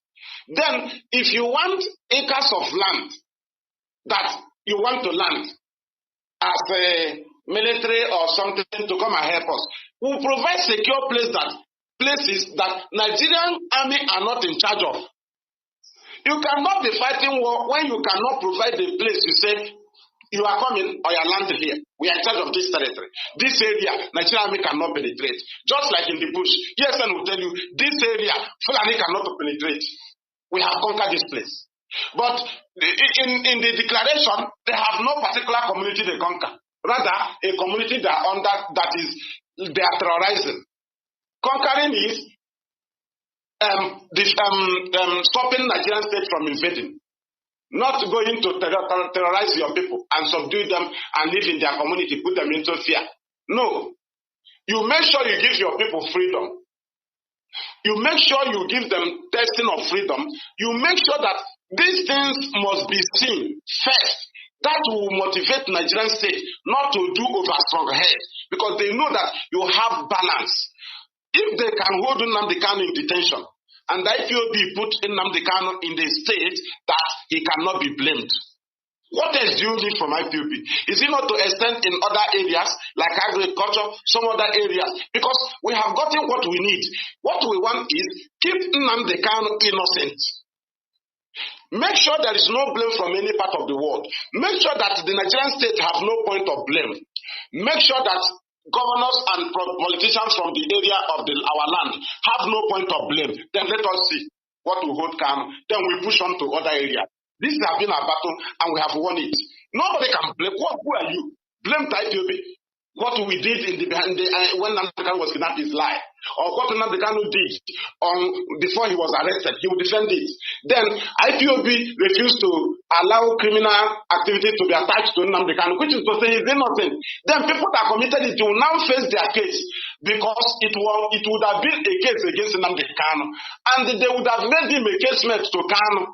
Had he was able to hijack IPOB, by now they will make sure and facilitate it very, very fast and bring him back to make him case mate. But as it stands now, he cannot be his case mate. So, Mazi, that's what I have to give out at that very point. Thank you very much, Mazi. I appreciate it. Thank you, and thank you, and thank you. Okay, we will, of course, you said to us that whenever we want you on the program, we should just, all we need to do is just give a call, and we appreciate being able to have you here, Mazi. Ndewo, thank you very much.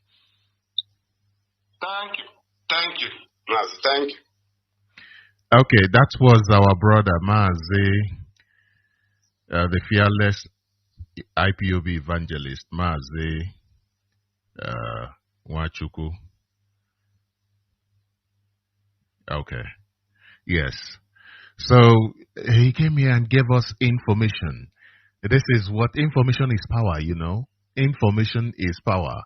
And now I will open up the line. If you have any question, if you have any contribution, you can call in and join this conversation this morning. So the number to call is +27 73 80 90 689. The number to call is +27 73 80 90 689. So call in, let's have a conversation this morning. Call in, and if you have an opinion, you can express yourself this beautiful morning. Okay, so you have heard it. People without any background, people without anything to offer, are the ones who are telling us about a declaration without any consultation, and that is not the way to go. I mean, they don't even have anything to put on the ground and say this is something positive that we've done. Rather, the only thing they've done is cause violence in our land, kill our own people. And now they are talking about Biafra declaration, so as to bring our name to disrepute. Disrespect. Onyendu said this is it is a total disrespect on our intelligence. They're telling us that hey, you people are not reasoning properly. Because I mean, if they consider us people who are reasonable enough, they would not declare Biafra from a foreign land. I mean, how do you declare your sovereignty in exile? I mean, the location that you're making the declaration simply goes to even say that you are not even free. If you were free, you would not be in exile declaring it. Okay, let's go to the caller. Caller, welcome to Radio Biafra. Please go ahead, introduce yourself and your opinion. Okay, good morning. Good morning. Good morning. Yes, go ahead. You're not too clear, but go ahead. Let's see. Okay, thank you. Because of security reasons, I will not disclose my name. But I'm calling from Uganda. Biafra. All right, go ahead. I support the I'm a registered member of IPOD in Uganda here. But what I was needed to know, I love this. That's why I didn't know the Kanu. That voice is clear. Please, how can I get to each state of that broadcast? Because we like to share it to one of us, to one another. About the declaration of Biafra. I want to know the particular dates of that broadcast so that we upload it and share it all over Uganda. Okay, I've heard you. Can you send me a message on WhatsApp so I can forward it to you? Hello? Yeah, I'm here. I said, can you send me a message on WhatsApp so that I can perhaps forward it to you? Okay, so I will do it right away. All right. Thank you very much. Thank you. Keep on your good work. I love what you are doing. I still remain the same mission of our freedom party, and we shall continue to make it work with the help of the Lord Almighty. Thank you. Thank you. Thank you, and God bless. Thank you very much, Mazi. I mean, this is a responsibility. We don't have much of a choice. And thank you to even you that called in now. I mean, it's also a responsibility. Okay, let's go to the next caller on the line. No, the call just went off. Let's see. The call just went off. Okay, the line is still open, so let's join the conversation this morning. Mazi, welcome to Radio Biafra. Please go ahead, introduce yourself and your opinion. Thank you, and God bless. Thank you. Yeah, Professor Jonathan, Professor Banan, can you hear my voice well? I can hear you, but please reduce the radio on the background. Yeah, okay, I will reduce it now. All right. Go ahead. I'll reduce it. Yeah, sure. Yeah.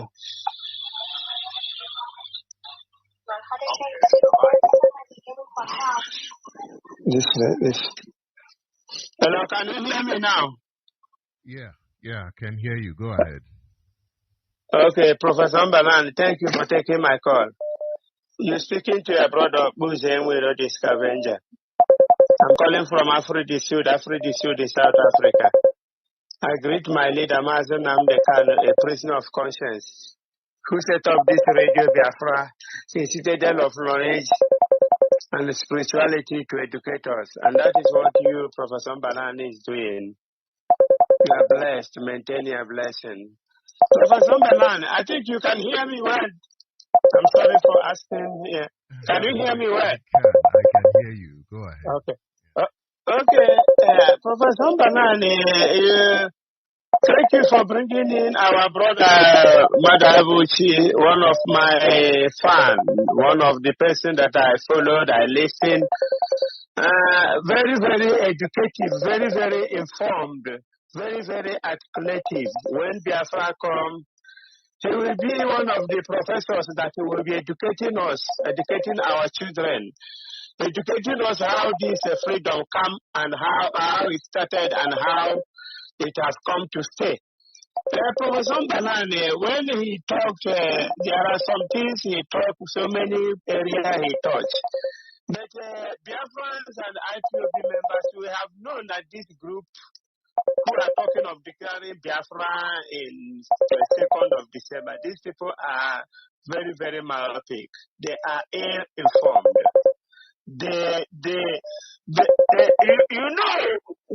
Anything that dog born must be very, very tall.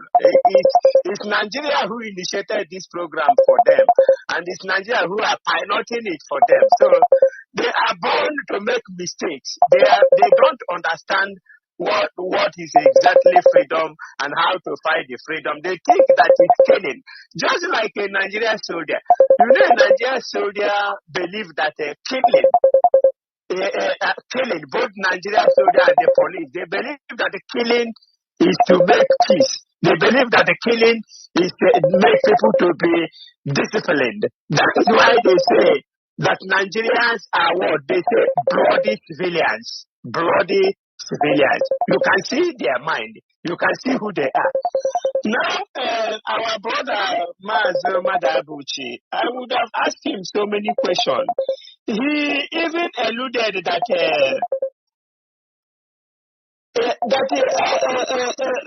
our elders, some of them, they have come in party with us. They go to the protest. They go somewhere. They say they go and talk. But to me, my own mind, when you are genuine, I know your mind. When you are crying, I know you are crying. I know when you are crying really. Because when you cry really, you will see your nose running. Your eyes will be running. First thing that we start is your stone started, your nose will be running out some pores. That shows you this cry is deep in your heart, from your heart.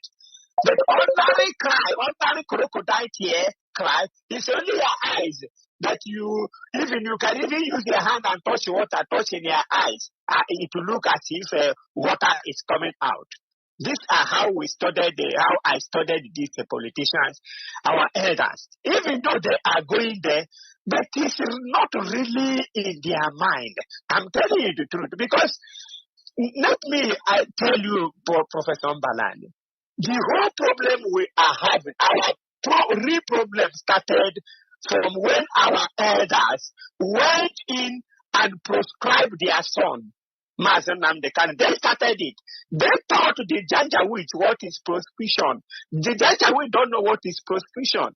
What Janjaweed know is to kill. That is what they know. I can say they know that they are perfect on that. They are perfect on the Nyamiri side and all this. But they don't know this English word, proscription. It is the Biafran, our elders who went there and give them that name, and now they are running up and down. Uzodema is not carried along. That one for sure. He never repent. Somebody like Kanu, Kanu, they called number 6. He's not carried alone. He haven't understand what we are fighting for. That is why he should go and he should take a cunning way to come and say that Biafra land, they should establish IDP in Biafra land, which is abomination. Our forefathers will have never have this, even when there is no enough house, no enough everything in Biafra land. Even when we reach it, we use that house to build. We have never had RDP. We have never seen people who sit on the street. But this man wanted to bring it into our city. And that is why I say that they are our problem. Okay, we give Emmanuel optimum to go and ask to withdraw his word of saying that Igbo did this in this. He never gave us the feedback. He never apologized to us. Have this all our elders, the religious leader, and all this come and apologize since they have realized that the IPOB are in the right track? Have they come and said, no, my children, forgive us for what we have done? It's because of our egoism that make us not to understand or not to come and say, I'm sorry, carry us along. And we are waiting because once they come to the party and say, Nigerian government have nothing to come and do in our land. But it's because they are mingling with them, because of the money they are getting, they hate their children more than the ego, more than fame. That is where I could have asked some you can still question. Ask. You can still ask. Okay. Yeah. Okay. Ask and round up. Yes. Okay. So I'm rounding up Because these our elders have done a lot of things for us. They must come and gather in that Enugu house where they gather, where they wear their red caps, those religious leaders, and all those things, and say, release our son. Our son did not commit any sin. Yeah, but even though we are part of the people who think that our son has done something wrong. But now, even you, the Nigerian government, have agreed with us, even judged us that we made mistake by saying that our son was a wrong person. By saying that he committed no crime. Yeah. He's not supposed to be in the jail. He has been discharged and acquitted. Release him according to your court. Don't go individual to talk and start talking about your son to be minister, to be cabinet minister, to be secretary. Then you come out and say, I went there to talk for Nnamdi Kanu. No, don't go there. Say in public, release this man by our court, which I belong to. I have right because you are part of the court proceeding. I'm part of the Nigeria that made this law. Now this law is null and void. Thank you for taking my call, Professor Banani. Thank you very much. I feel the members of my blood. Thank you very much. This people you're talking about, the so-called elders, these are politicians. The real elders know. The real elders are part of the process. The real elders are working hard to make sure that Biafra is restored. These ones are just politicians. And even crazy people grow old. Wicked people grow old. Senseless people grow old. So that's what our brother was talking about. That's what he was talking about. Their interest is not. They are the same people who prescribed. First of all, went and prescribed their own people, which means they are not interested in the survival of their race, and they are politicians. Let's go to the next caller on the line. Caller, welcome to Radio Biafra. Please go ahead, introduce yourself and your opinion. Mazi, good morning, sir. Good morning, Mazi. My name is Mazi Chinyere from Iguacha. Mazi, first of all, today mark a new life in my life. Today, coming at you for wishing one. First, confirm the one in Kahana. Wow. Congratulations, Mazi. Thank you. Congratulations. Mazi, our fearless evangelist, now you understand last year, to Bomba every day and be a live program. He has explained well to us. And India name me Finland. I'm the planet in this hotel. I don't know the kind of planet. Come on, sometimes I take my time and watch their content creator here and creator online.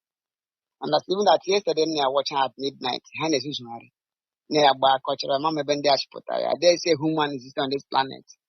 Because only when you mean Africa know that a man that denied you within 2 seconds can deny you day by day. And I'm say 2 of us now.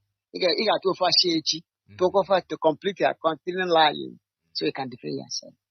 So this people are just foolishly push doing English Lord. So and then Monya so Nazu, we know we are following any day, anytime. A man that stand in the dungeon of the enemy, see supporting that I'm doing what I'm doing, and we are doing what I'm doing because of people. So I'm going to is a foolish person. So we understand we stand there when they very bad. They're just a criminal that hadn't want to look at tiny flag like Umakane good during the Manabajala village. So my greeting go back to our able leaders, Mazi Nnamdi Kanu. Because we are supporting him here. People are supporting him full ground. We are in ground supporting. Even though sometimes we will come up for street. That people are telling I can see December 2nd, we are going home. I ask one man, where are you going? Kevin Aga. I'm to the man. Kevin Aga, I said, you are going home. We are. On what ground are you going home? Which border have you secured? What are you? What? To my man, what border? What are you putting in ground to where you are going home? About where you are going home. Who is taking you home? So is it the man in the Nigerian custody or the man who is going up, going in nation? Because if you have been arguing that you a fellow of Nnamdi, I say yes. How long? Say in 2012. I say if we are a fellow of Nnamdi, can't we are going home by this time? That our leader have never in broadcasting his life. Now I say before Biafra come, you need to consult people, that stakeholders in town. I need to reach. I'm not able to declare Biafra in this way. For a long time, they have done so. So, I thank DOS, I thank Konande radio presenters. I'm greeting to pray that God Almighty should keep our leaders strong, heads otherwise. Bomu Muya, Awanya, who stand firm. And you see yesterday, our lawyer, the great man, our barrister, Yanje Mon, have done what you know how to do. He did it yesterday. So, let me not divert too far. So, let the government strengthen them, keep them, and keep our DOS leader, Chike Dozie and China Samu, all of them. People can measure, cannot measure, and working to restore this Biafra. So, Mazi comes come go to like a little for Manga was MBC, yeah, but I didn't love him. So, the Biafra on the cheek, I answer no last. I want to watch it again. Okay. There was a. I say, onye chọtara a wife, chọtara ihoma. He always home. There was a. Yeah. That is what we want. That is exactly what we want. We want wonderful news, not people who are trying to shame us, but people who make us proud. Thank you very much, Mazi. Okay, let's go to the next caller. Mazi, done. Go ahead. The line is yours. Go ahead. Mazi Sochime. Good morning to you, Mazi. Good morning, my brother. Thank you so much. Greetings to you, my beloved brothers and sisters, Biafrans all over the world. Chukwuabiama remains our strength, and we must stand firm on the right side of our efforts. Yes, Mazi, I am happy this morning because the news you made available by our barrister, that is a very good one. Nearly a year that our innocent brothers were detained by the evil Zoological Republic Security Agency. Those who are bringing mayhem, destruction upon themselves, Nigerian police and Nigerian army. How long will you continue to persecute innocent people and leave those that is persecuting you, those that is making you and your family to suffer? There are so many of you today, your family joined the queue of the innocent masses suffering from the hands of the evil Nigerian politicians. But when you were alive, you were fighting for them, you were gallivanting, protecting them. At the end, they killed you at the effort of protecting those evil ones, and they throw your family out there. They are suffering with us. How long will all of you continue to do this evil to yourself? Because I think there is something that will happen to somebody, and then you will think, you will rethink. There are so many people today who died because they are trying to protect Nigerian politicians. Mind you, I continue to tell you this. Nigerian politicians are the same. No matter the party they belong to, they are the same people. They love what they are doing and they find joy in doing it. And that is the reason why they don't want to withdraw from doing it. Because they earn a lot from you suffering every day. Yes, and I want to tell you this. They know that you that is suffering every day, you are a fool. You don't know anything, and that is the reason why they will give you money to come back and support them, and you will do it. Remember, they are not living here. They are just here to extort money from your pockets to make you suffer. Their family is in overseas, going to a very good school, hospital, and the rest. But you are here, only supporting them, fighting for them, and dying every day. How long will you continue in this land? Think, because the indigenous people of Biafra all over the whole world, IPOB, we think. That is the reason why we hearken to the one and only voice of our leader, Mazi Nnamdi Kanu. It's not true. So for those of you that is misleading yourself, those of you that is talking all manner of nonsense, we want to tell you this before Nnamdi Kanu, there is nothing like Nnamdi Kanu.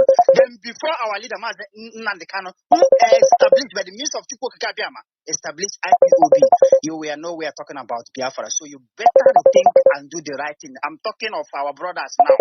Some of them that are being misled, some of them are deceiving themselves. Anyone that is coming out for this struggle, we will not come against you.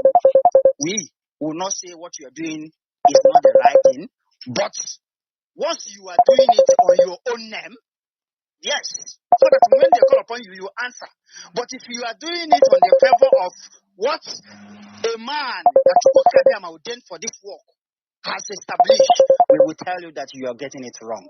Mazi, as they have released our brothers and sisters, innocent for that matter, there are so many of them. We have their list. We are still looking forward for their own release also.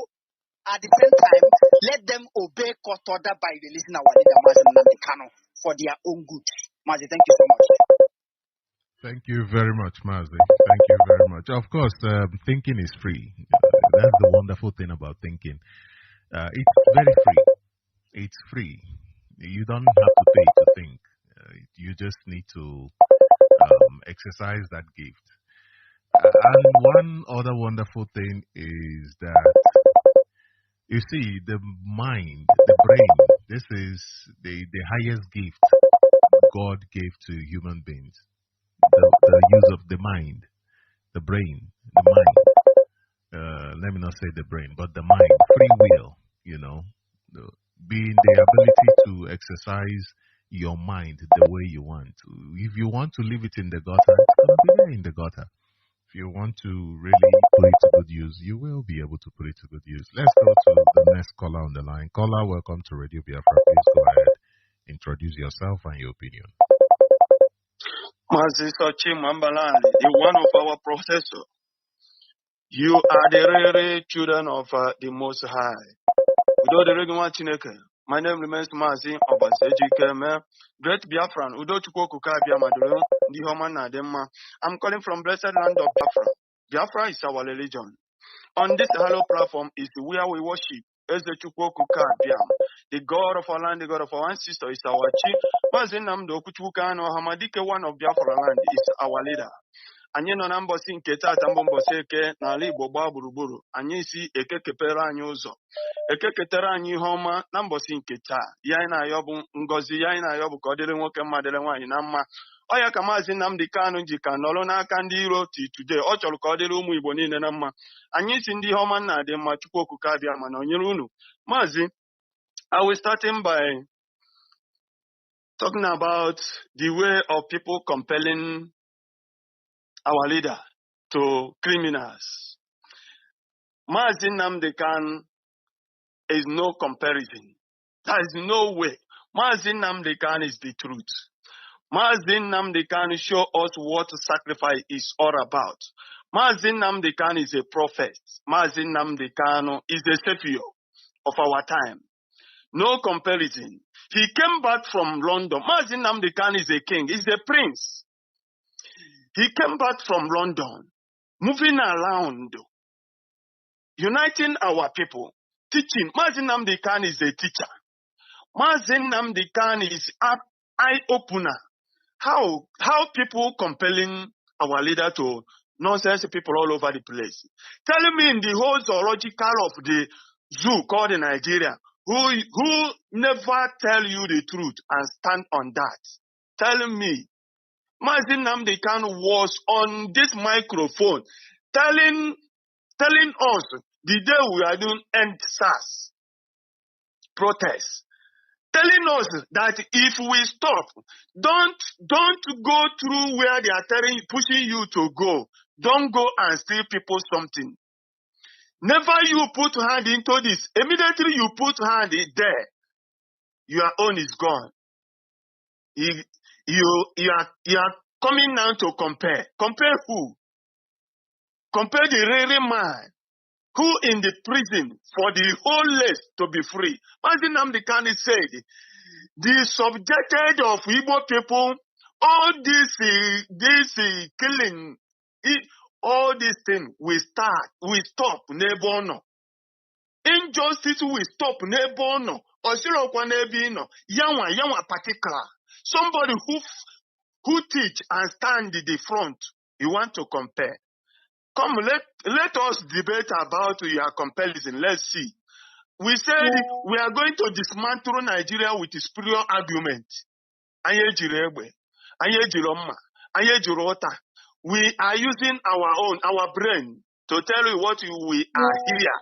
what we are into. What human being force us to be into is evil. And we continue until you people allow us to be.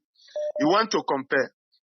Now, those people that are telling us about declaration of Biafra, let me ask you something.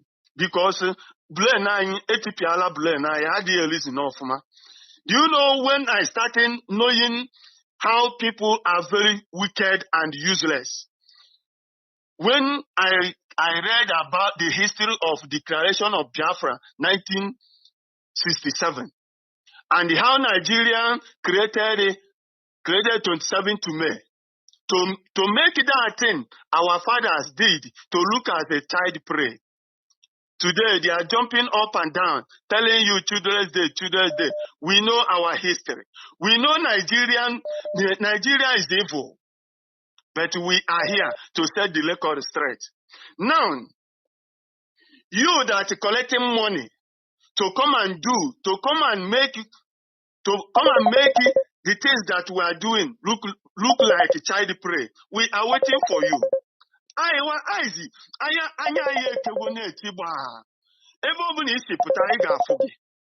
We know people who collected money to certain talking lobbies in social media. They want to declare they are this, they are that. You don't know we are IPOB. Mazi Nnamdi Kanu said, before you will start to destroy IPOB, it will take you 150 years to shake the foundation before you talk about destroying IPOB. Who are you? You collected money from DSS. Now, you that collected money during the Buchi DSS. Now Buchi is not there again. Who is paying you? No. You are going to village by village collecting money. You are declaring what? You want to make what we are doing look like child prey. We are waiting for you. We have learned a lot. We have learned a lot in this coming of Mazi Nnamdi Kanu. We can never go back.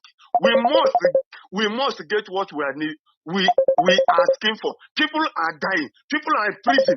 You are saying you are declaring what? How? I asking those who are following this criminal. How? Come and explain to me. Where?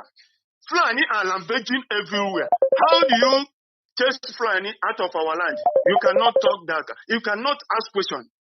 You go to village, you collect money. You go to snatch car for our people to be killed, and you snatch car, you run away. DSS will come and use it and arrest our people.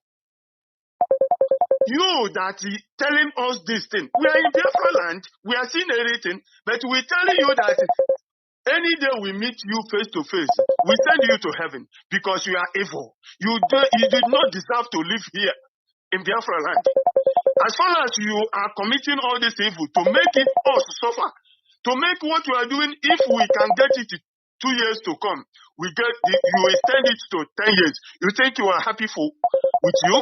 We can never be happy with you. And those who are supporting you, supporting all this evil in social media, we are marking all of it. Even if you change your name from Udene to Opala to Okute to whatever you change your name to, we know you. We want to know you. We are Biafra. We are not Nigeria. We tell you where you are coming from. We are taking record of this. To end this, my distance. Thank you, Muchineke. Especially our barristers who are working hard to save our people who are in prison without committing any crime. We are thanking you. We are praying. We are. Thank you very much. But let me ask you, as our brothers is coming out, what are you going to tell them when they are coming out? Are you going to welcome them with empty-handed?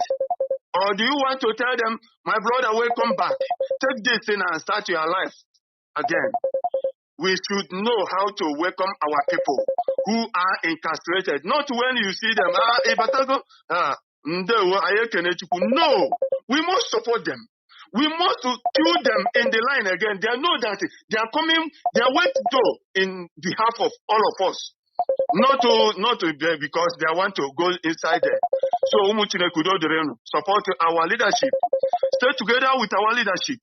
Support what we are doing. Don't say, no, everybody. So, let us fight. and separated ourselves from these people. We don't again. We don't. Thank you very much, Mazi. Yeah, thank you very much. Okay, we are gradually coming to an end of this program this morning. And okay, let me give chance to one more call. Let me give chance to one more call. And to recount what we said in the morning, okay, let's go to the caller first and then we can conclude. Welcome to Radio Biafra. Please go ahead, introduce yourself and your opinion. Mazi, good morning, sir. I am greeting all Biafrans by saying good morning, good afternoon, and good evening. Giving special greeting to our leader, Mazi Nnamdi Kanu, a special man for special people called Biafra, because Biafra is very special. We remember his words when in 2018, when he appeared in Israel. He always said that he will lead the war, that he is coming back to Nigeria with her. And when the time reaches, he will be in forefront of the war, being a commander and being a leader. If you remember the word, you will know that everybody has his own part or her own part to play. Like I always said, this struggle is like a football. Whoever that is a family member of IPOB should maintain his or her wing. Always try and do so, because we are winning.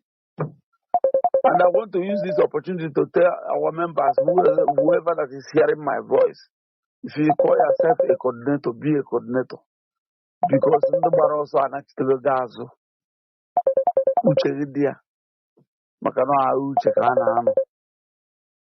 Biafran struggle is like a church. If you are inside church during the church service, and you stand up to go, we went to go and urinate, I did not make this. It did not tell your friend or your brother that is sitting beside you, please, I'm coming back.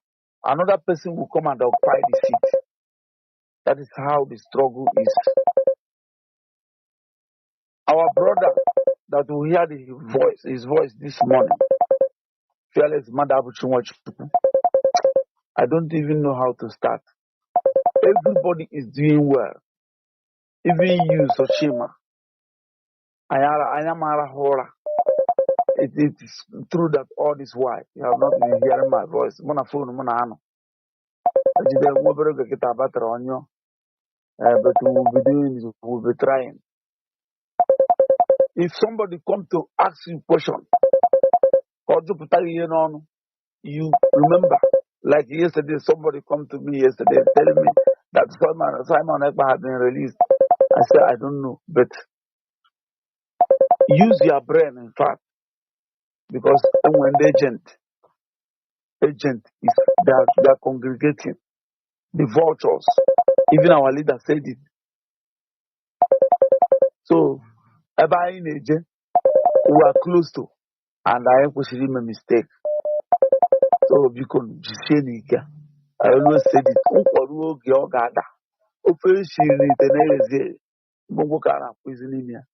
Oh, hey, Biafra. Thank you, my brother. Keep it up.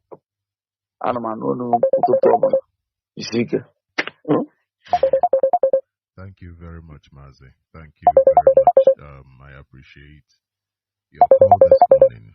Thank you. Okay, so we are gradually coming to an end of our program this morning. Yeah. It's been a wonderful morning. It's been a beautiful morning. And I am sure this morning is going to usher in beautiful things. For you, for myself, it's going to usher in beautiful things in this struggle. Yeah, people have, some people have failed. They fail to align themselves with the teachings of Onyindu. And like the other caller said, the person said he's been in the struggle for years, but still could not really understand the details of where he's going to. And it's just crazy. It's just crazy. Okay, Mazi, you have 2 minutes. Go ahead in 2 minutes. Introduce yourself. Mazi, my brother. My name is Chinedezi Former. I thank you so much for this your morning exposition. And I want to still thank my brother, the fearless IPU. There is one thing when I was playing football during my younger age, our coach would always tell us that dressing well is always is playing well. You know, when you're saying the truth, you don't think it just comes out freely. It is only when you want to lie, you'll be doing and try to think out what to say. We're in the right path, and there's nobody that will derail us, despite the shenanigans and I don't even know what to say about them, because I find out that I go a lot of hopeless and frustrated women, that is in abroad. If you look at the faces of the people that came to that very place, old gagus, people that, but they think that this thing, what we are doing here is marrying and frustrating a man and divorcing him. They think that the way they have handled all those men that have come into their life, that they have frustrated, that this is the same thing with Biafran, restoration. But they are all jokers, because this thing that they are doing, in one way or the other, they are, making us to know and have this knowledge of identifying their kind.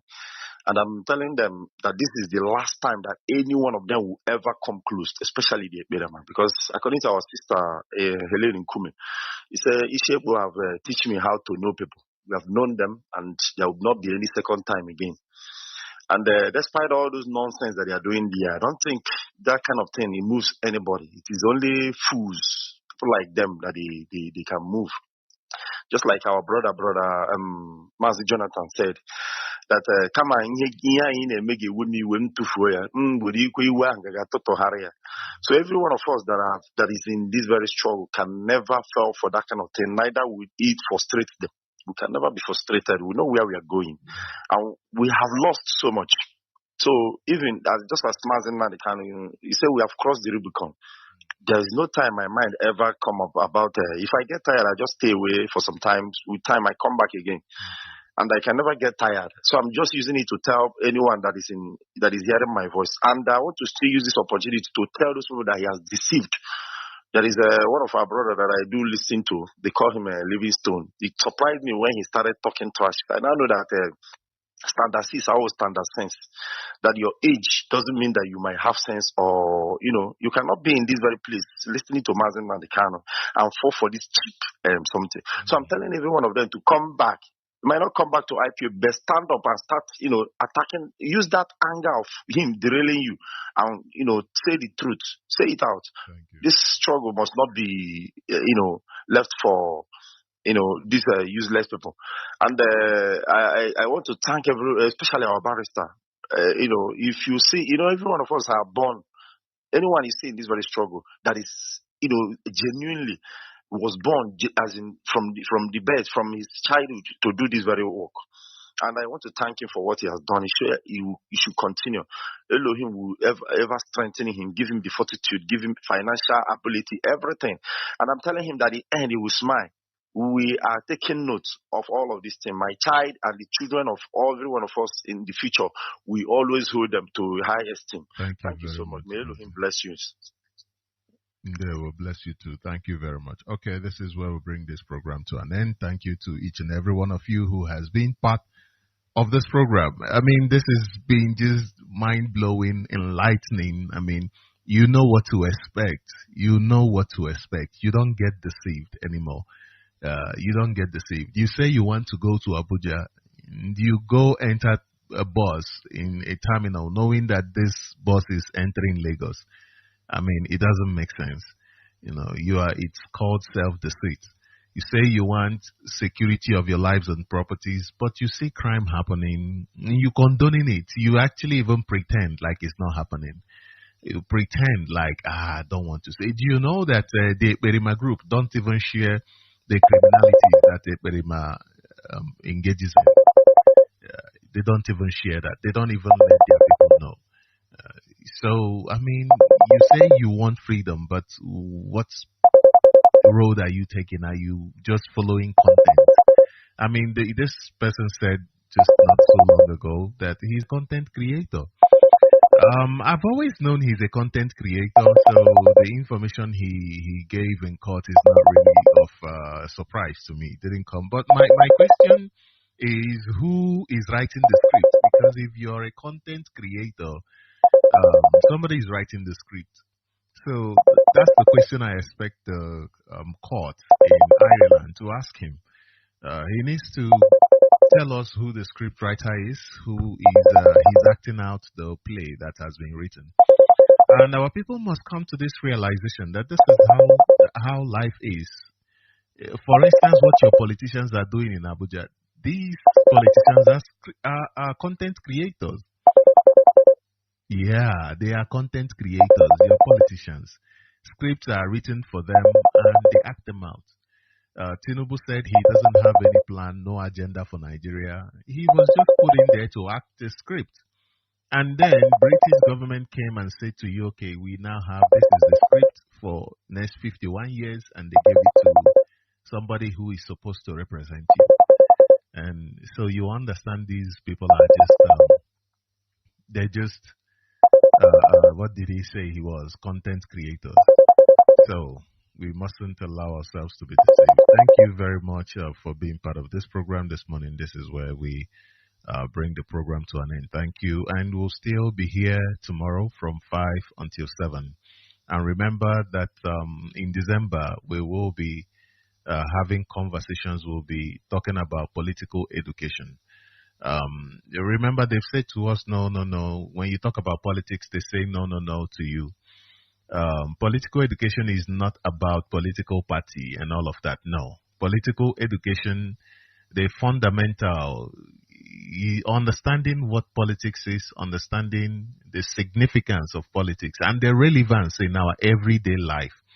When you see people like the Perima in Finland, you don't even need anybody to tell you. You know where the person is going to because you have a fundamental understanding of political politics. You have a fundamental understanding of the relevance of politics in your everyday life, and as a result of that, you understand people, their involvement in your life, their involvement in the community, the part that they are playing in the community. So it's a very, very important program that we all must pay attention to. And that program actually is supposed to be a 3 months program. We're supposed to run it for 3 months, but we'll find a way to push it into 1 month, into the whole of December. So it will be a critical time for us, especially as people are coming back from different corners of the world. We must use that opportunity to also encourage people into joining, listening to the radio, so that they can go out with more information to even tell the world more about what is happening in our land. So thank you very much, and do remember that our lawyer will be here. That is Mazi will be here on the radio. Let me confirm the date. Let me confirm. I think it is for tomorrow, but let me quickly confirm the date. He will be here tomorrow, and we are calling for the release of our people. We are calling for the release of every single person who has been illegally adopted by the Nigeria government. Let me see the time as we bring this program to an end. Let me see the date. Okay. Mazi Ifani Ejiofor will be speaking on Radio Biafra Hausa service. hosted by Mazi Mwachineke. You know. And it will be on 1st December, tomorrow, 1st December 2024 by 2 p.m. Biafra time. So make sure that you are part of that program. Remember, you're a Biafran, keep your help. Don't let anybody tell you otherwise or deceive you. Dalo.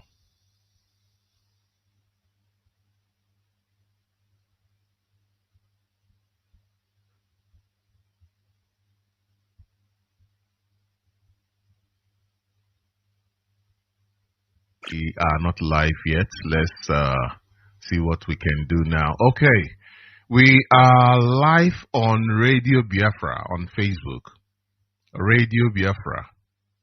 If you go to Facebook and you search for Radio Biafra, you'll find us there. We are live. We are live right now. And then we are also live on Sunrise on Radio Biafra. We are live on Sunrise on Radio Biafra. We are live on both of them, both Radio Biafra and Sunrise on Radio Biafra. Therefore, you must join us in this conversation this morning. This morning, we will be joined very soon by Mazi, Fearless IPOB Evangelist, Mazi Madabuchi Wachuku, very, very soon. In about 20 minutes, he'll be joining us. And the conversation we'll be having is what to expect when Biafra is restored. What to expect when Biafra is restored. So that conversation is what we'll be having this morning, very, very soon.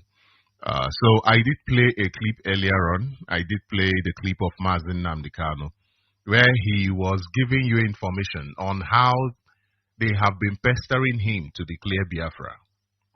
How they were saying to him, oh, come on, what are you waiting for? Just declare Biafra, you know. And he said, as wonderful as that sounds, as wonderful as it sounds, oh, we are declaring Biafra, you know. That is not the way to do it. There are procedures. There are processes. For you to engage in anything, you must understand the process. You must understand the procedure. And our leader said, no, we cannot declare Biafra without following the due process. And what are these due processes? He made mention of several factors, like there will be proper consultation. It is actually you, the Biafran. The way you said, you know what, you are our leader, you are our supreme leader. It is the same way that you will give the authority, that you give the auction and say, you know what, declare Biafra. So, there is no need for anybody shouting, I am declaring Biafra, I am declaring Biafra. Biafra does not belong to one person. Biafra belongs to all of us. We are all Biafrans. And the authority will come from all of us because this is a collective effort. Yesterday I did say that we cannot do this job without you guys. Yes, we cannot do it without you guys. So it is the support, the encouragement that we receive from you guys that makes us to keep pushing, because you are there, because you are listening. That is why we are here. And this is the truth about Biafra, restoration of Biafra. The mandate has discharged and acquitted him. Somebody sitting in one office says, you know what, I do not want to obey this law. So this is not the type of community that we'll build. This is not the type of community that we are looking for. We are looking for our freedom so that we can establish the kingdom of God upon this earth. The kingdom of God upon this earth. Maybe someday we have a conversation in that direction. But the stand of IPOB is for the unconditional release of Mazi Nnamdi Kanu. The unconditional release of Mazi Nnamdi Kanu.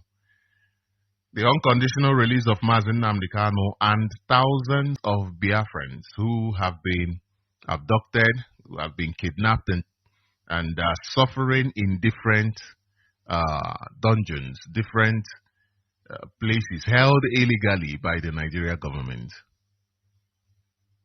Mazi Nnamdi Kanu is the leader of the indigenous people of Biafra.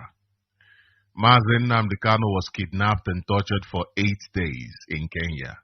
He was kidnapped, he was tortured for 8 days in Kenya. On the 19th of June 2021 was the day the Nigeria government went to Kenya and kidnapped him. And recently, Mazi Nnamdi Kanu has made it clear that the DSS are in the know, that because he has seen some of those people who kidnapped him in the DSS. He has seen them in the DSS walking around proudly, not ashamed of what they have done. On the 19th of June 2021, the Nigeria government kidnapped Mazi Nnamdi Kanu from Kenya. They tortured him in Kenya for 8 days before they extraordinarily renditioned him to Nigeria. And since then, Nigeria government has continued to illegally incarcerate him in the DSS dungeon, Abuja. This is against the rulings of various courts of competent jurisdiction, both in Nigeria and outside Nigeria. IPOB stands for the unconditional release of not only Mazi Nnamdi Kanu, but all Biafrans. For example, Nonsonkwa. Nonsonkwa was kidnapped by Nigeria government, and when it seemed like there was uproar on social media, they decided to charge him. Charge him for what? What did he do? This is the man that committed no crime. He's a man that is simply an activist, speaking up for those who need help, giving help to those who do not have a voice. And the Nigeria government, they do not like that. They do not like that. Tough for them. We are not going anywhere. We are not going to lie back and say, okay, we give up. No, we are not going to do that. Nigeria government is the one that will give up. Therefore, we are saying that they must stop the abduction, they must stop the dehumanization, they must stop the extrajudicial killing of our people. Now, I want to give you an update on Nonsonkwa, the persecuted journalist and activist. And this is a piece written by Mazi Foreign. It says, update on Nonsonkwa, the persecuted journalist and activist. It says Nonsonkwa was in court on Tuesday, 26 November 2024. Guess what happened? The person standing as his prosecutor was the Almighty Attorney General of Imo State. Imagine such a personality coming to prosecute Nonsonkwa, who is just a journalist and an activist. One might be asking why they sent such a powerful figure in Imo State. The answer is simple. They want to intimidate the presiding judge. Do you think Nonsonkwa can get justice when the Attorney General of a state has an interest in the case to the extent that he made himself the prosecutor? This is clear evidence that Hope Uzodinma, the Fulani appointed governor of Imo State, wants Nonsonkwa dead. It is quite unfortunate that those who have decided to challenge the evil system have all been caged by the demons running Nigeria. I want to demand that people of goodwill join their voices to call out Imo State Governor. If you can't write, then copy this and paste on your wall, okay? Nonsonkwa is being persecuted and not prosecuted, written by Mazi Kiroreke. This is one of the things we are talking about, how Nigeria government is hell-bent on ensuring insecurity, ensuring lawlessness, ensuring that nothing goes forward, that anybody who actually brings anything positive is stepped on. And we are saying enough is enough. Okay, let me also give you this information coming from the desk of Barrister Ifeanyi Ejiofor. It says, breaking news, breaking news, breaking news. What an awesome Christmas victory, stroke gift, which Ezebo Muchineke. Please, Ezebo Muchineke, join us in appreciating the Almighty Chukwu Okike Abiama that he has done it again today. The Federal High Court of Nigeria, sitting in Abuja, has just discharged and acquitted 50 Biafrans, consisting of both young and old men and women, illegally held since the first day of December 2023. This calls for not only celebration, but a victory dance. Recall that these innocent citizens were illegally arrested by the overzealous Nigeria security agents in Anambra State on the first day of December 2023, while on their way to participate in a burial ceremony. They were afterwards bundled and transported to Abuja and subsequently charged on a frivolous and unfounded allegation of engaging in terrorism activities and meetings. In charge number FHC-ABJ-CR-8-2024. Hearing was fully conducted as the prosecution fielded 4 witnesses in proof of their case. At the end of the prosecution's case, we filed a no-case submission for which the court ruled upon today. In a well-considered, incisive, profound, and erudite judgment delivered this morning, be the 29th day of November 2024, by an erudite jurist, His Lordship, Honorable Justice J.K. Omotosho, the court comprehensively upheld our no-case submission and subsequently discharged these innocent Biafrans on all the 3-count charge and accordingly acquitted them too. I want to use this opportunity to state that this case was done pro bono. We never collected a kobo from any of the defendants' relatives. Neither do we intend to collect a dime from any of them tomorrow. We shall continue to appreciate God Almighty for His infinite blessings and grace upon our lives. May I most profoundly appreciate the efforts of my erudite colleagues in chambers who diligently prosecuted this defense along with me and who had effectively stood in for me when the occasion demands. I cannot complete this note without saying a word of thanks to Barrister Habila Tushak, Barrister Chimwanya Emenari, and our indefatigable head of chambers, who superintended over all the chambers' pre-trial meetings that grounded this unprecedented victory. To Him alone shall all the glory and adoration be subscribed unto. May His name be forever praised. May I also use this opportunity to appreciate all Ezigbo Muchineke and our indefatigable supporters for always being there for us. Your prayers are impacting. We shall continue to legally intervene to secure the freedom of all innocent Biafrans and the oppressed who are being held illegally in various detention facilities across the states. We further admonish our people to continue to remain law-abiding as they have always been. Jettison any teachings that promotes violence, as it can never prosper any ideology anchored on a quest for freedom, even as we collectively continue to move forward.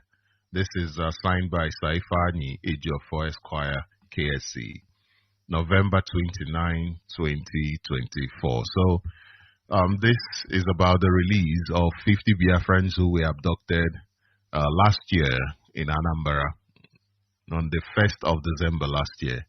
They were abducted from Anambra and sent to Abuja.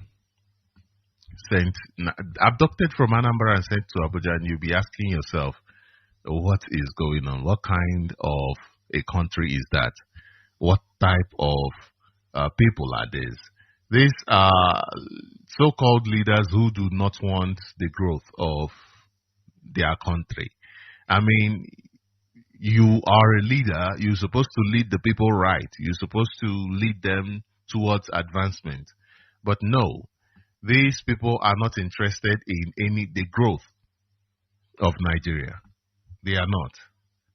They are not interested in the growth of Nigeria. So, like I said, very soon we'll be introducing our brother Mazi, fearless IPOB evangelist, Mazi Madabuchi Wachuku. And today we'll be having a conversation bordering on what to expect when Biafra is announced. What are you supposed to expect? What is it that you are supposed to know? What are you supposed to know? When Biafra is proclaimed, what steps will be taken? Is it you just declare Biafra and you are still in Nigeria? You know, because most of us were not around, were not alive when Biafra was declared in 1967. As a matter of fact, most of us, we've never, fought for freedom before, most of us. So this is a new terrain for most of us. This is a new terrain. So we do not know. We are going by experience for most of us. We are experiencing as we get to that point. This is why there is great need to have leadership who understands the direction that things are supposed to take. And on this note, I want to ask you to ensure that your support for the Eastern Security Network, that you support them in whichever way possible. Make sure that you keep supporting the men and women of the Eastern Security Network. It is very, very vital for our own survival. It is vital for our own survival. And make sure that we invest in our land. Make sure that you invest in our land. It doesn't have to be $1 billion. It doesn't have to be $1 million. You can start wherever you are with the little that you can. You know, anything, any little thing you can invest in, it's good. And also this is for us to think of development. You know, like for instance, we have very, very gifted people in our land. When these people, these wonderfully gifted people,